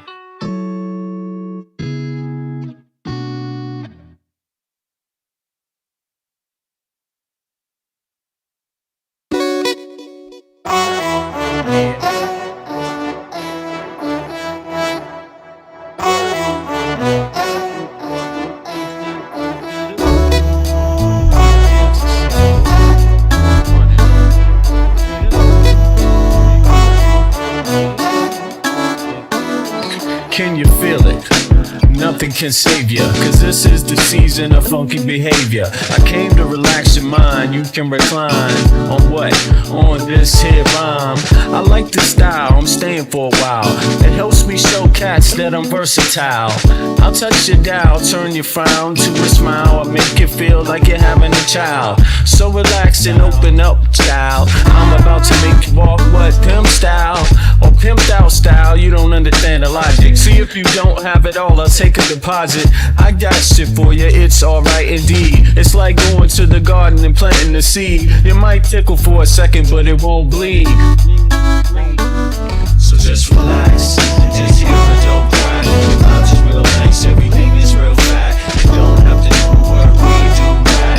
It's the type of place where you can wear your hat. Just relax, and just hear a dope cry. I'm just real nice, everything is real fat. You don't have to do work, we do that. It's the type of place where you can wear your hat. Your entertainment, at the same time edutainment. In other words, you could call it bent. What I'm saying is that I'm here at your service. It's hard work, but then again, I deserve this. I'm helping people enjoy their spare time. I'm like an instructor when I'm doing my rhyme. Relax and just hear the dope track. It's really not all that, it's not like a gag. We like that when everything is relaxed and chill. You don't have to get fucked up or take pills, cause I like being myself, it feels good. Yo, it makes my meals taste good. It makes my meals taste good. It makes my meals taste good. It makes my meals taste good. So just relax. It's your dope track. I'm just real nice, everything is real bad. You don't have to do work, we do that. It's the type of place where you can wear your hat. Just relax and hear a dope track. I'm just real nice, everything is real bad. You don't have to do work, we do that. It's the type of place where you can wear your hat. Just relax. My mind state, not balloon, it won't inflate. To save the buzz, this much wiser kid, fuck the shade. And take it to a lower level, and dig a ditch for a devil. Got some more kids and pass the shovel. Dig a hole, take them on a spiritual roll. Lyrics unfold, either that or unroll the scroll. Episodes keep reoccurring and stifling. People's vision get blurring, their hearts start murmuring. I'm about 5 times iller than a Sherman. The introspection is God's gift to the miracle. I freak material, lamb's milk without the cereal. When MCs say your booty, they mean venereal. Your face material hip-hop killers. They more faking than fucking Michael Jackson and Thriller. The status of a hoe, Quanto Costa. They wanna know how much it costs, kid, I bet for keep to me Just relax, and just hear my don't cry. The vibes is real nice, everything is real fat. You don't have to do work, we do that. It's the type of place where you could wear your hat. Just relax, and just hear my don't cry. The vibes is real nice, everything is real fat. You don't have to do work, we do that. It's the type of place where you could wear your hat. Just relax.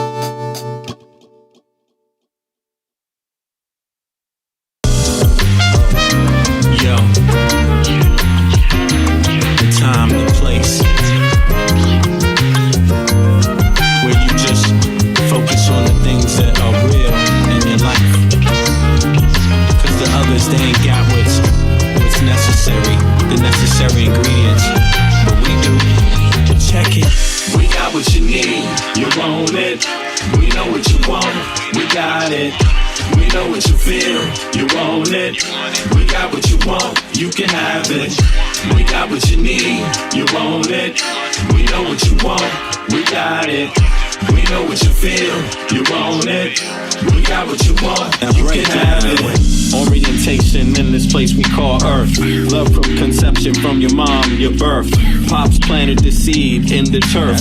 From there, you must find out what life is worth. Grew up learning your do's and don'ts before working on your motor skills, working on your coordination, right? And orientation to what your life. The brand new thing, so gentle the soul. We're capturing in this distance the alphabets the kids sing. They celebrate when it's time to go outside. As you get older, you learn to let all the troubles in your life just glide away. Stay focused, keep it smooth, keep you cool. Things in life can make it get rude. If you let it, don't let it. If you let it, don't let it. If you let it, don't let it. If you let it, don't let it. If you let it, let it. Don't let it, what? If you let it, don't let it, let it. If you let it, what? Don't let it. If you let it, don't let it, let it. Don't let it. We got what you need, you want it. We know what you want, we got it. We know what you feel, you want it. We got what you want, you can have it. We got what you need, you want it. We know what you want, we got it. We know what you feel, you want it. We got what you want, you can have it. Check it. We embark on this journey to your soul. We wanna have a good time. We embark on this journey to your soul. We wanna have a good time. We do something that you know you can't deny. We're just slipping in and out on a journey, you and I, on a mission to salvation. Our spirit be our transportation. We think you'll do a little love and that is true. For real, we bring something that you know you can't deny. We're just slipping in and out on a journey, you and I. Bring it.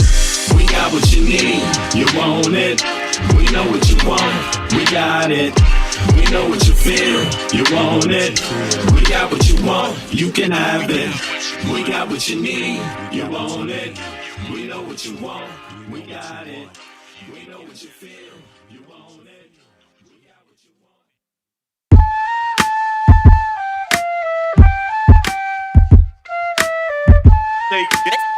Say, Take heed. Take heed. Take heed. Take heed. Take heed. Take heed. Take heed. Take heed. Take heed. Take heed. I traveled the globe just to gain perspective. The theory of relativity applied. Of course, it took a while to decide how I should proceed, but either my life is truly based upon need. So I move forward with more deliberate speed. Smash corny motherfuckers that stuck on greed. My seed is worth more than $1 million in future stock. The goal is to break the safe, the padlock. Mad cats can't stop it, need a rocket. Your style is boring and cold, mine is tropic. Battles you want, commit, you'll change the topic. My partner stood there to put your beat in the pocket. So this nigga here can proceed to destroy your stereotypical pop rap gangsta ploy. Not hating on niggas from the ghetto, but I'm hating on copycat rappers from the meadow. They procreate bullshit without paying a price. That's like talking about CeeLo with no dice. I drink milk, but that's about it. I won't compare dairy MCs to dope shit. I want you full undivided in this here place. We came to entertain and to educate your bum ass niggas and your non-believers. You know we change your membrane every time you see us. The others can't stand the way we make away ease. The way we get love from the finest ladies. Oh my son, oh here comes another one. I'm about to take it to the place that lies under the sun. Style witty, come from Chocolate City. Today I'm on the march with I invited 1 million from the Million Man March to stomp on fake gangster rappers so they don't need starch.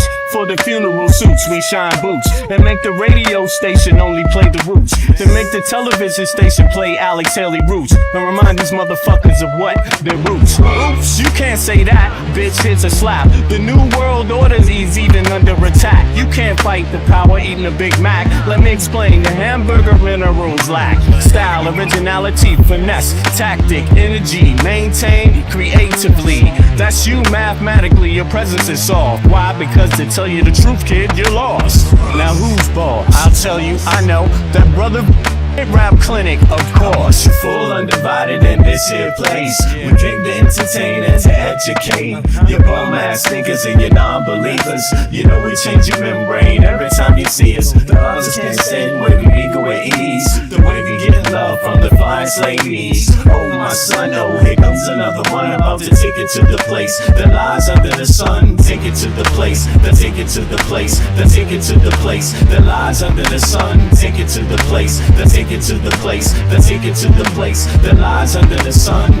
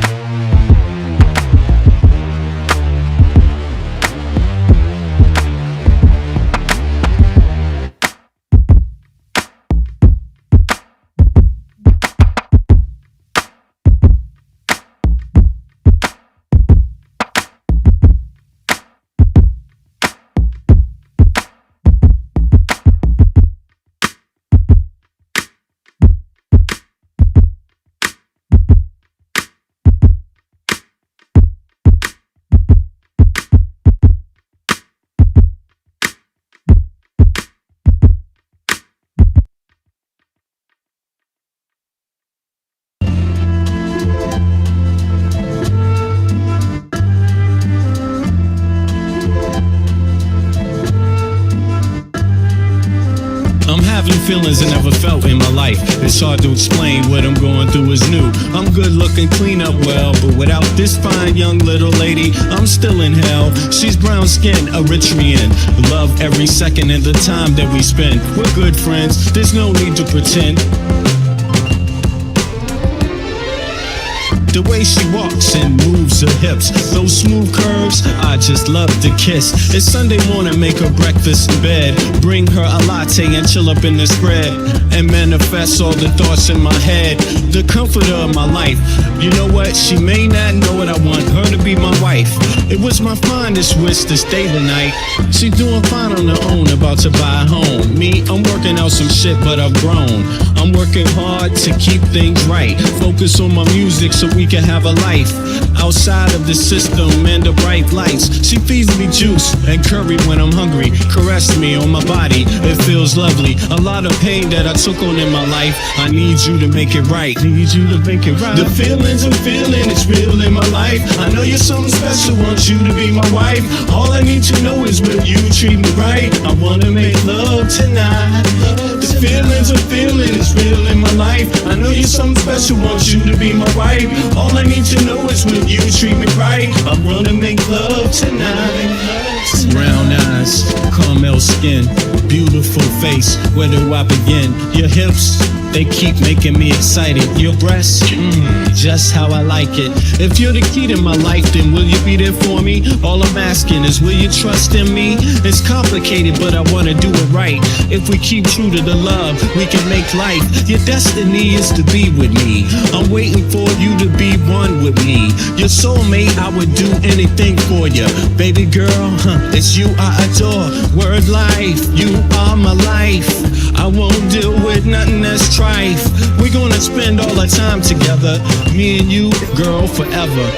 The feelings I'm feeling, it's real in my life. I know you're something special, want you to be my wife. All I need to know is will you treat me right? I wanna make love tonight.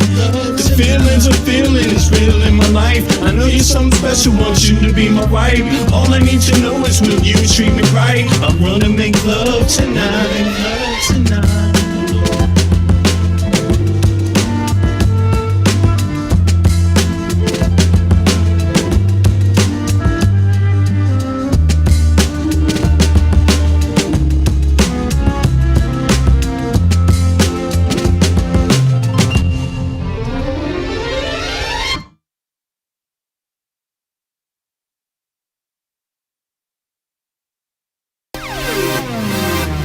You're all I need. All I need. You're all I need. All I need. Get off the train at Pennsylvania Avenue. Saw this beautiful honey and guess what I do? I asked where she was going and she said to work at this expensive law firm where she is the clerk. She just moved to the city when she finished up her bachelor's. She's going to Georgetown to get her master's. I was impressed. What about you? My life's a mess. My dog just ran away and lately I've been depressed. Came downtown to go to the National Museum. I think about 2:30 you can see a film. If you wait a second, I could walk you there. It's close. I said I like that a lot and right now you're the most. She started to tell me of how she dreamed of moving to the city. And the day is beautiful when the night is pretty. That's two things then. Then I hit her with a grin. Right then, I knew that something special would begin. The way she moved, it's only one thing up in my mind. But I maintained the vibe like a brother on the grind. She gave me the digits and said, call me sometime. And you know I'm going through it cause she's looking so fine. Downtown honeys look so damn nice. They looking so nice, you have to see them twice. Uptown honeys got a whole nother thieves. They like to dress rough, but they know how to please. But capital city honeys, man, they know they the best. They keep it real smooth and they know how to dress. Them DMV honeys got a whole nother style. You might get the digits, but then they act wild. When I wake up in the morning, it's all I see. No matter if I'm hanging out uptown or in DC, you're all I need. You're all I need.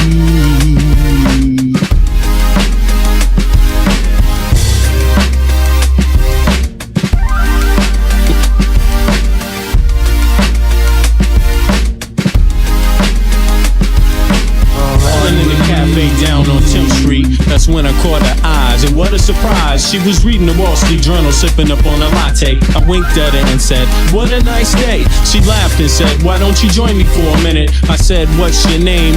Mine is Bennett. She said, mine's is Sherry, I think I'll have a Sherry. She said, we can both have one, there goes the Blackberry. Seeing she was busy, I said, how about a rain check? I'll give you my number and later you can check. She said, bet. Around 7 I got a call from this honey. It's Sherry, I think we need to meet, I think it's necessary. I went out to her, she lived in Rocky Park. I'm thinking this is the place where they do it in the dark. I stepped up to the gate, rang on the front door. She came out, I'm thinking, damn, Sherry looking raw. She gave her brother a smile, we welcomed me in. She took me to the room right next to the den, and then the making fresh love can begin. That's when the making fresh love can begin. When I wake up in the morning, all I see, no matter if I'm hanging out uptown or in DC, you're all I need.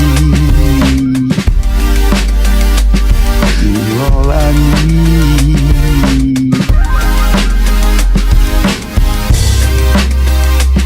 You're all I need. All I need. Downtown honeys look so damn nice. They looking so nice, you have to see them twice. Uptown honeys got a whole nother thieves. They like to dress rough, but they know how to please. But capital city honeys, man, they know they the best. They keep it real smooth and they know how to dress. Them DMV honeys got a whole nother style. You might get the digits, but then they act wild. When I wake up in the morning, all I see, no matter if I'm hanging out uptown or in DC, you're all I need.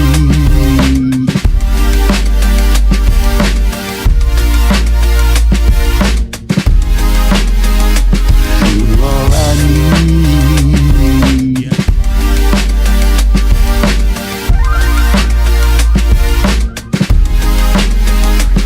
You're all I need.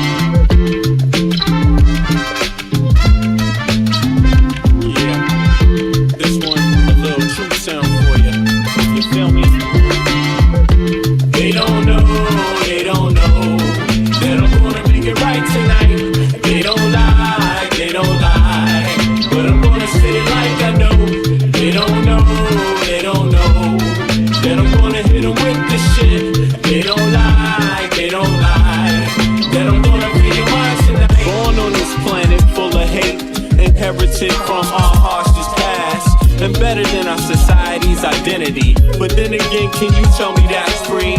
They explain to you what your mind should perceive, suggest things they want you to believe, like your skin color dictates your race. They're calling you an idiot to your face, like life is much more simple than that. We're all slaves and the cards are stacked, while we fight over problems we can fix. Industrialists turn our kids to addicts. The television does a job, introduce you. The radio's right there to seduce you, keep you locked on the wrong damn track. Cigarettes is just legalized crack. They want you to catch a damn heart attack. They want you to catch a damn heart attack. What? Stop believing in the flag, it's a trap. Cause men rule this world, that's a fact. They don't know, but I'm gonna make it right tonight. They don't lie, but I'm gonna say it like I know. They don't know, that I'm gonna hit them with this shit. They don't lie, that you're gonna free your mind tonight. That you're gonna free your mind tonight. That you're gonna free your mind tonight. That you're gonna free your mind tonight. If you see a man that needs help, then help a brother. If you see a sister on her own, still love her. Cause life is about how you choose to see it. but you gotta teach people how to learn to see it. The planet's been through suffering many times. We propagate many wars many times. The people need to wake up and stop accepting deceit from their own government's deception. You can't blame the people for needing protection from the government's bad reputation. We need to sing a song called Free the Nation, cause we done had a whole lot of separation. Racism, classism, nationalism, based on keeping people out on the plantation. That's the plan, no doubt, cause rich people got a plan, no doubt. If you still don't understand and believe that we are all one from the same mother, and respect each woman and man with the same consideration you would like to be given on a daily, then you need to retire so the new generation can take over and show you how to live and govern this place we call Earth home.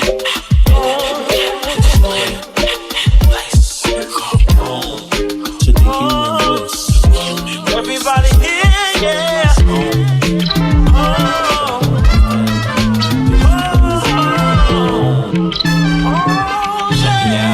They don't know, kid.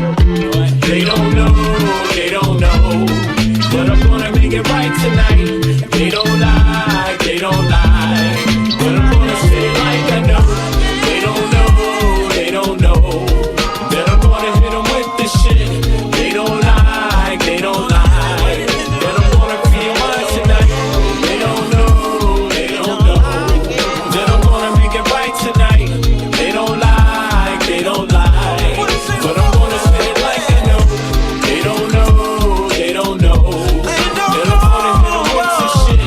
They don't lie, that I'm gonna be mine tonight.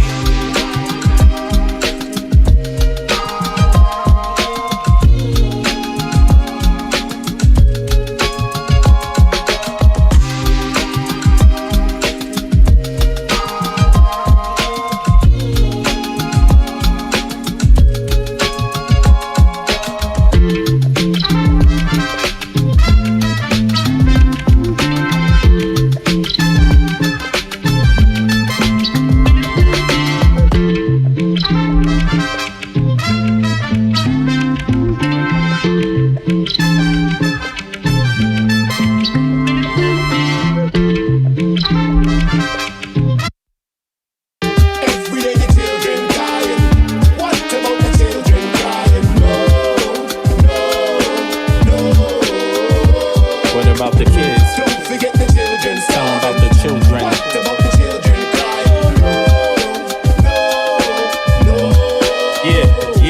Yeah. Digging, scratching, working, struggling, hoping.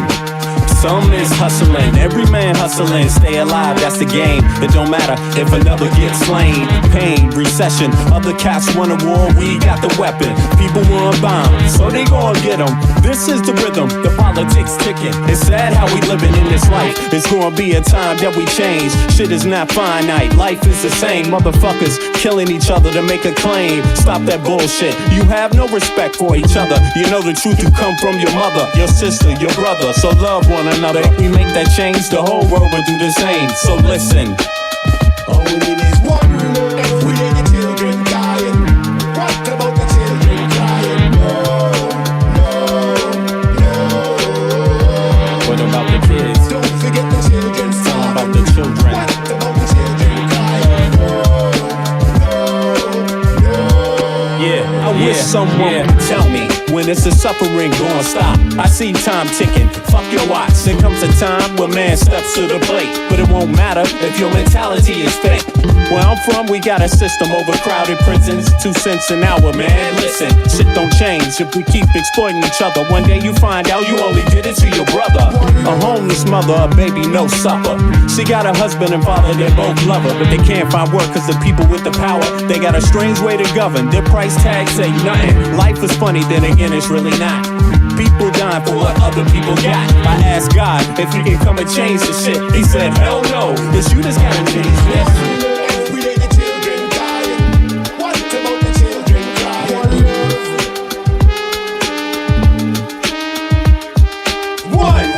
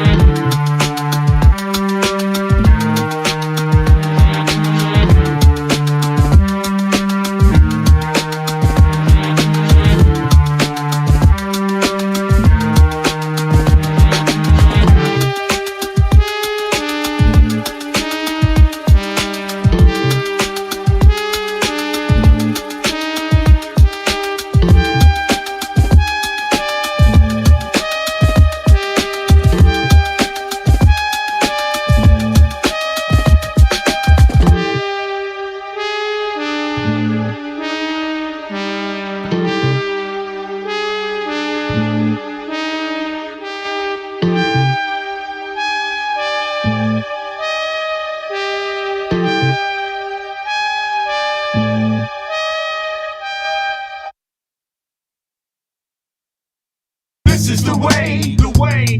No, everybody just keep on tuning into the shit we say, the shit we say. Keep acting real good, homegirl, and yes, you can get it today, you can get it today. No, everybody just keep on tuning into the shit we say, the shit we say. You can have it your way, your way. Shazam, out of the cut, homie, I'm back. Sir, get a hit a brother with a crunk track. Honey, shake their bumps, cause they know this shit's crack. Go to Cameroon and kick it with my brother Jack. Don't work too hard, man, you'll catch a heart attack. If the papes come, yo, I will flip it. I'm the same brother and I still get lifted. Find that rolling paper and some skunk, I'll twist it. And yes, give me that mic, man, I'll rip it. See that fly honey in my hat, I'll tip it. Check this cognac in my hand, I'll just sip it. All this shit you talk, you must be flicked it. I try to tell them I'm not sick, I'm just addicted to that hip hop that drops and then I cop. Things get funny when you're standing on the top. You don't believe me? Then ask Biggie Smalls. This is the way, the way. No, everybody just keep on tuning into the shit we say, the shit we say. Keep acting real good, homegirl, and yes, you can get it today, you can get it today. No, everybody just keep on tuning into the shit we say, the shit we say. You can have it your way, your way. We came a long way and went through hard days. Even if the shit's hard, it's just a phase. Nowadays we write music and smoke haze. Through the pain and suffering, create a new craze. You can treat us bad, but we just laugh and make mo. Celebrating life, that's what we came for. So just shut up, get up, and shake your damn butt. Some can't get the groove, and so what? Listen, ma, it's your boy. And yes, I'm calling in. Every little thing's gonna be alright, cause I got me and all my friends. We gonna elevate your mind, make love with the rhyme. Can't fight love with hate, hip-hop, no debate. Make your body gyrate to the vibe that's great. You will not infiltrate if you're filled with hate. Wait a minute, think about it and then get right to it. Exercise your plans in life, it's like fluid. Dissect your barriers and move right through it. Maintain yourself in the rhyme and stay true to it. Come on, don't look stupid now, you knew it. Spreading love around the world, that's how we do it. This is the way, the way.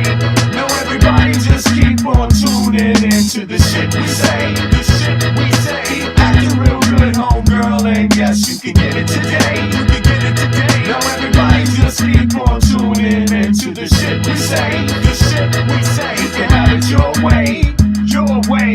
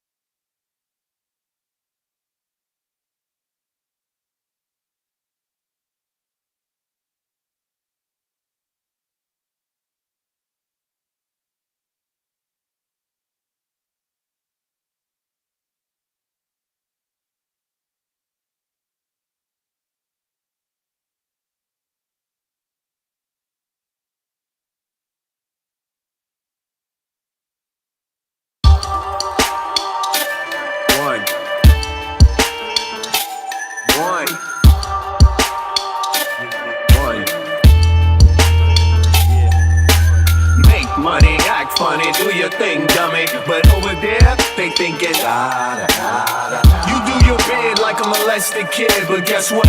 They still singing, make shit happen. I was born for this rapping, all this backstabbing in the hell you can't imagine. Hands and titties and yes, the ass cheeks clapping. All of this sweet things lead to digits on a napkin. See, I got feelings, but they all balled up. I'm kinda fucked up, but for real, that's what's up. I'm really shy, but then I don't know why. I know I'm going to die, but first I wanna get high.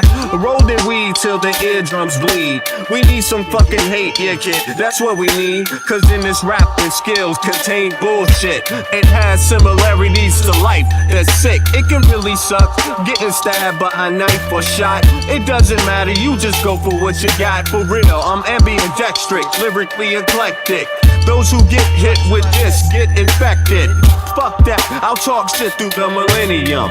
Do my part for this world ruled by Satan. I'm not faking, but there's something funny tasting. They baking in the sun, watching this shit get taken. All nations, so don't even get it twisted, son. Stop battling, man, stop the tail rattle, son. Cause our fate in the human race is like cattle. Cats be doing shit with their lips like babble. Make money, act funny, do your thing, dummy. But over there, they thinking, you do your bid like a molested kid, but guess what? They still singing, come here, Sonny, I wanna know why you're rapping. You say it's hip-hop and think the conversation stop, but it won't, cause you don't know the do's and don'ts, homie. You're supposed to use the shit for your real feelings, see? Like what you afraid of, you afraid of love? Stop the indifference, kid, there's only one above. Rapping is easy, but the fools, they fuck it up. They try to put the focus on a fat hoe's butt, but on the real, you're like cocaine with a lot of cut.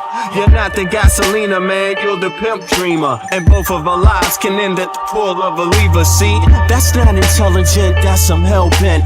But here on this planet by the ones that implement, make money, act funny, do your thing, dummy. But over there, they thinking, you do your bid like a molested kid, but guess what?